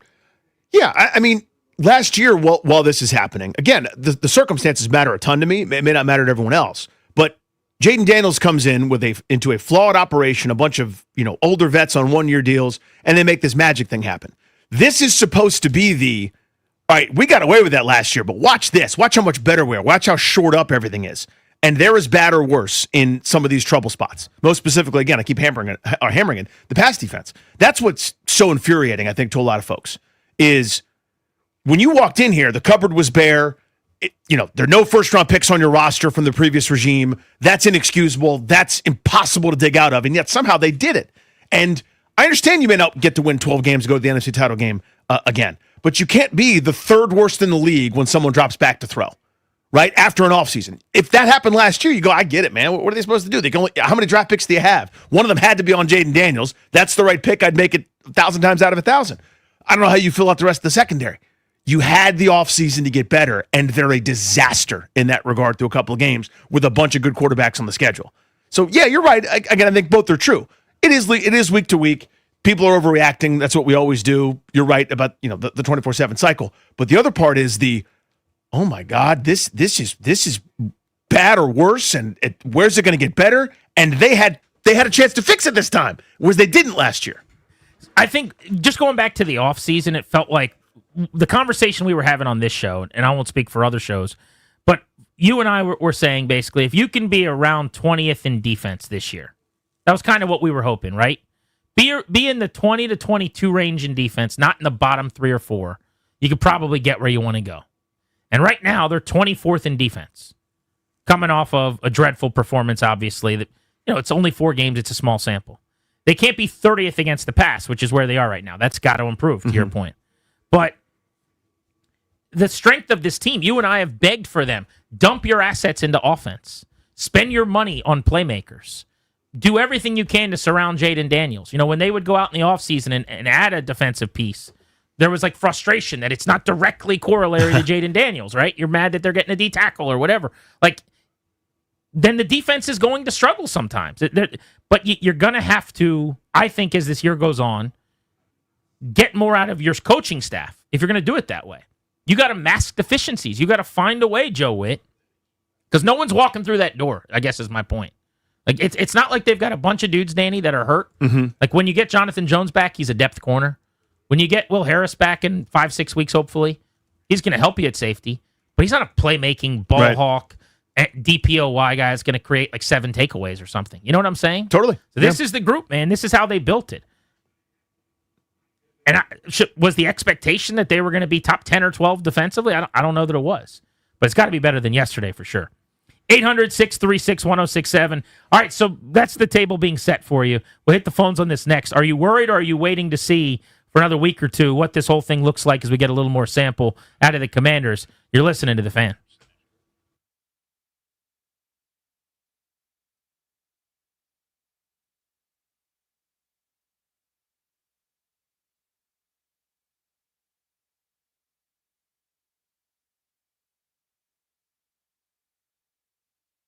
What's up, guys? Danny Rouillet here. So through my partnership with Fanatics Sportsbook, you've heard me talk about their one-of-a-kind fair play injury protection. I told you how I think it's really the best thing going, and yesterday once again proves my point. Obviously, you never root for injuries, and it's awful when it happens. New York, L.A., the best wide receiver maybe in all of football. One of the guys that's on his way certainly goes down in the second quarter with an injury. He's now done for the season. Not only did Fanatics Fair Play void all affected straight bets instantly, if that prop was part of the parlay or same-game parlay, your bet plays on. No more waiting around with your bets stuck in limbo. So, Fanatics Sportsbook's Fair Play saved a humongous percentage of same-game parlays. That is absolutely legendary. This injury would have made you lose on pretty much every other sportsbook. So why would you risk your bets if you don't have to? Fanatics first half Fair Play all season long, every single game. I'm telling you, winning hits different at Fanatics Sportsbook. You must be 21 plus. Gambling problem? Call 1-800-GAMBLER. MD. Visit mdgamblinghelp.org. Not available in all states. Terms apply. See Fanatics Sportsbook app.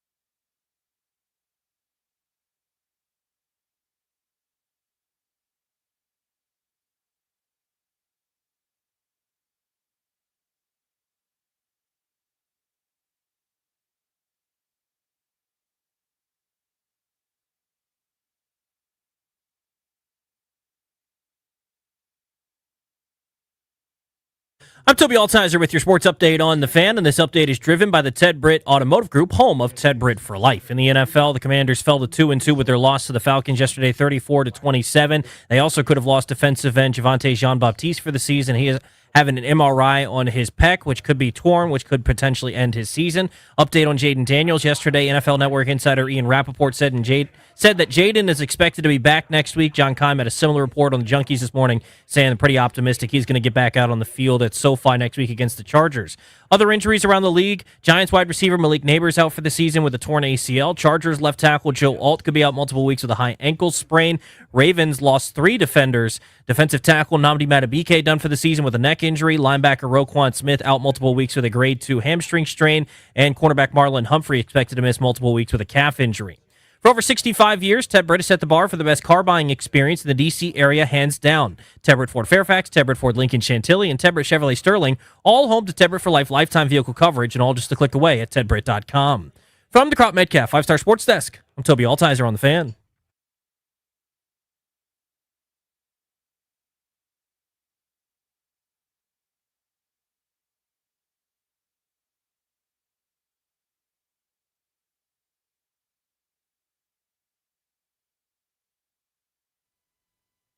Yeah, we're going to dig in on everything, make sure we can eliminate those, because that's not when we're at our best, like the big plays to live in that space. And so give them credit, on some of the ones, whether it be design or what have you, but we'll dig into those hard to make sure matchups, scheme, all of it in the right spot. But, like I said, give them credit on Atlanta, but that's something we need to get our football, all 3 phases, really aligned like we like. That's the head coach of the Commanders, Dan Quinn, on allowing too many big plays defensively. And there were some chunks for that Atlanta offense. 69 yards to Bijan Robinson, 43 yards to Drake London on the 2nd and 16. They had a 26 and 22-yard completion to Kyle Pitts in the game. Quan Martin on the 26-yarder was beaten despite a pass interference. And if you look at explosives, we were talking about this a year ago at this time. Washington had allowed 34, which was tied for 30th in the NFL. They've allowed 32 this year, which is 28th in the NFL. So, hey, there's improvement. 2 fewer explosives. Thank God for that Giants game in week 1. Allowed to this point in the season. The question at 2-2 is, are you worried or are you waiting before you get really worried about the big picture this season? Let's go to Vic and Akakeek. What's up, Vic? What's up, G&D? Hey, man. So I'm not worried. As a football mind, I'm concerned. But I've said this since last year what my concerns were. You guys didn't do it, but throughout the radio, Washington Commander fan world, I was hung up on. I was told I was too critical. I was told you're being unreasonable. You don't know what you're talking about. But last, here we are. I'll sum it up like this. Their play where the double slants came in B-Wag and Bijan runs out the backfield. That was man. And that's why his eyes went elsewhere, because the men wearing rub wraps across his face, and he could not get over there fast enough. Understand that. That's reasonable. In a cover 2 defense, in a cover 3 defense, the flat is covered. I don't care if it's Wagner, I don't care if it's Amos, I don't care if it's Roach, I don't care if it's Mbagwe, I don't care if it's Sky. That person is out there in that zone. And it gives us a better chance to let us rush forward, keep the lanes tight, and allow our defense to get off the field or reduce yards. But Vic, let me get you back on track here real quick. 2-2 through 4. Defense is scuffling big time. Are you concerned? Yes or no? Yes, I'm concerned. And I said that to start off. When we say why I'm concerned is this. Because when we ran zone, we were just covering grass, if you looked at the film. Obviously you did. And when we played man, we were getting beat. Joe Witt, you control the defense, not just in the play scheme calls. You control it in individual in practice. You can control it in team in practice. And you control it in film. Those things get fixed in film. So I'm concerned because if that's happening now, then these are gaping problems that we are not fixed since last year. And they're getting beat on some of the same concepts, too, by the way. Appreciate you, bud. Thanks for the call. The Green Bay game where they were, like, running motion and Lattimore was traveling, and so then they'd get these little speed outs that he can't get to in space. You saw that yesterday. The 3-by-1 stuff Green Bay did where they would get these crossers and they were trying to match, and so they're getting picked off. That happened to Wagner when he was trying to come deal with Robinson on the 69-yard catch and run. a lot of the same things are showing up. The Raiders ran it, the Packers ran it, now the Falcons did it, and they haven't had an adjustment for it. Yeah, I bet you might see it again. Let's go to Brandon in Warrenton on G&D. Hey, guys, how's it going? Hey, dude. Hey, yeah, so it just goes to the same thing. It's Joe Witt, in my opinion. No one else is walking through that door. So you're going to say it's personnel, then maybe blame Adam Peters for some of the defense, but it's the same issues. Going back to last year, there should not be coverage bust week in and week out. I'm very worried at 2-2 because the offense, like you said, with our backup quarterback, without our MVP, without Terry McLaurin, put up 27 points. Our defense gave up 34 points and couldn't stop a cold. Now, if A.J. Brown or one of the top receiver beats you, but guys are there, that's fine. He's the better guy. But it's week in, week out. Going back to last year, there's coverage bust, no adjustment, and like Tucker Kraft is still running to this day. And they don't make any adjustments. It seems like they're getting out-coached week in, week out. And that, to me, is the point. Appreciate the phone call. It's a good one. If, as you said, if A.J. Brown goes up 50-50 against somebody and mosses you, yeah, that's a 6'3", 220-pound monster. Did you see his tweet yesterday despite being on a 4-0 team? Basically, some cryptic. Vaguely saying he wants out of Philadelphia as they're the best team in the NFL. So, yeah, pick A.J. Brown, pick CeeDee Lamb, pick the next great receiver that they're going to face. There'll be plenty.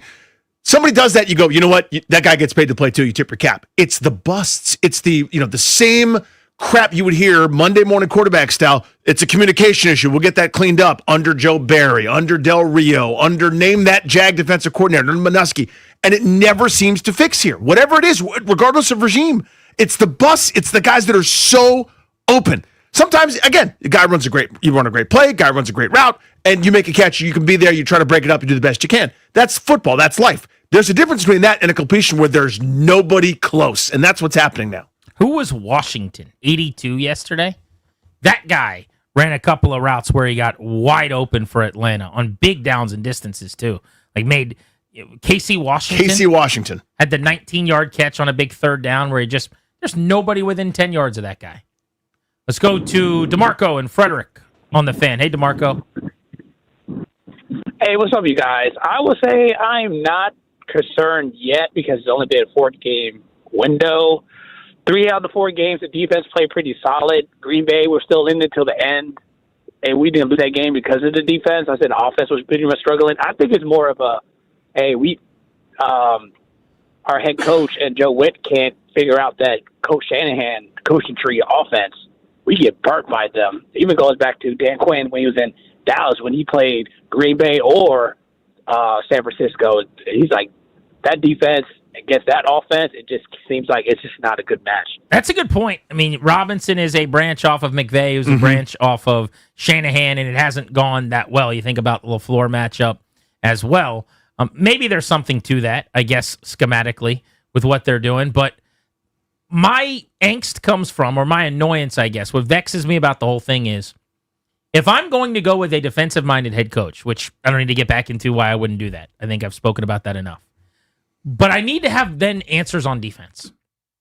The reason you do that, honestly, is so that you can dump all your assets, or most of them, into the offensive side of the ball, and then defense can be more about scheme, X's and O's, and actually coaching guys up and masking deficiencies. And on offense, you can be Billy's and Joe's. You can pay Terry McLaurin. You can spend the $275 million you're going to need to on Jaden Daniels and go get your left tackle and extend Laramie Tunsil and do all those things.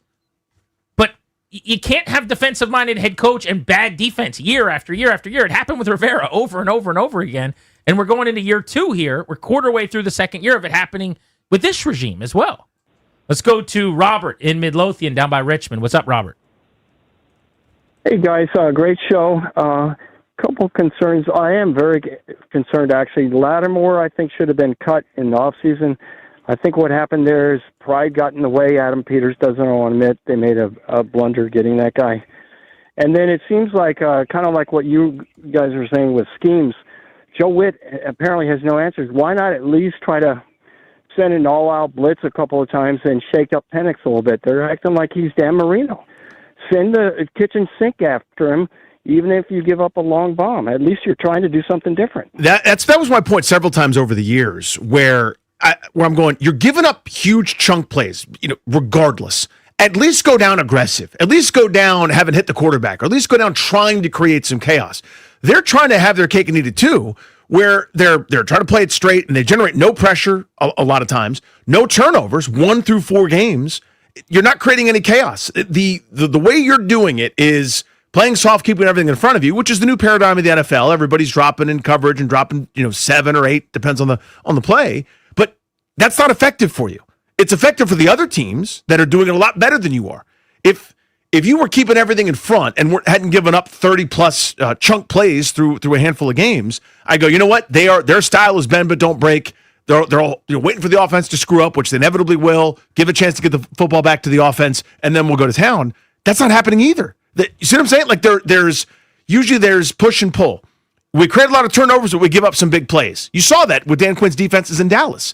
They were vulnerable to something big, but they were gonna jump the route and get you. I haven't seen that. I don't know how. The plan yesterday wasn't to your point, do everything you can to send bodies toward Michael Penix, who had been pressured 34% of the time coming into this game, which was actually below league average. They've actually done an okay job getting the ball out and avoiding pressure.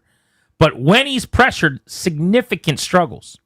League low 15.5% completion rate over expected in the negative when he was pressured, meaning ball out of his hand, easy throw, what should be at a league average level completed. He was 15% below that when throwing under pressure, 13 of 29 on the year. The 11th lowest percentage at 44%. He had been bad against pressure. They didn't get any. How could you possibly know what it looks like against your team if he's pressured if you don't get any? He had completed 1 of 19 attempts over 15 air yards on the season for 21 yards with an interception, by the way, on his 1 for 19. This year, nothing about how he played through 3 games translated to this game yesterday. That's right. Not even a little bit. But a big part of it was he was really comfortable in a clean pocket. He got touched twice, statistically, yesterday, according to the official NFL numbers. Brad's in D.C. on the Fan. Hey, Brad. How you doing, guys? Hey, buddy. Long time. It's good to hear from you. I'm concerned. I'm very concerned. I'm very concerned with the players, the talent that I thought we had is not playing. Like Mikey Sanders gets turned around on these inside routes every time. And I'm thinking that maybe he's not as good as I thought he was. Maybe he's not as good as they thought he was. He caught the pick. That's nice. But and also, I see the same thing on film as you, Grant. The drag every time. They send him in motion. Lattimore can't keep up with him. Everyone in the league runs this concept. I don't understand how we're the only team that's never seen it before and can't seem to grab that the guy's going to run on, and we can't communicate. I don't understand that. The communication has been off for the past year and a half. Miscommunication leading to big plays is the story of our offense. Undisciplined, story of our defense, my bad. Undisciplined. We get so many pre-snap penalties. I'm not understanding what's going on defensively in that secondary, guys. I'm not. Me neither. It's so frustrating, man. It's so frustrating. Last year, again, they inherited a terrible room, made the best of it, said after a few games of Emmanuel Forbes, you know what, enough. We can't deal with it anymore. You had the offseason. You had the offseason to improve it, to do something different, to go into the lab and fix it. And through 4 games, it has been terrible. We got a Jaden Daniels update on his status for Sunday against L.A. And speaking of injury updates, Javonte Jean-Baptiste was hurt pretty badly with a pec injury. What's the timeline on him to rejoin the team? His role has grown considerably with Dietrich Wise out on the edge. So that's 2 of your big physical ends that help against the run that are now hurt. We'll get a JJB update next as well on Grant and Danny.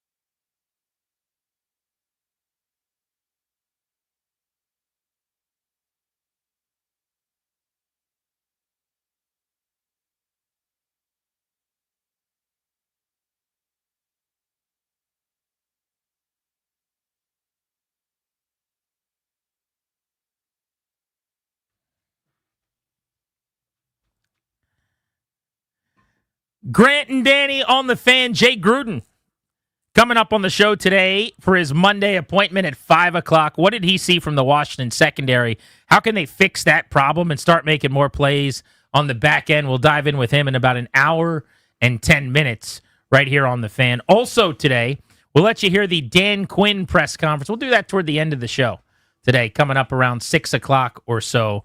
Quinn speaking with the media, giving some updates. Sounds like on Javonte Jean-Baptiste, they are hoping that he will be back this season. They didn't rule him out for the rest of the year, but they said it's going to be a long while. So that's a pec injury. Could be the John Allen timeline where right before the end of the year, he's back, hopefully. They did not put him on season-ending injured reserve or say in the press conference today that his season's over. More detail to come there. And then on Jaden Daniels, there was apparently some kind of breakthrough on Saturday, it sounds like, where he got a lot done, and they liked what they saw. Quinn on Daniels, strong workout Saturday. They'll go through, quote, the whole process this week medically, how he feels and how he practices will make the decision. They did, somebody, whether it was the agent side or the team side, leaked to Ian Rappaport over the weekend that Daniels is expected to play against the Chargers barring a setback. You've started to see that momentum, not to mention the videos of him running around at practice this week. It all points to, with another 7 days, he should absolutely be able, theoretically, to be on the field against the Chargers. That's certainly the hope, right? I mean, welcome back on the road against a really good defense that has, played well through a handful of games. But yeah, they need some kind of fix, some kind of jolt after this past week. This past weekend was a real downer to me. Again, I just think the way they lost matters so much. Had it been the offense didn't quite have enough because no Terry McLaurin and no Noah Brown and everybody's limited and this is the best we could do with the limited things. Had they lost a close game to a desperate team, you go, all right, just the way they gave up so damn much and just had no answers for Atlanta. Now you go, please hurry back, Jaden, and help and fix all of it like you did last year. And I have not disagreed with much of what you've said on any of this. I'm kind of almost playing devil's advocate today because I think it is necessary and someone needs to this early in the year. After the Packers game, everyone thought, oh my God, they're terrible. And they come back and they destroy the Raiders at home, right? Well, the Panthers won 30-0 last week. They got annihilated this week by the New England Patriots. Destroyed. The Falcons get shut out and then almost score 40 a week later. The league is quirky. Like week to week, things change. Especially early. Yep. Absolutely. Because it's early. I mean, if it's December, I feel like we got a pretty good beat on this thing.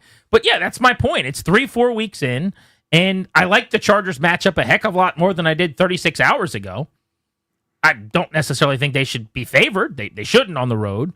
The Chargers do have a good defense. Justin Herbert has been the man, but they just lost to the Giants. They're without their starting tackles. Their offensive line is a walking wounded. This is a winnable football game, and if Daniels is back and he's healthy and he's out there, there's no reason Washington shouldn't be able to go on the road and try to get a big win if they are who we thought they were, to take some Denny Green parlance and use it here. It is time for our double play. What's going on in our lives? Nothing to do with sports. As always, the double play is driven by your local Washington area Honda dealers. Now's the time for a great deal on a new Honda. Visit your local Washington area Honda dealer today. I'll do it super quick. Talking about good defensive coordinators in town, GP. Your pal over here. This is Randy Newye. Pitched a shutout this weekend. The 7-8 Ravens in the Flag Football League shutout against the Miami Dolphins. You guys didn't have a bunch of guys running free, it sounds like. No, well, a couple guys were, but they're younger quarterbacks. They struggle to make some of the throws, some of That's the passes. What Joe Witt needs. Yeah, he needs an 8-year-old quarterback. He needs a couple 7-8-year-olds missing some throws, not throwing the ball on time. But it is so rewarding and so much fun to, and I know every dad out there, and even some moms too, obviously, who have done this. But when you coach your kids' age group, right, and you can track the moments where 3 weeks ago, 4 weeks ago, we wouldn't have done that. Or this kid didn't know what to do, and now he does, or now she does. That thing is so awesome, and it's my favorite part about it. Now, my older son, we talked about this before, he has fired me from every head coaching position I've shared with him. He does not like having me as his coach. So far, my younger of the two, my 7-year-old hasn't fired me. He's only fired me for one position from baseball, but we will see as long as that lasts. You got fired by him too? Yeah, from baseball, yeah. And he quit, and he retired from baseball. It's weird dropping like ducks. I know, it sucks. That's not a saying. I just botched a cliche. Dropping like flies. Dropping like ducks is a weird one. It has been a show of botched cliches, by the way. I don't want to call the guy out, but earlier a caller said they couldn't stop a cold. And I'm sitting there thinking, going, It's hard to stop colds. Colds have been around forever, and Need some you can't Dayquil cure and it. NyQuil, Yeah, you know, like I think it's they couldn't catch a cold or they couldn't stop a stiff breeze. Maybe I don't know. My buddy hunts ducks, so maybe like dropping like ducks when he's hunting them. Yeah, like if you do that thing where you send the hound out there and they all go and they're flying away and you could just pick them off. You ever play Duck Hunter? Oh, come on. Of course I did. The original shipped combo Duck Hunter and Super Mario Brothers on the old school Nintendo that came with the light zapper. The Nintendo with the little gun that you use. That's the light zapper. What an awesome thing. It was more effective. I always How argue did this. that tech even work? And on an 8-bit system in the 80s? On an old TV? It's unreal. The gun would shoot and somehow we would know if we hit the bird or not? It was better when you turned it sideways. I firmly believe that, by the way. Like, you know what I'm talking about? Like That's just because you watched gangster movies. Well, I think that's how the first gangsters were formed. Playing Duck Hunter? Is they go, you know, it's better. You get the dog to pop up on the screen. It's better if you turn it sideways with the light zapper. Let's give away some tickets to the Caps season opener coming up on October 8th. We'll do that as soon as we return. You better be listening to the Beltway Blitz right here on Grant and Danny.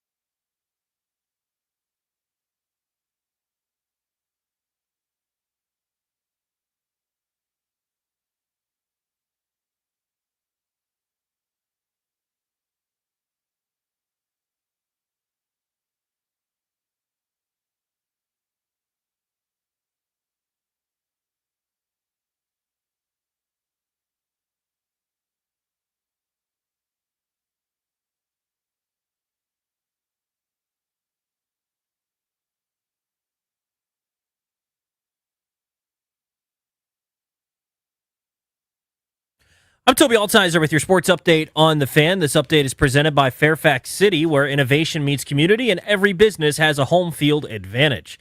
In the NFL, the Commanders fell to the Falcons 34-27 yesterday to fall to 2-2. Some injury updates today from Dan Quinn. Defensive end Javonte Jean-Baptiste suffered a pec injury yesterday. He's going to be out for a while, will be placed on injured reserve. Also, offensive guard Sam Cosmi is, quote, getting closer to his practice window being open. No update on what that exactly means. For Jaden Daniels, yesterday Ian Rappaport said that there's an expectation that Jaden will get back out on the field next week. John Keim on with the Junkies earlier today had a similar sentiment, saying that it's pretty encouraging that he'll be able to be back next week. Injuries around the league. Giants wide receiver Malik Neighbors out for the season with a torn ACL. Left tackle for the Chargers, Joe Alt, could be out multiple weeks with a high ankle sprain. They're already without their other offensive tackle, Rashawn Slater. Commanders could face the Chargers next week without either of their starting tackles. For the Ravens, 3 significant injuries.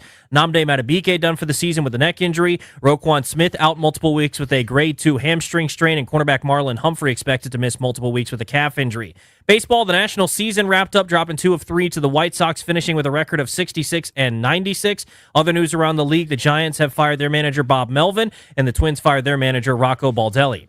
Business success is like success on the field. It takes teamwork, strategy, and strong home advantage. In Fairfax City, companies play to win with a community that rallies behind them and a place where employees can live, work, and play without leaving the neighborhood. Visit GoFairfaxCity.com to learn more. From the Crop Metcalf 5-Star Sports Desk, I'm Toby Altizer on The Fan.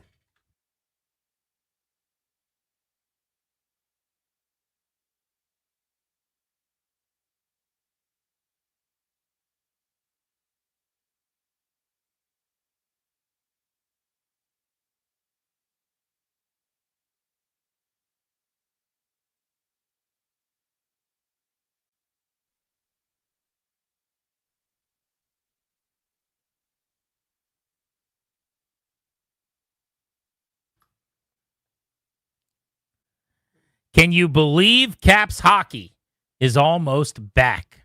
Caller number 10 at 800-636-1067. Congrats. You're going to win a pair of tickets to opening night for the Capitals a week from Wednesday. This is October 8th against the Boston Bruins. All fans in attendance are going to get a schedule magnet, and you're one of those fans. For tickets and the complete Capitals schedule, go to thefandc.com, courtesy of the Washington Capitals. We'll give these tickets away at 4 o'clock all week long, right here on The Fan. Ahead of our Beltway Blitz, we'll have a pair every single day. You want to rock your red, you want to get out to opening night, G&D going to help you do that. When you think of number 10 for the Washington Capitals, is there a name that comes to mind for you? Yeah. That's so few number 10s. You want it to be Brett Connolly, but it's not. It's Matt Bradley. Matt Bradley. Kelly Miller is my answer. Just different eras there. I 80s thought to you 90s. wanted me to give you Brett Connolly. I didn't want it. Because Connolly did it for a short time, and it was Did you want fun. Matt Bradley? I didn't. I wanted Kelly Miller. I just wanted to bring up Kelly Miller from the 80s and 90s. That's really the whole point of that. It's time for the Beltway Blitz. We're going to cover everything that happened for the Commanders and the NFL in this segment. We got to start on the diamond. And I got to say, the final weekend of Nats baseball, and a pretty epic weekend at the park with Bob Carpenter saying, "See you later," kind of got the shaft a little bit this weekend with the Nats being so bad and the NFL being so dominant and playoff baseball relevant all over the country. So let's talk to Mark Zuckerman of MASNsports.com to see how everything unfolded. Let's start with the Bob farewell. I thought the Nats organizationally, from the top down to the players, everything was done so elegantly this weekend to say goodbye to a legend in the booth. Yeah, I agree. It was really well done on all counts, and just appropriate. I thought all of it was appropriate. If you guys haven't seen it yet, or listeners out there haven't seen it yet, you can find it online. The tribute video they put together, they got some big time names who had worked with Bob in the past, and I'm talking Lee Corso, who worked with him on the original College Game Day. Bob was one of the hosts on that. They got Joe Buck. They got Ozzie Smith from his St. Louis connections. They got a bunch of big names to tape messages for him. Then you have the unveiling of his name under the broadcast booth that'll stay up there forever now. You had a great moment at the start of the game. They took the field, and before throwing the first pitch, they all paused, all the players. They came out of the dugout, and they looked up to the press box, tipped their caps to him. It really was a special weekend. And, knowing Bob as I've known him for 20 years, you could see how genuinely he was touched by it all, what this all meant for him. He didn't really know going into the year what this was going to be like, and I think it exceeded his expectations in all ways how this final season for him went, other than the performance on the field, obviously. Yeah, I thought it was so first class. That was my favorite moment that you just referenced at the end there, Mark, was the players taking a second to do that. Right, it's one thing if the media team that gets paid to do media stuff, sort of behind the scenes, puts together a montage, and that's all that stuff's nice. I'm not diminishing it, but when the players have that appreciation, also, where those guys change and the guys that deliver the message to you on a nightly basis, and I thought Bob said it best in part of his farewell. You're part of the family almost, right? He's welcomed into our homes 100+ nights a year as we're watching it, whether it's active or passive or somewhere in between. It's like the most welcome house guest there is. I just thought it was fantastic, and just kind of your general thoughts on that. I mean, some of the great moments in Nationals history, some of the low moments, et cetera. But he's the constant, and just kind of what that means for young baseball fans maybe in the area. It's what separates baseball from all the other sports. Because there are 162 games, and the overwhelming majority of them are on local TV and on radio, that you develop a bond with the broadcasters that you just don't get in the other sports. And that's not to knock anybody who does. I mean, I know everybody loves Joe B. and Locker, and they're great, but it's only half the number of games. When you have 162 of them for 20 years, he is the voice, the soundtrack of the Washington Nationals, along with Charlie and Dave on the radio. And so, I've been thinking it myself. I've heard other people say it. It's going to be strange not to hear his voice next year. And I know he was taking more games off, and Dan Colco had filled in a lot, and we'll see who gets the job on a permanent basis. But it's going to be strange to hear a different voice, because think of any prominent regular season moment over 2 decades: the Zimmerman walk-off, the Zimmerman no-hitter, the Scherzer no-hitters, 20 strikeout game. So many other moments. You think of Bob's voice on them all, and it's a power to him, a credit to him, but it also shows you how, no matter who it is, when you stick in it for that long, that's the voice that generations of people will always associate with the Washington Nationals. For our listeners who slacked a bit and didn't watch any of the Nats this weekend, tell them what they missed. Well, Bob almost got to call a perfect game on the final day of his career. Yeah, not for a Nats pitcher either, by the way. Yeah. They got one hit. It was a Brady House opposite field single, and they had no other base runners yesterday against the Chicago White Sox, who had a worse record than the Nationals this year. They lost 2 out of 3. The good stuff, James Wood, he struck out 3 times yesterday, unfortunately, but he did hit his 31st homer. He looked better over the last week after a really tough second half. And Dalen Lyle played right through the finish line. A couple more home runs. He wound up tied with the Nards span in triples with 11. He put himself in the conversation. I'm not saying he's going to win it, but he put himself in the conversation for National League Rookie of the Year, which is an amazing thing considering I think he only played 95 games compared to some others who played a lot more than that. He was phenomenal. And while a lot of the team was limping to the finish line, Dalen Lyle played straight through it. And if it was up to him, he'd play another month. He doesn't want to have to go home now. Why did James Wood struggle so mightily in the second half? I mean, so many people have tweeted me over the months, Mark, he should never do the home run derby again, and they've drawn that correlation. I don't know if it's an Abreu situation or something like that, but why do you think he struggled so mightily until the last couple of weeks of the year? Well, I think he won't be accepting any invitations to the Derby for many years to come. Whether that had anything to do with it or not, I'm sure in the back of his mind he worries about it.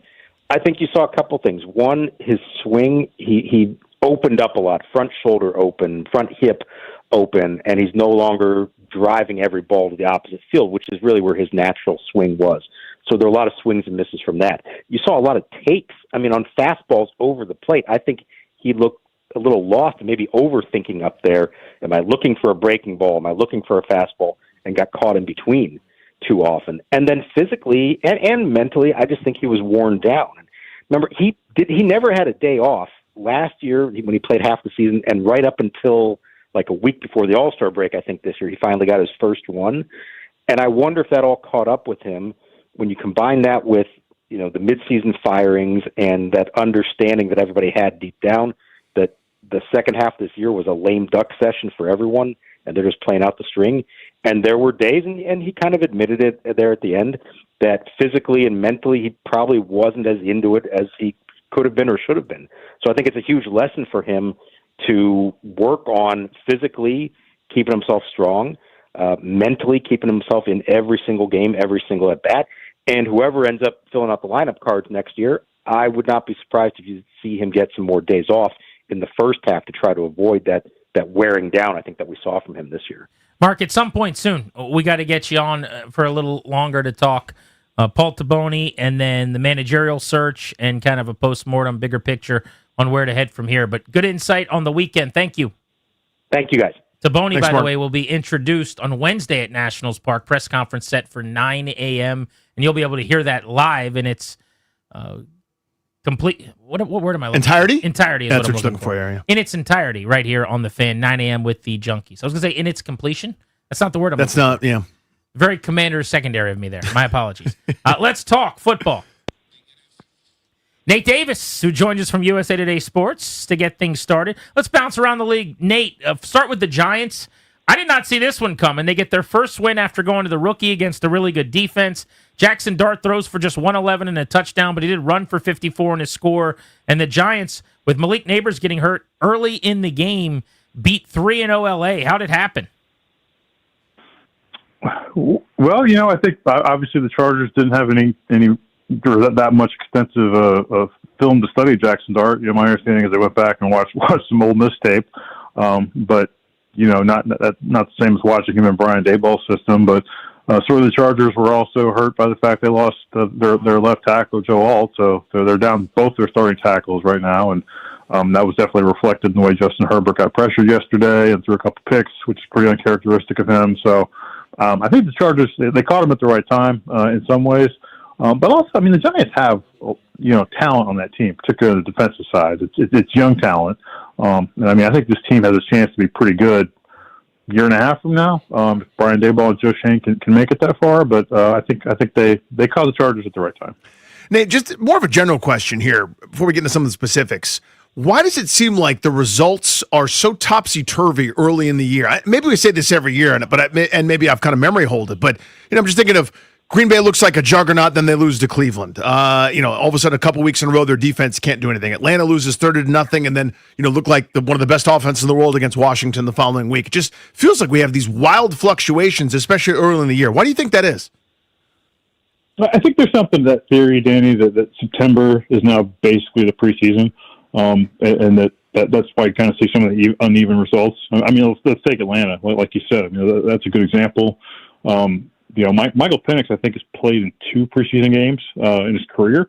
I don't know that he played in any this year. If he did, it was 1 at most. But it's not like he's got a whole lot of starting experience there. And I think they're still largely working the kinks out with him. But Michael Penix aside, I just think you see so many guys who are important players for any teams that don't necessarily play a lot of football in August, and then they really haven't played a whole lot, probably at a minimum of 8 or 9 months, and they're still kind of either, getting their own sea legs under them or adapting to new teammates or whatever it might be. So I just think that this tends to be a month where a lot of teams are still working out the kinks, particularly with guys that they really haven't put between the lines all that much if they're trying to preserve their health in training camp and in the actual preseason. Nate, what do you think of the Jags being 3-1 under their new head coach, Liam Cohen? Decent win on the road in San Francisco yesterday. I think they're the first team ever to start a season with a month straight of games with 3 or more takeaways, and they took the ball away 4 times. And after the game, Cohen's getting into it with Robert Saleh, based on Saleh questioning him taking signals legally. He said it wasn't illegal, but he questioned them getting signals. What did you make of that scene?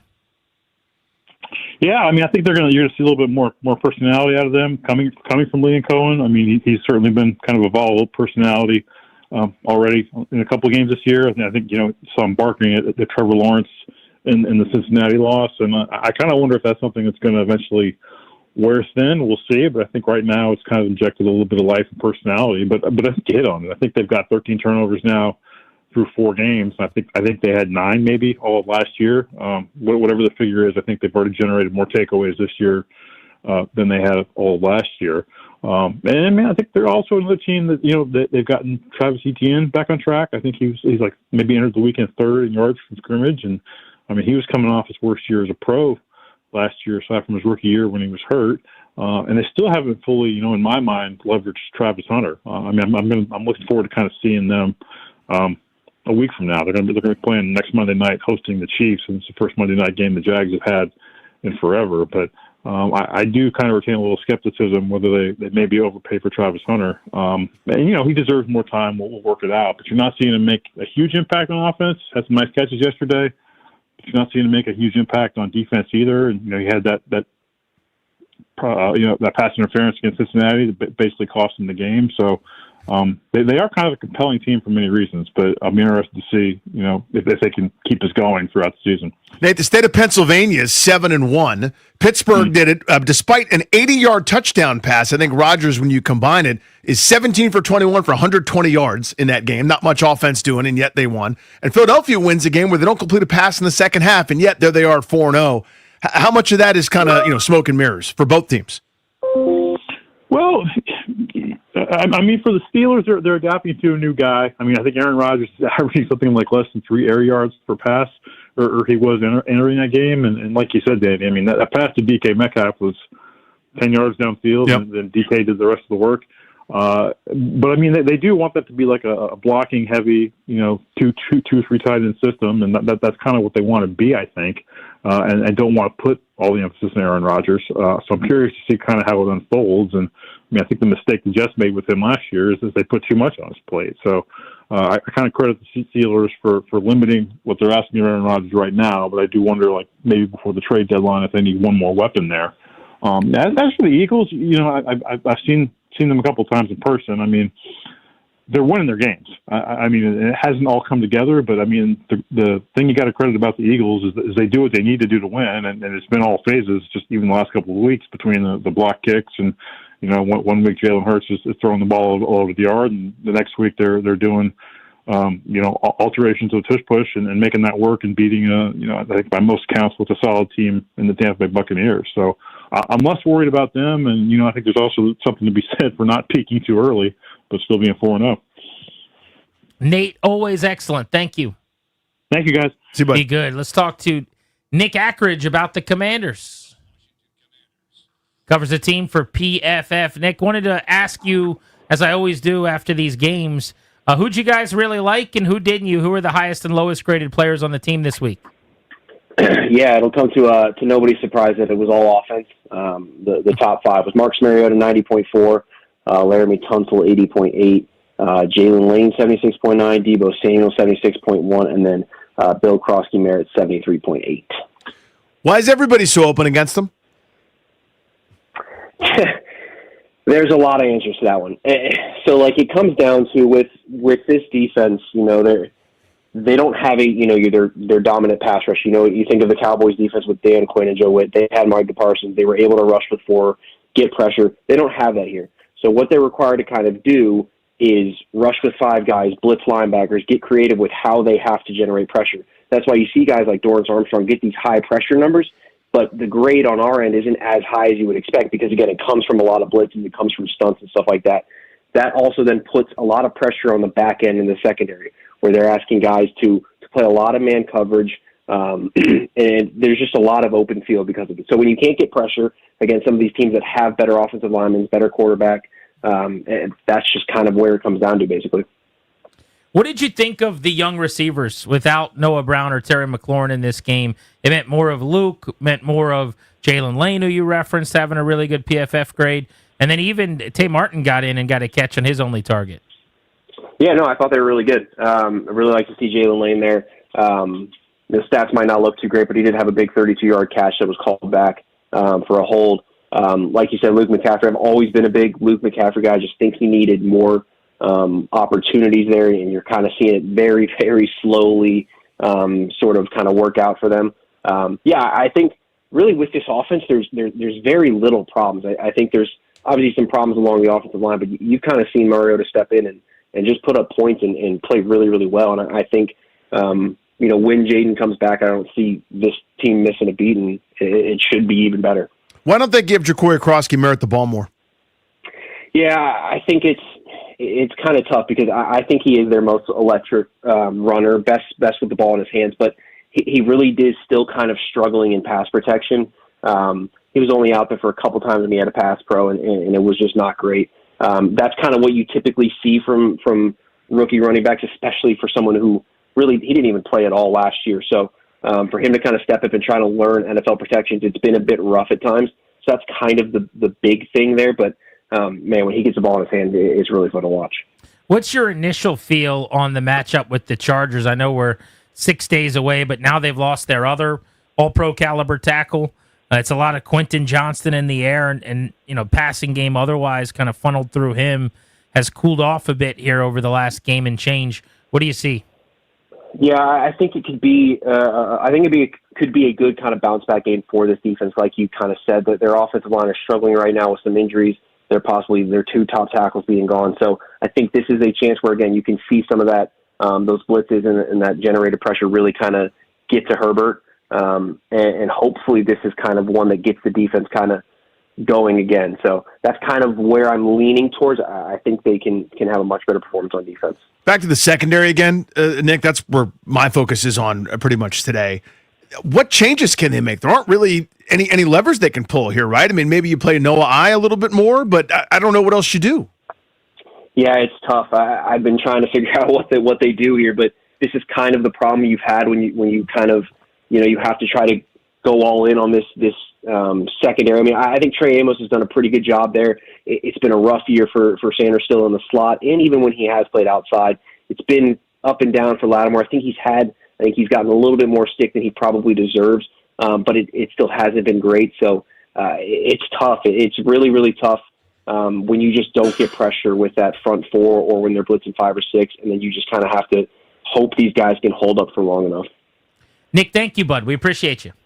Yeah, you guys have a good one. Check out his work at PFF covering the Commanders. Kind enough to hop on the Beltway Blitz. All right, next, I want to talk about the offense because we have spent the entire show so far discussing, bashing, whichever descriptive word you want to use, the defense. Did they do enough on offense to win? How did we feel about a Mariota-led group yesterday? That's next on The Fan.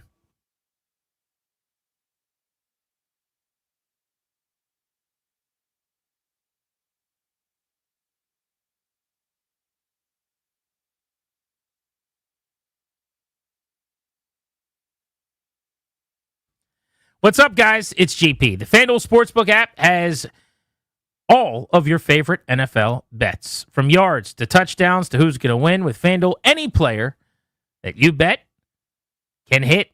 FanDuel official sportsbook of 106.7 The Fan. When the Jets and the Dolphins or the Bengals and the Broncos play tonight, double dip Monday Night Football just the way we like it, FanDuel is giving all customers a 50% profit boost. I'm going to use that. How about a 30% profit boost 2 times over? I might use that as well. That's right. You got to choose 50% profit boost token or 2 30% profit boosts. I'll probably go with the 2 30%ers. FanDuel.com/GP, promo code GP. FanDuel.com/GP. Jets, Dolphins, Bengals, Broncos, both tonight. 50% profit boost token or 2 30%ers. Got to be 21 in Virginia. Opt-in required. Bonus issued non-withdrawable bonus bet expires in a week. Restrictions apply, including token expiration, max wager amount. See terms, sportsbook.fanduel.com. Gambling problem, 1-800-GAMBLER.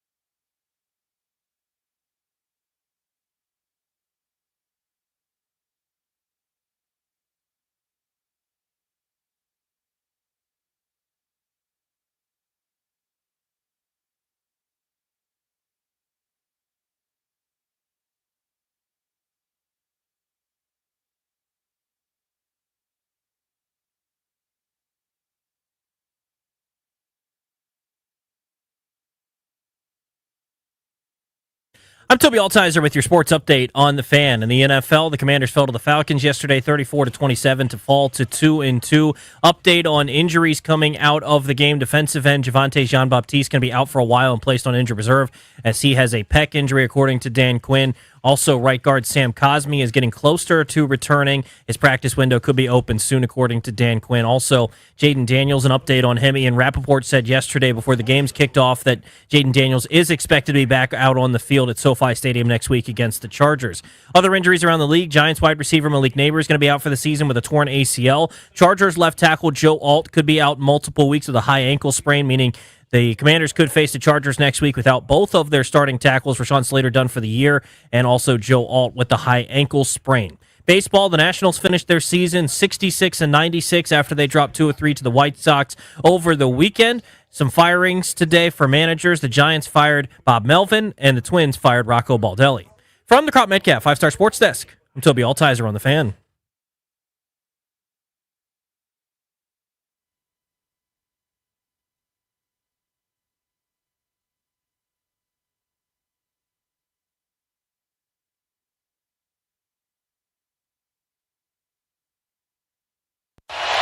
Down 31-16. Fourth down. Mariota looking for an hole. End zone. Touchdown. Deebo Samuel with the silencer. That's the Birdman Iron Eagle on the call. Welcome back, Grant and Danny on the Fan. 34-27, Falcons over the Commanders. That was the throw of the day for Marcus Mariota. That touchdown pass to Deebo, that was a dime. Great shot right there. Dropped into the bucket, 24 yards. Little house call there in the end zone for a 6-catch, 72-yard, one-score day for Deebo Samuel. But that was also the drive where they answered the bell after the bad Mariota interception, which was far and away his worst throw of the game. I thought, by and large, Danny, and at first I'm going to grade this on a backup curve. I thought, considering he's a QB2 on the road as a backup, I thought he was actually good in the game. Like, very solid. The PFF grade of 90 is what it is, but I went back and I looked at every single throw today, and I counted 3 bad throws and maybe 4 where he would have liked to have done something a little bit different. Mm-hmm. Out of 27 dropbacks for a backup, I think that's pretty damn good. Now, the pick, that one's tough. It's his only interception he's thrown in 92 pass attempts, by the way, as the quarterback of this team dating back to last year. But that one was bad, and he probably should have had a second pick. Would have taken an incredibly athletic play, but remember the linebacker going up the ladder to had the ball in his hand like a one-handed grab on a little... Oh, that was a great play. Because awesome. the ball was accurately thrown to, I think it was Ertz coming across, right? Yep. In that kind of middle crosser, yeah. You got to wait an extra beat. I don't think he was under a whole lot of duress. Let him clear the linebacker and just drop that in for a nice gain. But he threw it a little early, and it almost got picked. But it was 2 balls in harm's way with an interception, and then he missed Ertz. This is like a random play people may not remember, but it was a 3rd down play. They're going right to left across your TV screen. Like a 3rd and 7 or 3rd and 8. Ertz runs an out route, and he sails it on him to the sideline. And they have to bring in Gay to kick a field goal. Mm-hmm. Those are kind of the 3 where I go, those are your bad balls of the game. But you told me before the game he was going to play at the level he did. I'd say, yeah, get a win. You're going to score 27 points. You know, he's going to throw a couple touchdown passes. He's going to come back from his pick the way he did in the fourth quarter. Enjoy your victory. That's how I would have felt. Yeah, to expect too much more, I think, might be a little irresponsible, but we've gotten more at times, right? We think of the Carolina game against a bad opponent, or when he's coming in relief and he's played well. I thought last week he was, quote unquote, better than this. But again, on the road against a capable defense that's been pretty good against the run this year. This is kind of what we signed up for, right? Before the game, during I think it was either Thursday or Friday last week. Actually, I think it was Thursday. Which side of the ball do you feel better about coming into this game? We did that at Sharp Bar on Friday. It was Friday. There you go. And it was the offense because I thought we would get exactly this, right? You're going to be limited. There's going to be a couple 3rd downs you don't pick up, or you punt maybe more than you want. And they got a short field for the first time in 2,000 years. Can only manage a field goal out of it. That's kind of a bummer. But again, this is kind of what you're working with. Without Jaden Daniels, the miracle worker, you don't have Terry McLaurin, you don't have Noah Brown. You're missing a whole bunch already. No Austin Eckler for easy buttons. Your 3 or your 4 best offensive players, in terms of skill guys, aren't in the lineup anymore, aren't available to you. To get that outing out of Mariota, I would take that, signed and seen. 1,000% agree with you, and I'll be curious to ask Jay Gruden about this when he joins us coming up in 25 minutes for his Monday breakdown of the game, having studied the film at 5 o'clock. How did he think Mariota played? But yeah, we have to add into the equation here that there was no McLaurin, that there was no Noah Brown, that there was no John Bates, that you've swapped out both guards. There's just a lot of flux and a lot of injury issues on the offensive side of the ball.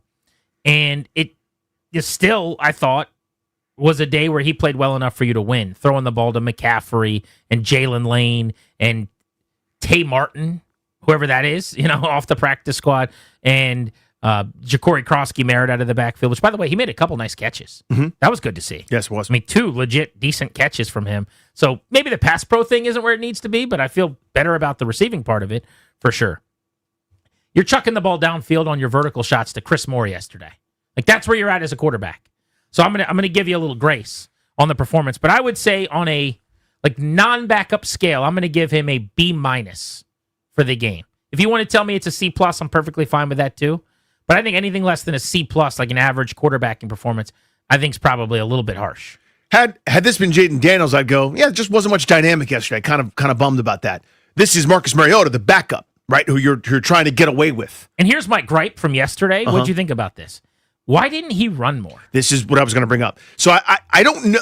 Against Green Bay, when Daniels didn't run, everyone's like, why aren't he taking off? And it's basically they had that flat 4 speedy linebacker / safety zone, just taking away all the passing opportunities and all the running opportunities too. Spying him with the fastest linebacking group in the league is a good way to keep him in the pocket. That's how you try to do it. And again, their pass rush is electric and fast too with Micah Parsons. So I don't know what Atlanta was doing. So someone who breaks down the all 22 could tell me exactly, but I wonder if some of those avenues weren't there. But there were a couple times it felt like he could have gotten 4 or 5 to stay ahead of the sticks instead of an incompletion or instead of a sack. Or it seemed like he was really determined to stay in the pocket. I agree. Again, I don't know if you say Atlanta did a great job of that, or if it was a him thing. Design run. Where were the read option calls? Well, where were the naked stuff? Well, they had a few that looked like he could have kept them. There were a couple RPOs. On RPOs that he could have kept, right? Or yes, one of something. them they called an ineligible guy downfield. I don't know if the 2-point conversion play was a true run-pass option or if it was designed for the look they got where Ertz flip it to Ertz catches the pass, which, by the way, was a beautiful play design. That was gorgeous. But again, I thought Cliff did a really good job. I'm just so impressed by him week in and week out. I could not have been more wrong about him before he came here. I think Kingsbury's a stud.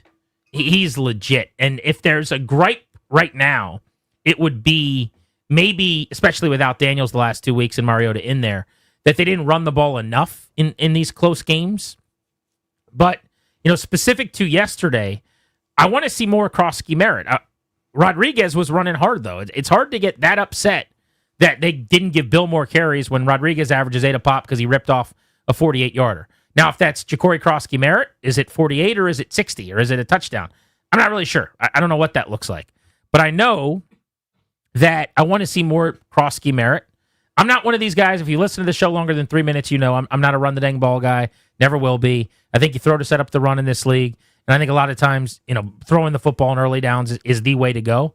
But when you're averaging 6 on the season like JCM is, when you're running the ball as effectively as they are, they're doing a great job moving people up front. Chris Paul's been a revelation at guard. He's a big pile-moving physical dude. I'm a little bit surprised that they're not getting more out of the running game. And that might even be Mariota with his legs too. Like, I just thought in general, from a running back standpoint, they had 3 carries on the edge stuff with Deebo Samuel, if you want to throw him into the mix. It's 19 carries yesterday. And you're ripping them off with Rodriguez and Krosky-Merritt. I'm just surprised it wouldn't have been a few more. But a big part of that, too, is, I'll speak out of both sides of my mouth, they just didn't run a lot of plays. They got over 50 plays at the very end of the football game. Yep. Time of possession until the final few minutes was so lopsided, almost 2-1. It ended up 10 minutes in the negative. But that's part of it. There just weren't a lot of runs, so nobody's going to have a whole lot of opportunities. Yeah, again, and also a lot of it is the way the game is going, too. So you heard in the highlight coming in from break, they were down 31-16. So there's not a ton of time in there to establish the run or whatever. But that was with 10 seconds left in the third quarter. You still have 3 quarters of pretty even football where, at worst, it was 24-13 when you get the ball back. Yeah, I mean, it's still, you're down 2 scores, and using the full 40 and quote-unquote establishing it. I'm with you. But you think if you're down 24-13 with 10 minutes to play in the third quarter, you should go away from your plan? I don't know. I think you're running it for 7 a pop. I think you're running out of time to be diligent. I guess what I mean is You're one drive away from being down by 4 points in the third quarter. and you haven't stopped them once. And you're now down to a couple possessions. After you relinquish the ball in the third quarter, you only have a couple of sort of real-time possessions left. So I understand. But you're also ultra effective. We're arguing as if they were like they're That's trying totally true. to establish the run. They're averaging like 7 yards per carry and not doing it. By the way, they got the ball back, to my point, on that 11-play, 76-yard drive where they were down by 15 in the fourth quarter. You know what they did on that drive? They kept handing it to Bill. Down by 15 in the fourth quarter, and they go right down the field, 76 yards, and score the touchdown. And that's where they pulled to within 7 with like 8.5 to play. The other thing is it keeps the Falcons' offense off the field, in theory. But regardless, it's semantics of kind of how they put it together. I guess my larger point is I thought they were plenty good enough on offense. They ran the ball effectively. They made a couple of explosive plays, 24-yard touchdown to Debo, 16-yard chunk middle of the field to McCaffrey. Ertz had a big 14-yard catch and run. They had some of the comeback stuff for 10-plus to Lane and Martin. When you score 27 on the road and you average about 6 per play, that's got to be a win. And with all those injuries, I think that's a job well done by Cliff Kingsbury. Agreed. That's all you can ask to me. Now, if you had the full complement, minus Jaden Daniels, I would have loved to have seen it. And I might have come away disappointed if you had, just for the sake of argument, if you still had Eckler and McLaurin, who had actually gone to training camp and had more than 2 practices before the season started and didn't hold in before signing a team-friendly deal, or Noah Brown, or everybody else, and you'd come up with that, I might have been a little bit more irritated. But again, given that in crunch time and gotta have it moments, it's Chris Moore. I don't know what you're supposed to. I don't know what's supposed to happen. It's adorable to yell next man up, but there's a reason certain guys make $30 million. You know what I mean? I think given what they had yesterday, that is as well schemed up and well designed and as productive as you probably could have been against the Atlanta Falcons. Jaden Daniels is likely going to play against the Chargers. We will get you the audio of Ian Rappaport saying as much this weekend and let you know what Dan Quinn had to say today. You're going to hear from Quinn at 6 o'clock here on The Fan today on Grant and Danny. And coming up in 20 minutes, Jay Gruden, former head coach in town, his thoughts after watching the film right here on G&D.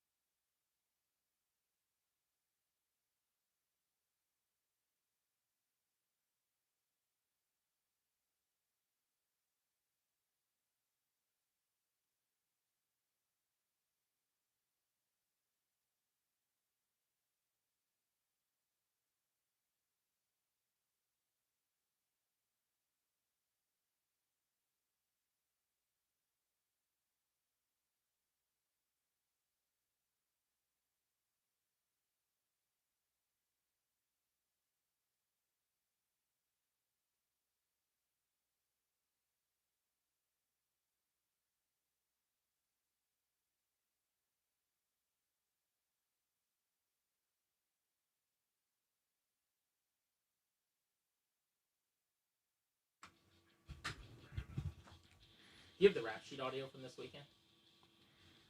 With Danny, I'm Grant. This is The Fan. We are taking you up to 6:30. 5 o'clock, Jay Gruden, former head coach here in the nation's capital.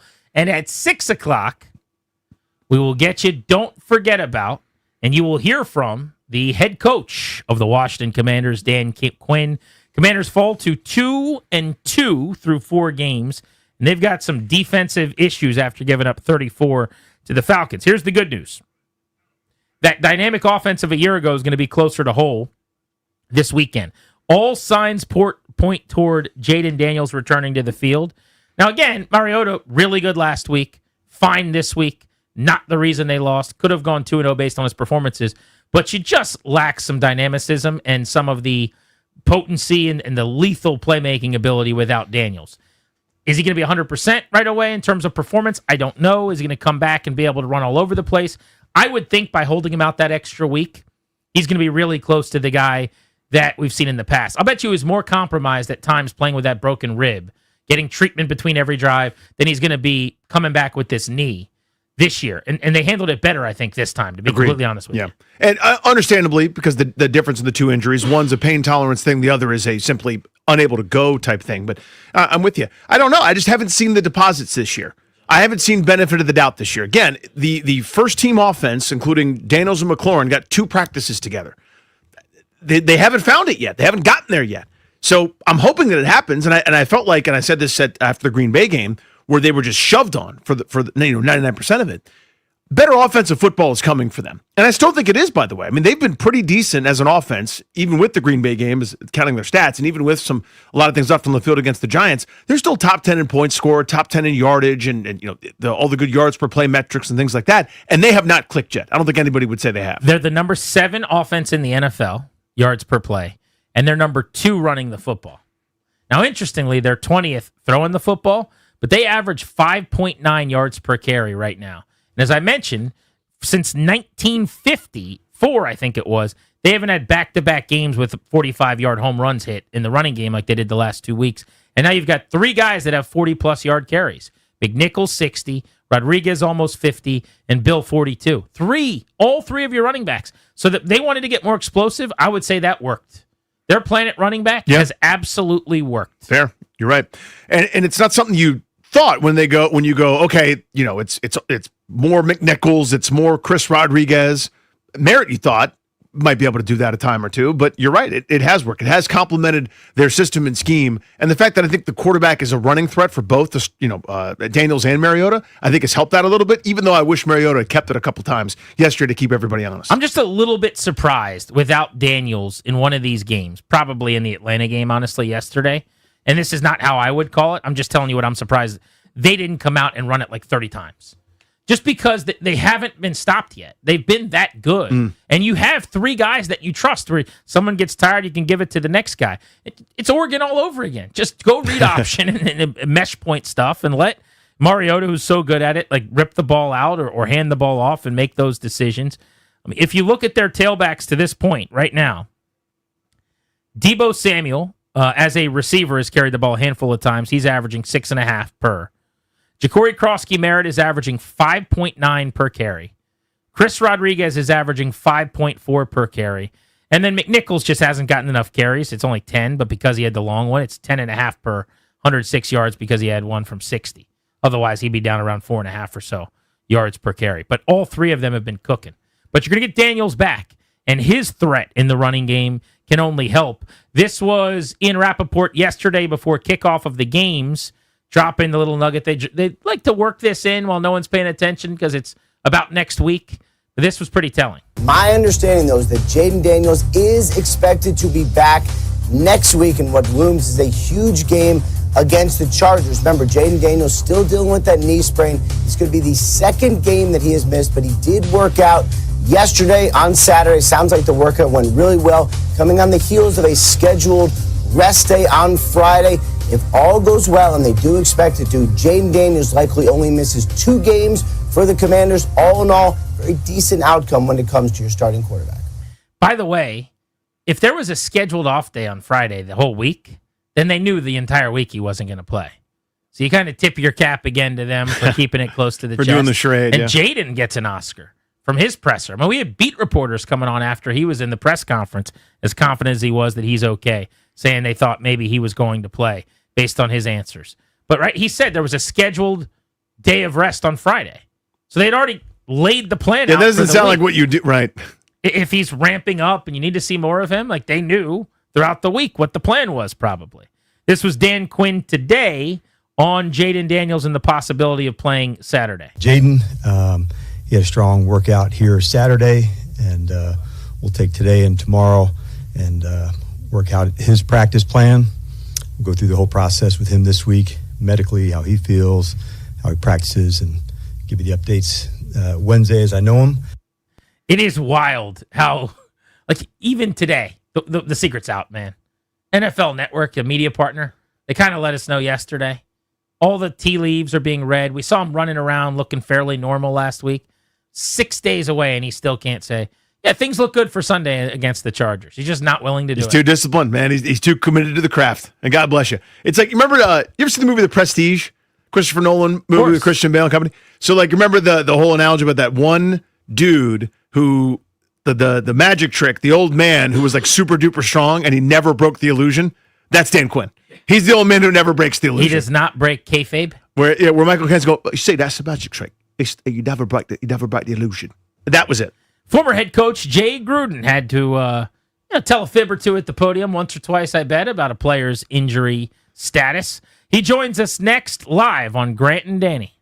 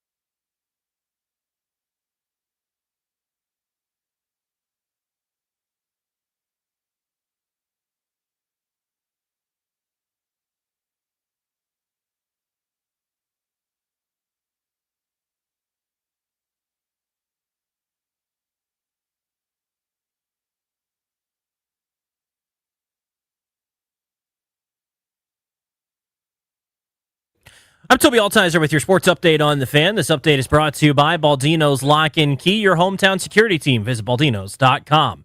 In the NFL, the Commanders fell to 2-2 with their loss to the Falcons yesterday, 34-27. They'll go on the road again next week, taking on the Chargers in L.A. Injuries coming out of the matchup last night. Defensive end Javonte Jean-Baptiste is out for a while with a pec injury. He's going to go on injured reserve. Also, right guard Sam Cosmi is, quote, getting closer to his practice window being open. No word on what that exactly means. Jaden Daniels, an update on him. Ian Rappaport said before the games yesterday that Jaden Daniels is expected to be back out on the field next week against the Chargers.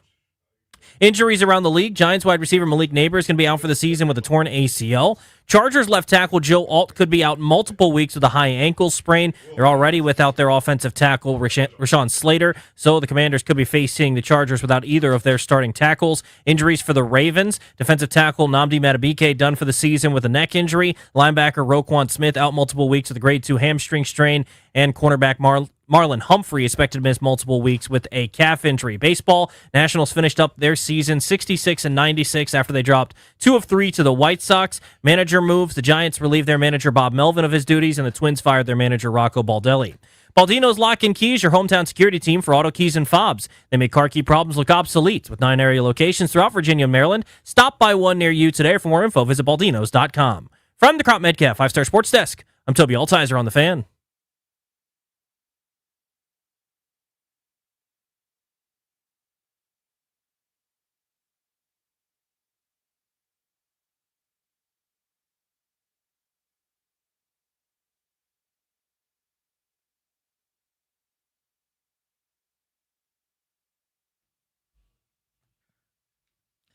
Welcome back, Grant and Danny on The Fan. We're going to the Rude guest hotline. Rude, the most reliable heating and air conditioning products in the DMV.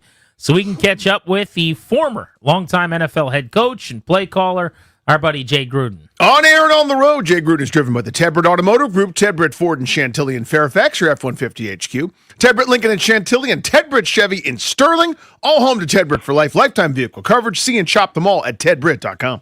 Jay, 2-2 for Washington. At home, they've won convincingly twice, and on the road, they've looked like a completely different team. What'd you see yesterday when you put on the film? I saw Atlanta get off to a pretty quick start. You know, they got Bijan going, they got the running game outside zone going, and there was a lot of missed tackles, a couple missed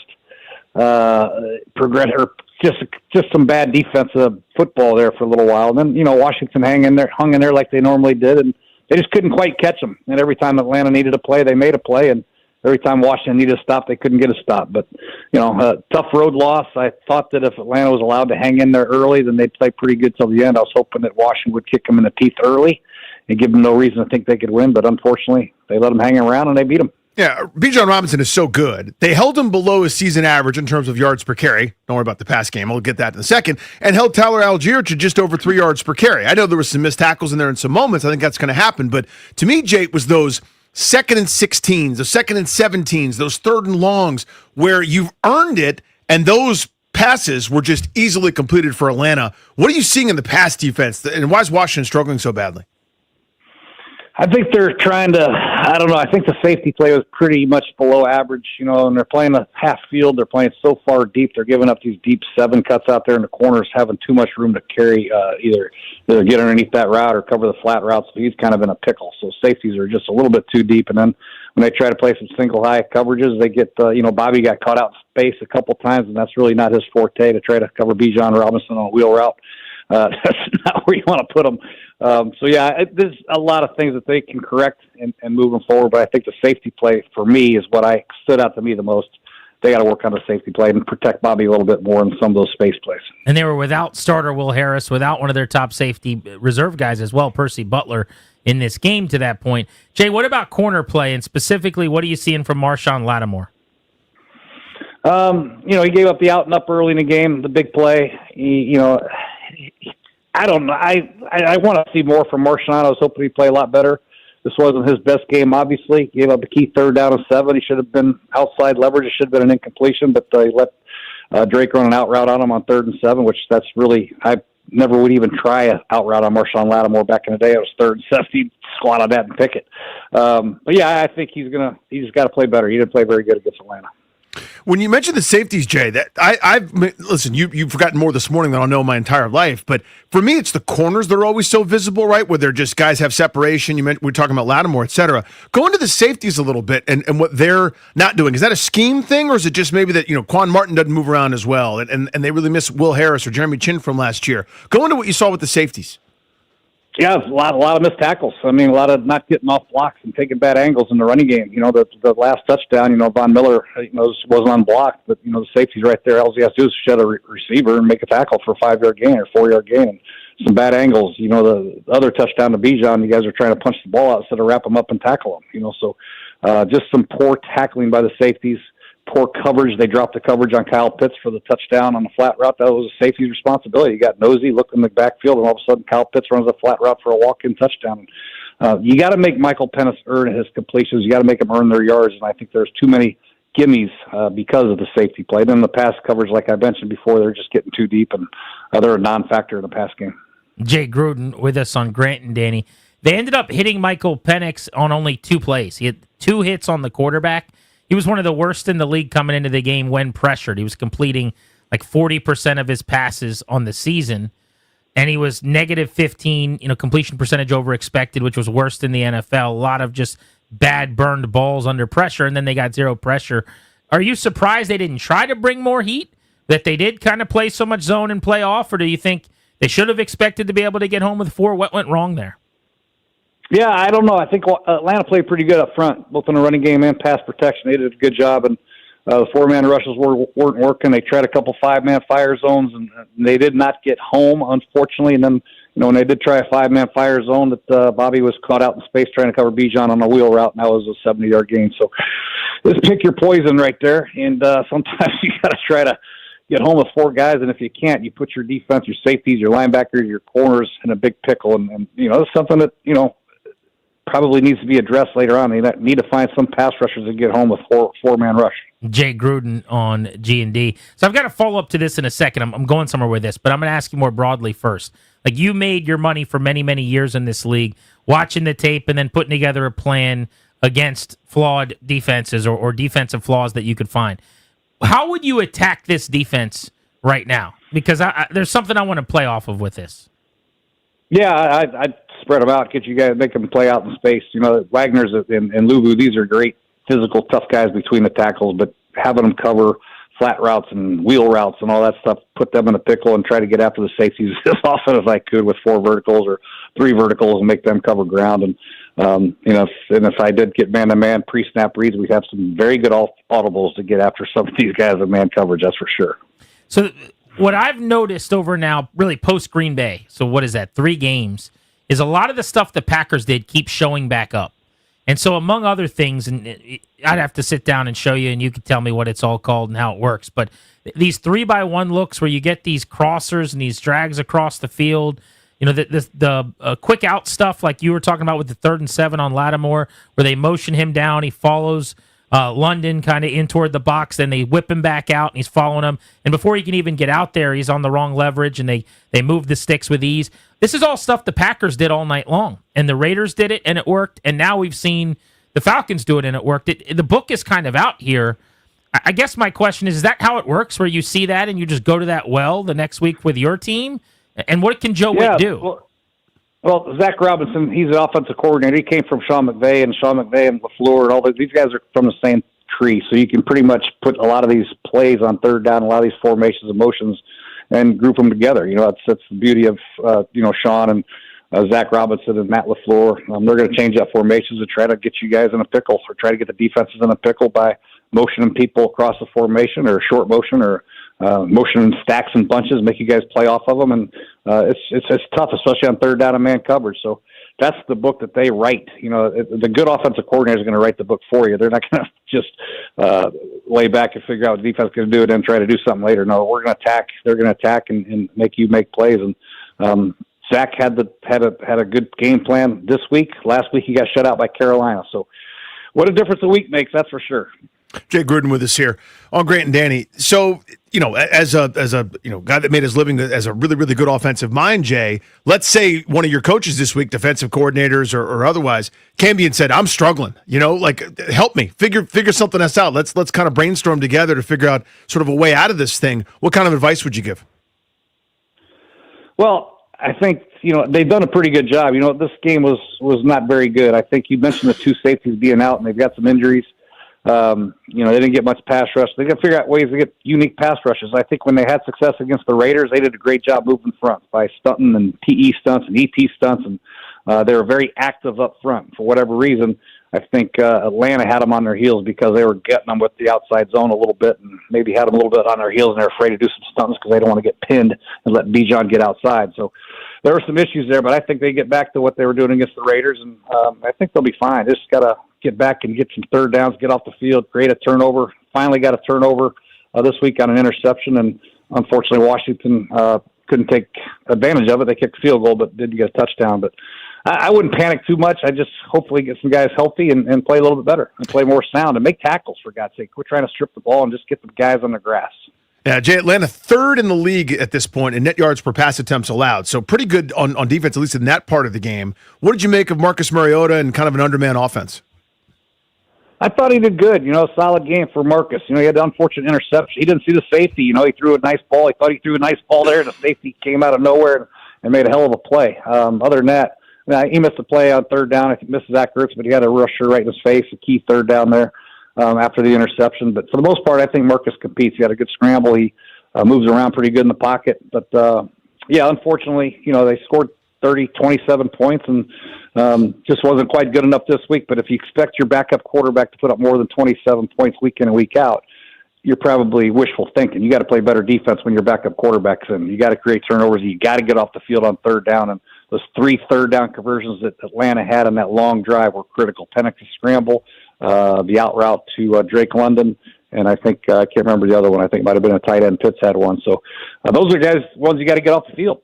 Yeah, Pitts 22 and 26-yard catches in the game. Jay Gruden is with us on Grant and Danny here on The Fan. Jay, if you have a back who's completely dynamic and every time he touches the ball he's getting 4 or 5 more than is blocked up for him, he's averaging 6 per on the season like he's playing in the Big 12, but maybe you don't trust him in pass pro, how do you have your cake and eat it too here where you get him on the field as often as possible and get him more carries without that part of his game being exposed, or can that just not work? Well, you're going to want to throw the ball eventually with him in the game, right? So he's got to work on it, but he is explosive. He's done some really good things, and I think right now as a rookie, he only played 1 game last year in college. I mean, I think it might take some time where he'll earn his reps, and he'll get more and more reps as the season goes on. I mean, Rodriguez had a couple of big hits as well, and they're going to try to use Devo to get some touches as well. But this kid, if you can't pass protect, you're not going to play for many offensive coordinators because that is a key part of the game. People are going to rush a safety. They're going to rush a nickel. You're going to have to pull up and pick them up, a linebacker through the A-gap. This is a very important part of the game, almost equally as important as running the football. So once he gets the pass protection down, he's more confident, then I think you'll see more of him. Speaking of running it, they've thumped pretty good here of late, especially with kind of this 2.0 version of this offensive line where they made a couple substitutions. Chris Paul in there at left guard for one. But what have you kind of made of this offensive line as they're going forward here at this point? Yeah, I think Chris Paul's played good the last 2 weeks. He blew a protection that kind of hurt him a little bit in the sack. But for the most part, I think they're playing more physical up front in the last couple of weeks, running the football against Atlanta and against the Raiders last week. So that's impressive, and that's what has to take place. I think Washington moving forward has to be the team that has the ball control and control the clock and convert on third downs, keep drives going, and keep that defense fresh. When that defense is fresh and they're running around, they're a hell of a lot better than when they're playing on the 14-play drive. They get exhausted, and the strength of Washington's defense is their effort. And when they can't play with great effort, they're very, very average, below average defensive football team. So very important for them to keep the running game going, to keep that defense fresh. Sounds like the Commanders are flying out to L.A. early. I think they're going to go out like Thursday afternoon, evening, something like that. They have a practice out there on Friday. How did you handle trips to the West Coast or cross country? I did them normal. I always thought Friday practice was so important. I want to get the most out of it. I don't want to go in a weird place and do it and figure out how to get dressed and showered and all that stuff. I wanted to make sure I got my Friday practice at home and get the hell out of there Saturday morning early and play and fly back. What the hell? I don't know. I don't think you really adjust to the time of going out there a day or two early. I could be wrong. I could have screwed it all up. Maybe I did. But I just like to do it normal. I make sure I got my good Friday practice and my good Saturday morning walk through and get the hell out. In terms of this, this game going forward, it looks like Jaden Daniels is on his way back, et cetera. What's fair to expect from him with a couple-week layoff and, hadn't shown as much as he did last year through the first couple of games when he did play? I expect him to be great. I mean, he's a great player. So, greatness travels, and he'll be fine. If he's 100% healthy, he's going to do things with his legs and things with his arm. I just hope the people around him play good. Debo's got to continue to play good. There's got to be another receiver to step up. I don't know who that is going to be. Is it going to be, McCaffrey's done a couple of good things. Moore had a big drop, and, they tried to target him on a fade ball. He's gloved up. Somebody else has got to step up. So hopefully that happens, and the Commander offense is clicking and keeping the Charger defense at bay. Jay Gruden on Grant and Danny. Let's go around the NFL here for a few minutes. Start with the Sunday Night Football game that ended in a 40-40 tie. If they name you commissioner for a day and you're in charge of operating overtime the way that you would like to, what would the rules be, and would there be ties? Well, I think the rules for the Super Bowl should be the rules they are in the regular season. Each team gets a chance to have the ball, and the team at the end of that one possession is the winner. And if it's keeps going on, it could end up at a tie if nobody scores. But we had that in the Arena League ever since I was in the Arena League, and it's a great rule. I mean, because usually if the first team scores a touchdown, the team that scores coming back, they're going to go for two to try to win it, and the game will be over. If they kick a field goal, then that's, So you're okay with like last night, which was 2 field goals, and the clock expired, and it's just a tie? Yeah, that happens, yeah. That doesn't happen very often, but 2 very long drives, a long drive by Dallas, and Green Bay screwed up the clock there at the end. Shouldn't have been a tie, but yeah. I'm team no ties ever, Jay. I think they're ridiculous. I don't want to have a 10-yard line or a 2-point play to decide it. I don't really like that. I don't know. I think. What about college? Play normal play. Why can't you go from like the 40 and we just go back and forth till somebody wins? Yeah, you could do that. I just don't. I don't know. I don't know. It's like to have it regular quarter. Start another quarter like they do in the Super Bowl. You're not going to have many ties if that happens if you do it like that. That's true. That's what I want. I just want to play football. It's the weirdest concept I know, and it bothers everybody. They always want a gimmick. Just play another quarter of football. I just never want to look at the standings again and see the and one, 1 and 2 and 1. Like, that's soccer, man. We need wins and losses. Yeah. Yeah. It's for reserved for sports where you play 100 of them or whatever. Like hockey has it too. Exactly. Why? I asked someone else this earlier. I want to get your take as someone who was in the league for so long. Why do you think the results early on in the season, like September, it seems like, I know maybe I say this every year, but it feels like on an extreme level. Like, just take Atlanta, for example. Last week, they looked like the worst team in the NFL, getting shut out on the road at Carolina. This week, a buzzsaw, apparently. Defensively, really, really proficient, and offensively, they moved the ball against Washington. Why the variance to such a high degree early in the season in your mind? It doesn't feel like just for Atlanta, but it feels like for everybody. Yeah, I don't know. It's hard to figure out. I mean, look at Carolina. They beat Atlanta 30-0. They go back and they lay an egg and get their ass beat this week. So, I mean, it happens. I can't put my finger on it. Typically, the teams with great trigger men don't have a lot of regression. They stay pretty good. That Josh Allen's, they might have a tough quarter or two, but at the end of the day, the great trigger men are going to allow you guys to win. You know what I mean? And very good defenses are always going to keep you in games as well. The teams that struggle week in and week out are teams that don't play very consistent football. They don't play consistent at the quarterback position.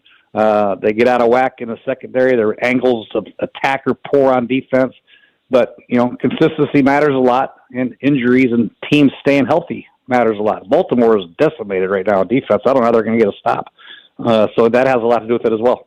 What did you make of Jackson Dart's debut? I know the Giants got a win over the Chargers, but they only had 250 yards. I think 3.6 per play. Pretty gross offensive outing for them. But he gets a win in his first outing. Yeah, he uses legs, and that's something you would hope Russell would have done. But, if you're going to be a young quarterback and you're going to struggle to drop back passing game, you better be able to run and get some first downs. And that's what he did. He had a scrambling touchdown, and he had another long run with his legs that kept the drive alive, which enabled him to get another touchdown. So that is key, and they're playing good defense. So protect the ball, use your legs, and get the ball in there when you can and let the defense carry you until you get more experience where you can carry the defense. You mentioned the Ravens. Their opponent, the Chiefs, have looked good all of a sudden, kind of off the mat rather, over the last couple of weeks. How much of that is they played a beat-up Ravens defense, and maybe they found something here and scoring 37 points? Well, a lot of people put them on the map. They lost 2 games to 2 pretty good football teams. But the Chiefs are always going to be in contention with that quarterback. I just mentioned quarterback play. So, yeah. And they got Hollywood Brown back, and they're getting a couple guys. Pacheco looked like he was running a lot better. The offensive line is gelling a little bit more. So, but it does have a lot to do with Baltimore's defense. They're not very good. A week ago, they got crushed by Detroit, and they got crushed again by Kansas City. And they're probably going to get crushed again next week, whoever they play, because you lose your starting corner, your starting 3 technique, your starting middle linebacker. It's tough. I know, it's tough. 2 young quarterbacks I want to ask you about progressing. The Patriots are 2-2, hung 42 yesterday. Drake May, 3 incompletions. He's leading the NFL with a 74% completion percentage. What are you seeing from him? Yeah, just what you hope. You're just steady progression, and he's getting better and better every week. The guy, you can tell, works his ass off at it. He works hard. When he's not on the practice field, off the practice field, he works just as hard. And preparation matters. He's being more prepared for these games this year.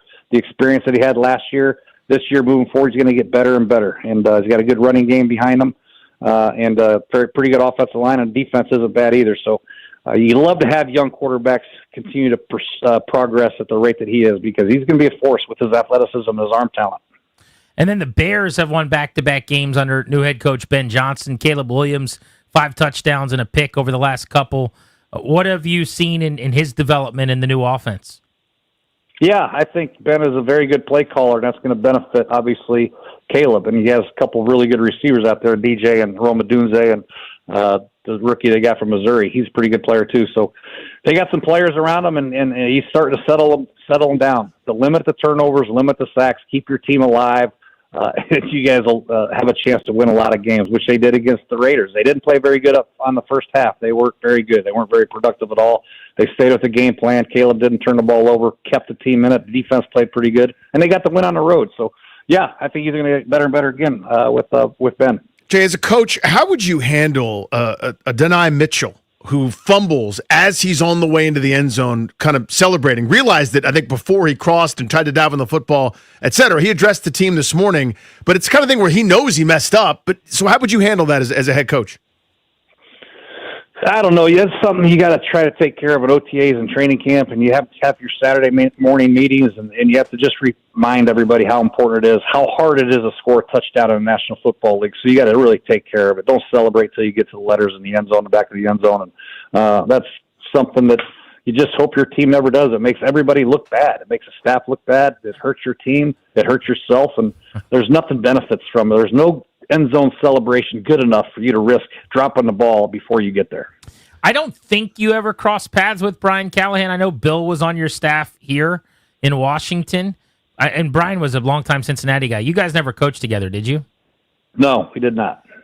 Man, is it a rough go of it? I would not want to be him right now. So his rookie 1-1 pick was 10 of 26 for 108 yards and a pick. They're 0-4. He's given up play calling duties. I guess maybe the way to go with this is, like, what advice would you give a young guy trying to find his way who's already given up play calling duties, offensive-minded guy, head coach in this league, and how much trouble you think he might be in with a bad Titans team that got blanked yesterday? Well, they had a pretty good quarterback, Will Levis. Everybody thought he was the guy and benched him for Cam Ward, and they've scored 51 points in 4 games. And they can't protect and they can't run the ball, so they're putting a lot on Cam Ward's plate. This is a lot to ask a young quarterback. Hey, we're not going to run the ball worth a damn, and we're not going to pass protect for you either, and we're probably not going to play very good defense. So here, good luck. Here's the game plan. You're going to get hit 15 times. You're going to have nobody open, and you're going to be trailing by halftime by about 20 points. So he's got no chance right now, Cam. Just got to try to stick with it and try to help him a little bit, but get the running game going somehow. But right now, I don't see them getting better anytime soon. Jay, awesome as always, buddy. We'll talk to you next week. You got it. Thank you, guys. Be good, Jay.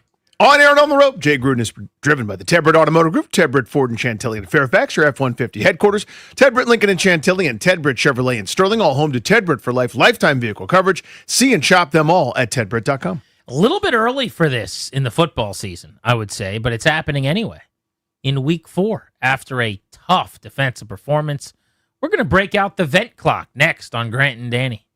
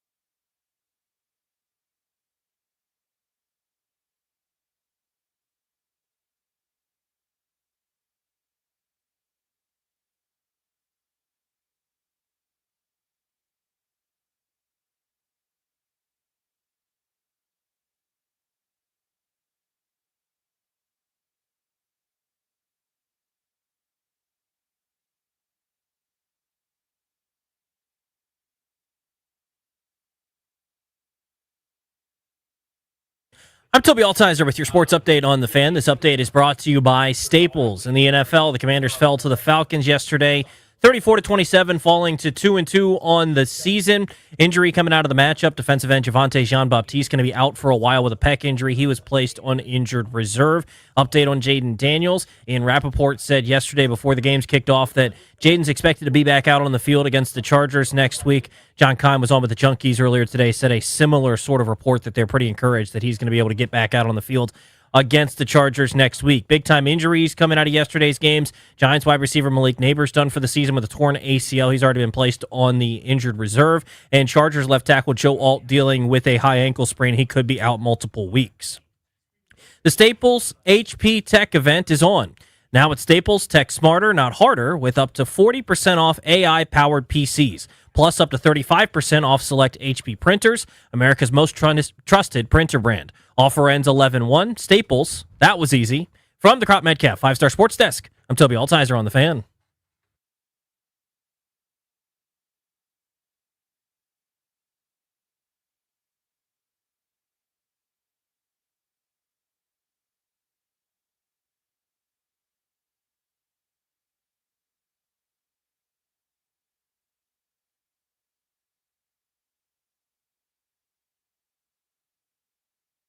Dan Quinn at 6 o'clock on Grant and Danny here on the Fan.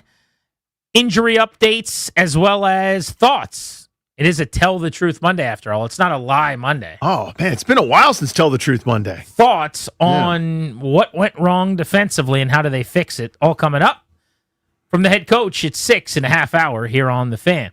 I think it's a little bit early to do this. I'm going to be honest. But I'm not the only one in the room here, and there are some other people who think that we should do it. And so, if nothing else, I'm a team player, and I will play along today. I will give you a vent clock. The Commanders are 2-2. They're not 0-4, which is you would think when we would normally do the vent clock, when things are really off the rails. But hey, I'll give you some defensive vent clock stuff, because I was really mad watching that game yesterday. It was pretty ugly. But Danny, tell people how the vent clock works. You get 30 seconds. We play the same little beat in the background usually from a Bruno Mars song, right? Where it's like he's doing the halftime show at the Super Bowl, but he needs a bunch of help in like the ensemble because he can't carry it himself. Anyway, you do your 30 seconds on the clock. You say whatever's on your mind. It pisses you off about the foosball team, about the construction, about the coaching, about the timeout usage or lack thereof. Whatever bothers you, you get it out in 30 seconds, then you say goodbye. That's how you do it. 800-636-1067. I think we'll give the people 45 seconds. Whoa! I mean, 30 just, you barely start talking and you're done. We'll give you 45 seconds to work with on the clock to vent about whatever it is that is annoying you after a road loss and a 2-2 start to the season with mounting injuries for the Commanders. So, Danny, you get the first crack at the vent clock. Toby, you are on deck. Ryan, you are in the hole. And we will get started now. 3, 2, 1, and go. Marshawn Lattimore, you stink at football. You should have been released by this front office. Don't forget about you guys. I'll get to you in a second. Charvarius Ward, Carlton Davis, DJ Reed, Brandon Stevens, Nate Hobbs, Christian Fulton, Jordan Lewis, Dante Jackson, Mike Hughes, Isaiah Rogers. All guys making less than Marshawn Lattimore, all outperforming him. He's terrible, and you brought him back because you traded for him. I get that. Now to the front office. I don't know what the plan was. Actually, I do. We'll stop the run, and that somehow will make you stop the pass. That doesn't work. How you fare on 3rd and 7 is how you do as a defense. The plan was bad. The execution, therefore, is bad as well. There is no answer in that locker room. It's not as if playing Noah Igbenogany is going to solve any of your woes. You can't play man. You can't play zone. There is nothing that you can do to slow down passers. And guess what? You're going to play a few of them as the season progresses. You are doomed in that regard. Attaboy. Thank you. That's how the vent clock is done. You can call us to vent at 800-636-1067. 45 seconds on the clock. Toby, turn your hat around here. This is going to be... This is Toki time. This is a Toki time. I think you know. Yeah. Oh, he's spinning it around. It's a Hokies hat, too. By God! They got a big win this past weekend. That's Toki's music. Who they beat this weekend? NC State. By the way, the boys don't look terrible anymore, Toki.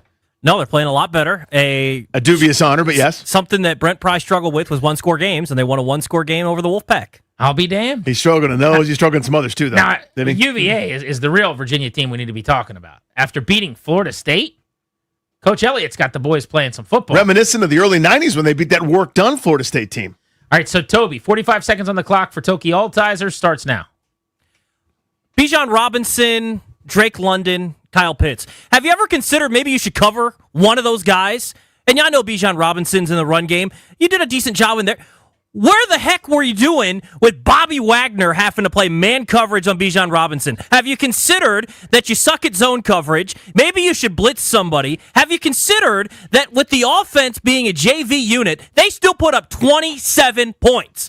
27. And you couldn't win against an offense that, oh yeah, they lit up the Panthers, right? I mean, they surely had to kill a team that's terrible. They scored 0 against Carolina and put up 34 on you because you couldn't cover anybody or stop anybody. What was your plan? How in the world did Michael Penix look like a left-handed Tom Brady against you yesterday?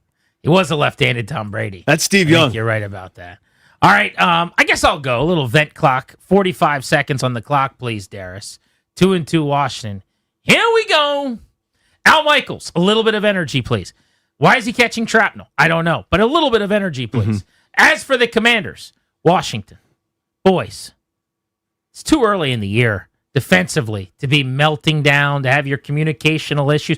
This is a week 7, week 11 problem. What are we doing in September? Already just curling up into the fetal position. I know there's some injuries. I understand that. I can't have Bijan Robinson running free for 69 yards. I can't have Drake London going for a bill in the same game. Joe Witt, whenever you're ready, a little bit of pressure. Have you ever heard of blitzing? Have you ever heard of bringing a little bit of extra body here or there to get to Michael Penix, who's terrible against the blitz, terrible against pressure? Zippy pass rush in this football game for the Commanders. I mean, maybe Joe Witt needs to channel his Coach Yost. I don't want them to gain another yard. You blitz all night. If they cross that line, I'll take every last one of you out. You make sure they remember forever the night they played the Commanders. Well, they'll remember it down there in Atlanta. They'll celebrate it. The way that we live is not for everybody. Yeah, like anyone who likes good defense. That's primarily who the way you live for is not working out right now. The way we live, the way we play is not for everybody. Like people who are ranked high in any kind of statistical measures. In the top third of the league.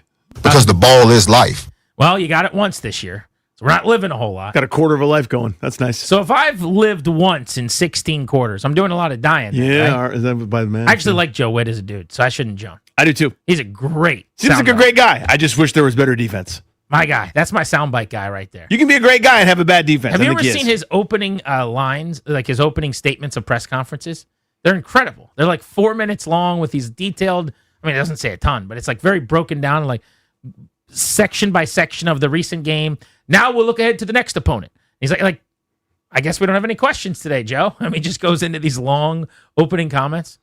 I love Joe Witt at the podium. Let's get some things together now. Coordinating this defense, coaching them up.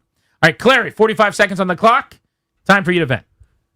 I'm so sick and tired of watching Ja'Cory Krosky-Merritt sit on this bench. Meanwhile, he is one of our, if not the best running back in this room, the best running back that we have had in quite some time. I need Bill season, and I need it now. Let's talk about this defense. Oh, wait, let's not talk about this defense because the defense sucks. It sucks. This defense is terrible. It reminds me of the 2018 Flight Marshals team that everyone had to retire from. Josh Norman this, DJ Swearinger that. They stunk. They stunk. This team stinks. I cannot take this anymore. This defense sucks, and defense wins championships, and also defense loses you games.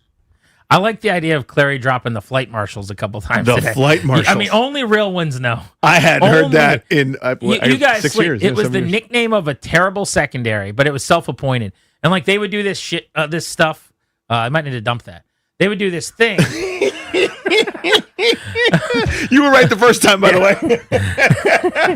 They would do this. That's the third time he said that on the radio, by the way. In how many years? No, you're not gonna. You're not even gonna believe me, so it doesn't matter. I was not saying that. It was like a 2 words combined situation. Yeah. They would do this stuff where they would basically. What kind of stuff? they would take their like fake wands, like out on the runway, and like direct the traffic as the flight marshal. Darius, what are you giggling about over there? What's so funny? I don't understand what's so funny. I mean, you're just a loose cannon. You're a loose cannon. One vent clock is all it took, and now all of a sudden the rules are out the window for you. I was saying stuff. I don't even know what the other word I was combining. Yeah, what's the other word? I kind of was like half in between, half out, and that's it kind of like stopped at a syllable, and it just sounded like the word. Yeah. It wasn't actually the word. Oh, man. Toki thinks it was the word. I don't think it was the word. Real quick, raise your hand if you think it was the word. There's a lot of hands That's in the four air. hands up. It was a, how do I describe this? A word you can't say on the radio? No. I half said a word, and it sounded like something else. Let's go to Josh in Upper Marlboro. Oh, buddy. Hello, Josh. Hi, Josh. Hello, I am ready to vent. Okay, so I am at my wit's end. See what I did there? Oh, with I do, Joe yeah. Witt? Very good. Mr. Arrive Violently has almost no one arriving violently right now, and that's super annoying. I am annoyed that Grant Paulson just had to dump some very funny audio, but I'm glad I got to be on hold so I can hear it live. Yeah, I'm the dump button that doesn't work for you when you're on hold. So there you go. So you know what he said, Josh. I do. I'm annoyed that DQ is a great coach with terrible clock management. I'm annoyed that Danny won't say left hand up. I'm annoyed that he still owes us a field goal challenge from like 2 years ago. I'm annoyed 7 years ago. 7 now, yeah. I'm annoyed at how much Grant loved Ben Johnson and talked about him for 74 years, and then Ben Johnson sucked, but now he's okay, so it somewhat validates Grant. I'm annoyed that I have 3 kids in the back seat that made me go to McDonald's and Chick-fil-A on the same drive home, from home. By the way, that was an incredible vent clock. But since you did hear the thing on hold, acknowledge that what I'm saying is true. I was stuck between 2 words, and a weird sound came out. No, that's just not true at all. You definitely needed to be dumb. Do you have a Ben Johnson alert for him? He's earned it. By the way, he said Ben Johnson was not good. Now he's when was he not good? When they were 0-2, and I'm sure they're he like, wasn't can good. he and Caleb talk to each other, and they look terrible? No, it's a week-to-week league, He's man. lifting up the biggest boulder of all time. Oh, stop. Ben Johnson alert. Ben Johnson alert. 2-2 record for Ben Johnson, by the way, through 4 games. He did the thing where they did the stumble play yesterday. It didn't work as well with the Bears, but that was cool. Did anyone see the fake flea flicker? No one's ever done that before. You've never done that before, Danny? I know Darius has never called that on Madden. Fake flea flicker. Awesome. That was really cool. Now, is he a jerk? It seems like he's a jerk. It seems like he is a tool. He's like yelling at sideline reporters. He's not shaking Jared Goff's hands after games. I'm not telling you I admire the way the guy acts. But he can coach up that offense, though, can he? Can he, Danny? He can scheme it up. How much better does Caleb Williams look? Much better. By the way, he should be an OC forever. Leader of men. They're loving him in the locker room. You see the post-game speeches? He's killing the game. I'm sure. The Bears are doing this great bit. Have you seen this? So they're showing Matt Eberflus's speech after his first and second wins, and they're juxtaposing that with Ben Johnson's. And I got to show you the video. It's the funniest thing in the world. Matt Eberflus is like, "Man, I'm just proud of you. And I want you to know, eat some steak tonight and think about this family we're building." And Ben Johnson's just like getting dumped by Darius left and right, just going in, talking about the air marshals or whatever. The air marshals. The street marshals. The flight marshals. The Vent street clock, prophets. 800-636-1067 if you want to vent. Just don't say any bad words. Grant and Danny on the Fan.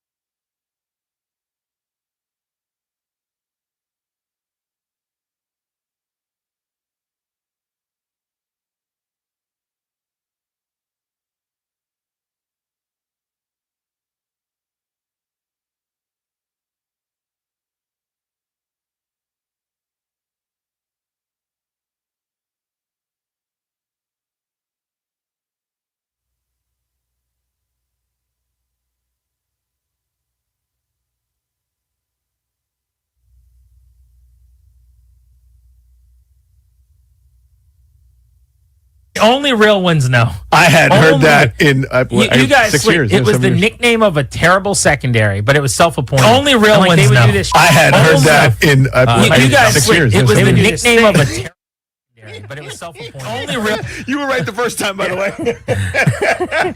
They would do this. That's the third time. Grant and Danny on the Fan. The words bit, they would do a bit, but also they would do this stuff, kind of came together. And it rhymed with wit, Joe Witt. But it was really bit and stuff that got the better of it. They got and they would do this this stuff. You got to play the aftermath of Danny just losing it. They would. It was the nickname of a terrible secondary, but it was self-appointed. And they would do this this stuff. I might need to dump that. They would do this thing. You were right the first time, by the way. They would do this. That's the third time he said that on the radio, by the way. In how many years? No, you're not gonna. You're not even gonna believe me, so it doesn't matter. I was not saying that. It was like a 2 words combined situation. Yeah. They would do this stuff. All right, so here's one of 2 things happened, Danny. Either for the first time in 15 years doing this show together, not even emotional, not angry, not super invested, just sitting here calmly on a day where all I've had to eat is a salad and my blood pressure's perfectly fine. I just decided to be willy-nilly and loosey-goosey and drop an S-bomb. Or, when I was saying they would do this, the word I use all the time there is bit, I go to audible to stuff at the last possible second, and another word comes out. One of these 2 things, jury, just took place. Either I did something I've never done in 15 years on the radio. To say that you've never done it isn't No, totally different thing. Our second show ever. First show ever, the first hour. Might have been. I thought it was the second, but I'll take your word for it. I said the S word, but I didn't know you weren't allowed to say it on the radio. Right. So that was not an accident. I purposefully said it 2 times. As a matter of fact, in consecutive sentences, twice. And nobody knew any different. Everyone went, and I went, yeah, totally. That's right. Looking at AJ like, hey, somebody should probably do something. I had no idea you couldn't say it. I'd listened to the radio for years. The junkies have said crazy things. Chad had said insane things, right? And been entertaining and funny and said wild stuff. And I was like, okay, the S word is not as bad as those things. It doesn't seem as bad. So 15 years, I've never accidentally slipped up and cursed. Today was the day, apparently. Yeah. Or I was saying bit and stuff, and that came out. I honestly think it's that. I have done word stumbles a billion times. No, that's all. I had this. That's my one dump. There are other times where I was teetering on something and Thom dumped everything that if you blink twice he would dump. But that deserved to be dumped. That was correct. Was I said that same word trying to do the same thing that you just did? Not necessarily bit and stuff. What words were you combining? I don't even remember, honestly. But it was the same kind of. I stumbled. I was and I said the obviously thing that you can't say. And they would do this. Yeah, like that. This doesn't need to be a reoccurring a soundboard. Well, there's very little audio of you, and the vault. There's plenty of me messing up. This can be your mess up. And they would do this. I don't have a problem with my mess up in the soundboard. I don't like being known as this vulgar cursing guy. Well, that's your brand. This is exactly. That's who you are. It's the opposite of my brand. Yeah, the guy that's in the press box looking down on the regular focus. He says this. This stuff. Do this. Yes. Yeah, he says nope. I say stuff. Nope. That's what I say. And they would do this this stuff. You know what? I'm just going to, no one will remember. I'm just going to tell people this is the inappropriate things where they just put bleeps in where they don't need to be. He's just bleeping out a word that wasn't a curse word. How do you know any different? You don't know they would do this. Does kind of sound like the word. Yeah, I mean, and it was clear. It was clear too. It was clean. Let's go to Mike, who's in Woodbridge on Grant and Danny. What's up, Mike? How are you? Oh, good. Thanks. Good evening. Yeah, I was on hold and I didn't hear the final consonant. Good. I kind of stopped short. Really? Yeah, so I didn't. I didn't hear the last consonant, but it clearly sounded like he was going to say the word, but I think he stopped himself before he completed it. Mike, you can have a seat on my jury anytime. Wow. Forgiving. Let's give him 45 seconds on the clock for the vet clock. Mike, you are ready, and let's go. Okay, the Washington football team Commanders had established themselves as a top-tier team last season, and they were one game away from the Super Bowl. So clearly they're on everyone's radar. They have to up their game. They could have won against Atlanta, but I feel they were just outcoached, that they were too predictable, and they got to go up and play as a next top-level team. I'm watching to see how they play against the Detroit Lions and see if they can beat them again. That's all I have to say. Appreciate you, Thank you, buddy. buddy. Thank you. Joe Alt, high ankle sprain is the report. He's going to miss several weeks.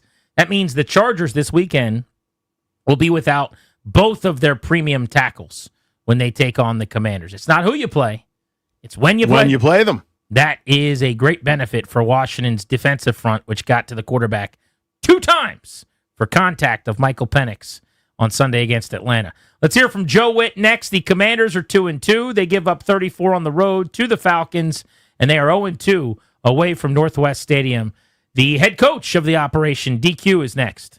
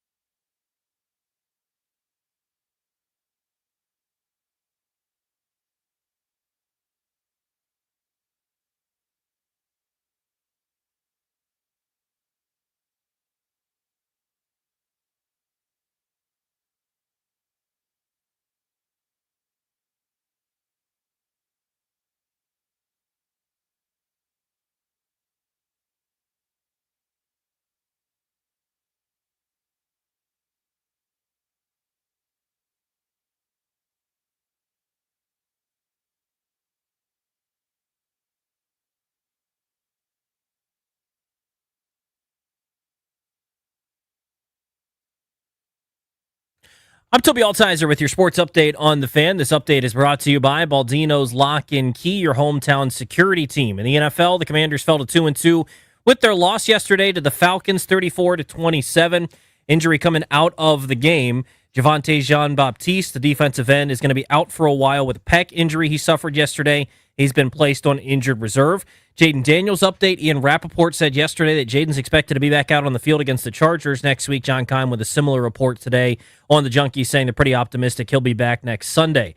Injuries around the league. Giants wide receiver Malik Neighbors out for the season with a torn ACL. Chargers left tackle Joe Alt could be out multiple weeks with a high ankle sprain. They're already without their other tackle, Rashawn Slater. Commanders take on the Chargers next week, and they could be without both of their starting tackles. 3 significant defensive injuries for the Ravens. Defensive tackle Nnamdi Madubuike is done for the season with a neck injury. Linebacker Roquan Smith out multiple weeks with a grade 2 hamstring strain. And corner Marlon Humphrey is expected to miss multiple weeks with a calf injury. Baseball, Nationals wrapped up their season, finishing 66-96 after dropping 2 of 3 to the White Sox to finish the year over the weekend. Baldino's Lock and Key is your hometown security team for auto keys and fobs. They make car key problems look obsolete with 9 area locations throughout Virginia and Maryland. Stop by one near you today, or for more info, visit baldinos.com. From the Crop Metcalf 5-Star Sports Desk, I'm Toby Altizer on The Fan.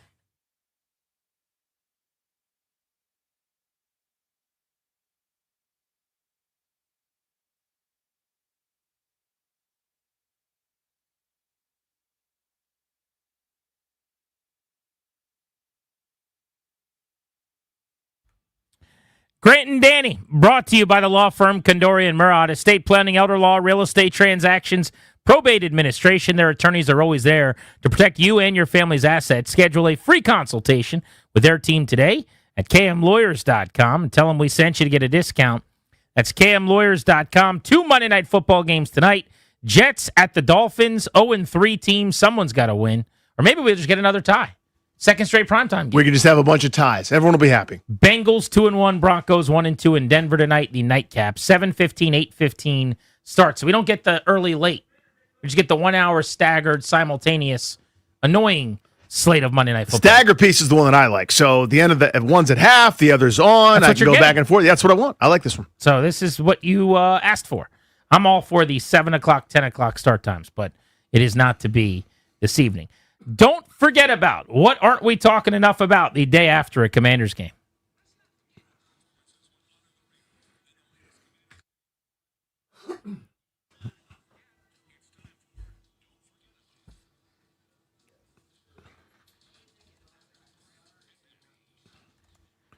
Don't forget about Luke McCaffrey and Jalen Lane. Signs of life from the young wide receivers. Back-to-back games with a touchdown catch for Luke, who had a big kick return. Jalen Lane, couple of catches, 18 yards, also had a 30-plus yard reception, brought back for a holding penalty, and got wide open on a deep ball that should have been a touchdown that was intercepted. Do not forget about the fact that for 4 straight games, and you'll ask me, how many games have they played this year? 4.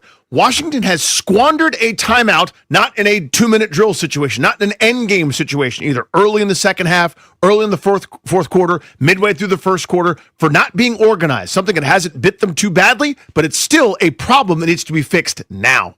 Don't forget about Matt Gay getting right. The kicker has made 6 consecutive field goals, was 4 for 4 from 43, 52, 41, and 42 yards on Sunday. He's 7 for 10 on the season. Don't forget about the fact they drafted Ben Sinnott in the second round, and with every receiver that's ever played for them pretty much injured, could not get a target this past weekend. Got to get to Dan Quinn in just a moment. Met with the media today out in Ashburn. As a reminder, all of our football conversation on G&D is presented by Paramount Plus. You can't count on a whole lot these days, but you can always count on Sundays with the NFL on CBS and Paramount Plus. Watch your local NFL game live every Sunday all season long. Visit ParamountPlus.com/NFL to get started today. Dan Quinn, the latest on some injuries with his Commanders at 2-2. As we get started, I thought I'd give you an injury update. Some tough news on Javonte Jean-Baptiste, pec injury, and that will knock him out for a while, for sure. I know you'll probably ask also about Jaden. He had a strong workout here Saturday, and we'll take today and tomorrow and work out his practice plan. We'll go through the whole process with him this week, medically, how he feels, how he practices, and give you the updates Wednesday as I know him. And I thought just from a team standpoint, sit here 2-2. And the vibes of the 2 losses, 2 wins, lots to discuss through there. But I thought really just sustaining high energy throughout. You've heard me use different boxing analogies, and I do that with the team. Not looking to feel it out through the first round to see where it goes. You just want to be aggressive, want to be bold, right from the beginning. What I do know is that this is a resilient team. We'll grow from yesterday, and we have to. But lots for us to correct and get right, and before we take it out on the road to head out to LA. So all that said, glad to get started with you guys this afternoon. Go ahead, John. Dan, can you also update on guys like Terry, Noah, John Bates? Yeah, I would say we're all trending in the right space on there, John. We'll have a better update on Wednesday in terms of practice planning and that. But arrows are heading up for a number of the guys. The big news today was Javonte with the game. But for the guys that have missed some, we're making progress. And then one of the themes has been those explosive plays in the pass game allowed. Why does that keep happening, and what can you guys do to fix them? Yeah, and we definitely have to. It's for sure, a combination of things. Like most things, when there's some issues that you want to fix, you want to get it cleaned up as quickly as you can. On some, it could be as simple as a communication of a switch of a receiver of 2 and 3. Certainly helps from our pass rush when we're really ripping into that space to go. And then communication, like in line, how does it go? The calls quickly to communicate to one another. So we'll work really hard to nail that. We have to, and we will get better at that for sure. How about State Hasley? I know this is the first week that he's eligible to be activated. What's your plan there for him? Yeah, we're gonna huddle up here soon, but he's getting closer for sure for begin his window to begin practice. We'll give you a definite answer on that Wednesday, but he's really put in a lot of work to begin that window to begin the practicing. So we'll huddle up on that tonight and tomorrow, but I'll give you an answer for that Wednesday. But it's definitely trending in the right spot, Nikki. And then Luke McCaffrey, what have you seen out of him just in his growth as a receiver, especially these last 2 weeks, and then his contributions on special teams as well? Yeah, I thought I recognized him today in the special teams meeting. I thought, what a cool play. He catches the touchdown and then makes a tackle, on the next play on a kickoff and involved in a tackle. I think that speaks to him as the competitor. I love the fact that, the opportunity is there for him to dig in some more, and he's taking advantage of it, whether that's on offense or on the return game. He's got a fearless side to him as a returner, which in this day and age, in terms of the kickoff return, you have to do that. It's what makes Debo excellent at it, what makes him excellent at it. So over the last 2 weeks, I've certainly been pleased to see the growth in Luke. Dan, what's your level of concern with the missed tackles yesterday, and is there anything you can do mid-season to address that? Oh, yeah, there's plenty to do. In each practice, in each day, you can work on that hard time. It doesn't have to be something that you have to take to the ground, but you do have to get your angles, your tracking correct. But they're way too high. We were in double digits, and if you hit double digits between defense and special teams, that is too many. Going into it, we knew Bijan, is somebody that's exceptional at that. But you track 2-man tackles, and we've got work to do. Yeah, we were not pleased with our tackling performance, and yes, there is plenty you can do to work on that. Commanders head coach Dan Quinn meeting with the media the Monday after a Commanders loss on Grant and Danny. Second and longs and third and longs that they were able to consistently get, big yardage chunk plays on that. I mean, where is the line between a physical mistake, whether it's somebody not getting home on the rush and somebody not taking a good angle, and then the communication issues that allow people to kind of run free? Sure. I think you're right we didn't talk about the second and longs, because up until maybe through up the first half, through the first 3 games and into the first half, defensively on third down, that would actually we've been leaning into one of our strengths. But I thought the same as you, we had some second and longs that were able to be converted. It was second and 12, second and 15, maybe might even been second and 17. That's a one you want to be in. There's something that took place good to go. So heading into the last drive, that's where the third down I was disappointed in, because I said over the first 3.5 weeks, but I meant the first half of the game. I think there might have been 2 of 6, but 3 conversions DA on the last drive. That was hard. That was difficult. It wasn't just one call. One had been a zone pressure, one had been a man-to-man, one had been a man pressure. And that's where it has to be all connected. But as far as the second downs go, usually that's a screen or you give up to one. So for us to give up some on those, you're setting yourself up for a great third down. And so to not nail those, I think that was one of the examples where I just didn't feel the same type of energy intensity that I'd seen just a week before. And so we're going to really push hard to make sure this sustains, man, all the way throughout the game. And if we do that, I know what that looks like. And when we don't, unfortunately, I also have proof of that. Dan, do you think anybody is being targeted in particular on defense, or do you think it's just a matter of on a particular play, there's again a physical or a communication issue that leaves somebody isolated that maybe shouldn't be isolated? Yeah, a little bit of both, Dave, to be honest with you. There could be, at some point, somebody has a hard down. Like, that's just how it is. If it's man-to-man, it's outside. If you're in zones, oftentimes, like, who's number 3, that can be a linebacker, and you don't want that matchup to go. So there could be 20 times where the matchup could have happened, but the certain formation didn't click to go. So I think it's a little bit of a combination of both. Certainly give credit to Atlanta to, schematically have some, but we've also, got to have the right leverage. You got to have the right techniques. And if you do that, you give yourself a fighting chance, even when they're hard. But if you don't, boy, we all know, like, hard matchup and poor technique, that'll put you in a bad space fast. Tashawn, you're good. Scott? Hey, Dan. The slow starts on the road. As a coach, a coaching staff, is there any way you can improve that? Is that something you can help with? Yeah, we want to talk through all the things to, in terms of, like, the energy to have it sustained, Scott. I think it's important to not, shy away from one or the other. Our process is the same, but we want to make sure, like, in that boxing analogy, you're not waiting it out, see where we are. All of a sudden you're behind 10-0. And so, man, let's play bold. Let's play aggressive right from Jump Street.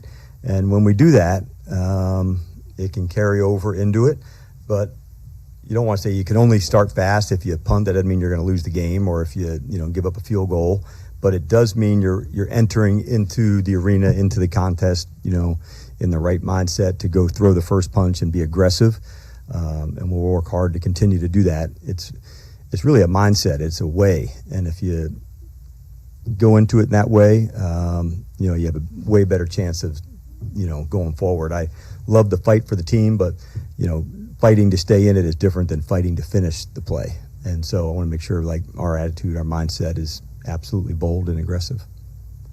So through 4 games, 2-2, as the head coach, what have you seen so far? Obviously a mixed bag. What have you liked, and maybe what haven't you liked? Yeah, so I would say I thought offensively, the guys done a good job with the ball, in terms of taking care of it, being mindful for it. We've not created enough, takeaway opportunities defensively, so I'll start with that, right, kind of at the top of the pile. I think we're gaining on our running game, and making progress into that space. Up until the second half, I was pleased with where we were gaining ground on third down on defense. But overall, just, man, let's make sure consistent at it, Scott. No roller coaster, like, this is how we go all the time. And I want that play style to be wherever we're at and however we go. And so we'll dig in hard to do that. Commanders head coach Dan Quinn meeting with the media the Monday after a Commanders loss on Grant and Danny. Hey, Dan, recognizing it's only 4 games into a 17-game season, what is your timeline like where, okay, we gotta coach guys up on repeated mistakes, versus when does it become, okay, we gotta change something, whether it's personnel or how we operate? Yeah, you want to do both. You're kind of coaching all the time through it first, JP, to make sure the technique's right. Can we dig into something to get it, aligned like we want it to align? Then the second thing you want to see is there repeat, issues that could come up, whether it's scheme or player.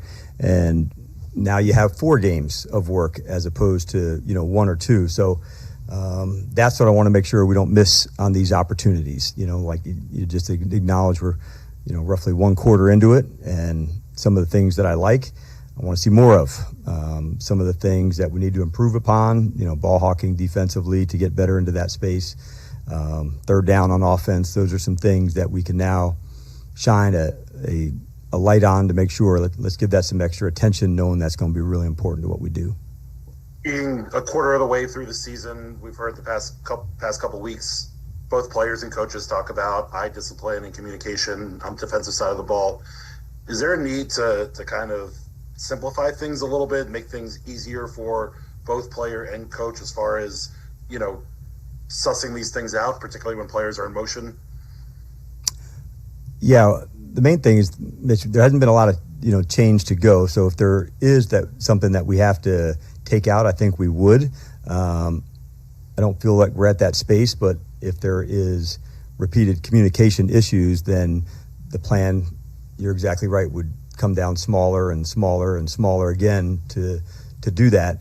I think the best way is continue to ramp up in the meetings, talk it, in the walkthrough, talk it, on the field, talk it, and acknowledge when plays come up, you repeat them again in practice to make sure, Mitch, that there is no gray in some of these. Now, there's a time or two when there's a new concept or a new play that offense does that you're going to take time to go through.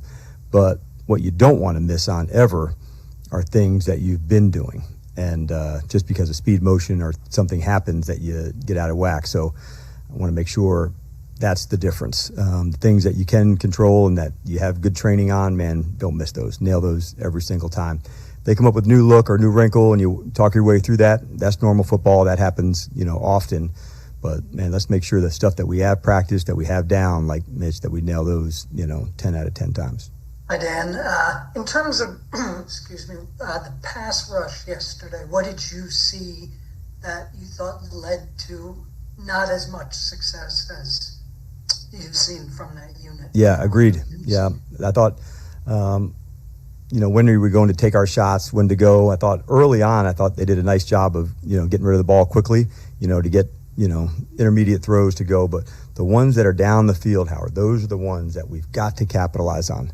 I thought we could have stunted more to try to, put the offensive line in some disadvantages to go. When you have good balance like they had yesterday, you're not teeing off to go. But I do feel like, we've got to get them off the spot. We had a number of chances, and we didn't nail those yesterday like we had the week before. That would be my main take. And then, honestly, like I said, at the end of the game, not being able to close Howard on the third downs, I thought that was, the biggest factor here. We had some chances here to get him in some third downs that you can get off the field, and when we didn't, and Joe tried, 3 different ones, a zone, a man pressure, and so we got to be able to nail those when those come up, that's for sure. And, I just wanted to follow up on Jean-Baptiste. You said not coming out for a while. Does that mean expecting injured reserve maybe out for the season? Yeah, for sure it'll head to injured reserve. As far as, until he has the surgery, Howard, I don't think they'll know, to the extent of what that could look like. So that's what I meant. It's not going to be, it could be, we'll have a better sense after he goes through the procedure. But torn pec, is usually something that's months, not weeks. Yeah, and we're bummed for him. He's worked hard to come back from injuries and starting to make his move again. So definitely a setback for him and a blow for us as well. Commanders head coach Dan Quinn meeting with the media the Monday after a Commanders loss on Grant and Danny. Hey there, Coach. Good afternoon. Good afternoon. I'm pulling on the thread a bit about communication. That was a point of emphasis for you all, all summer. Yes. And I know, we talked about that quite a bit. So what are your thoughts on what could be happening and why that's not materializing in game? Yeah, I think there's a fine line, Candy, between like trying to play perfect and hitting, communication and being loud on the go. By being perfect, what do I mean by that? Like sometimes a speed motion happens, being so careful that you're late on a communication. You're not quick on it to go. And so I really want our guys to really trust their training. They've put good work in and allow that to, fully be expressed and heard and acknowledged. There's not that many moving parts, with different people on the defensive side. So we want to make sure we can nail that. It could be as easy as communication could have been, you said it. Did I receive it on a call when somebody's going quickly? It doesn't always mean like in motion or in the one. We had a pressure that didn't look as good. One player was doing one thing. Thought he heard a different call or a different technique. So I just want to make sure they trust their training. Like, we don't have too many different things up. Let's make sure, like, call it, let it rip, be aggressive. And I know, between last season and this season, Mikey Sanders still, the inside, outside. You've kind of, done a little bit of both over the last season. And then, of course, with this season, a switch. What is your assessment thus far on how he's doing and if he would potentially go back to what you all were doing last year? Yeah, I was pleased to see a lot of what he did at the nickel in this game, Kenny. I thought he had some good tackles. He was aggressive inside, had the interception. So I was pleased to see Mikey improve from last game into this game. And so I thought he and Luvu were two that stood out to me of some things that had real progress. And tell the truth, Monday, what was the most pressing thing that you wanted to articulate to the team as a whole?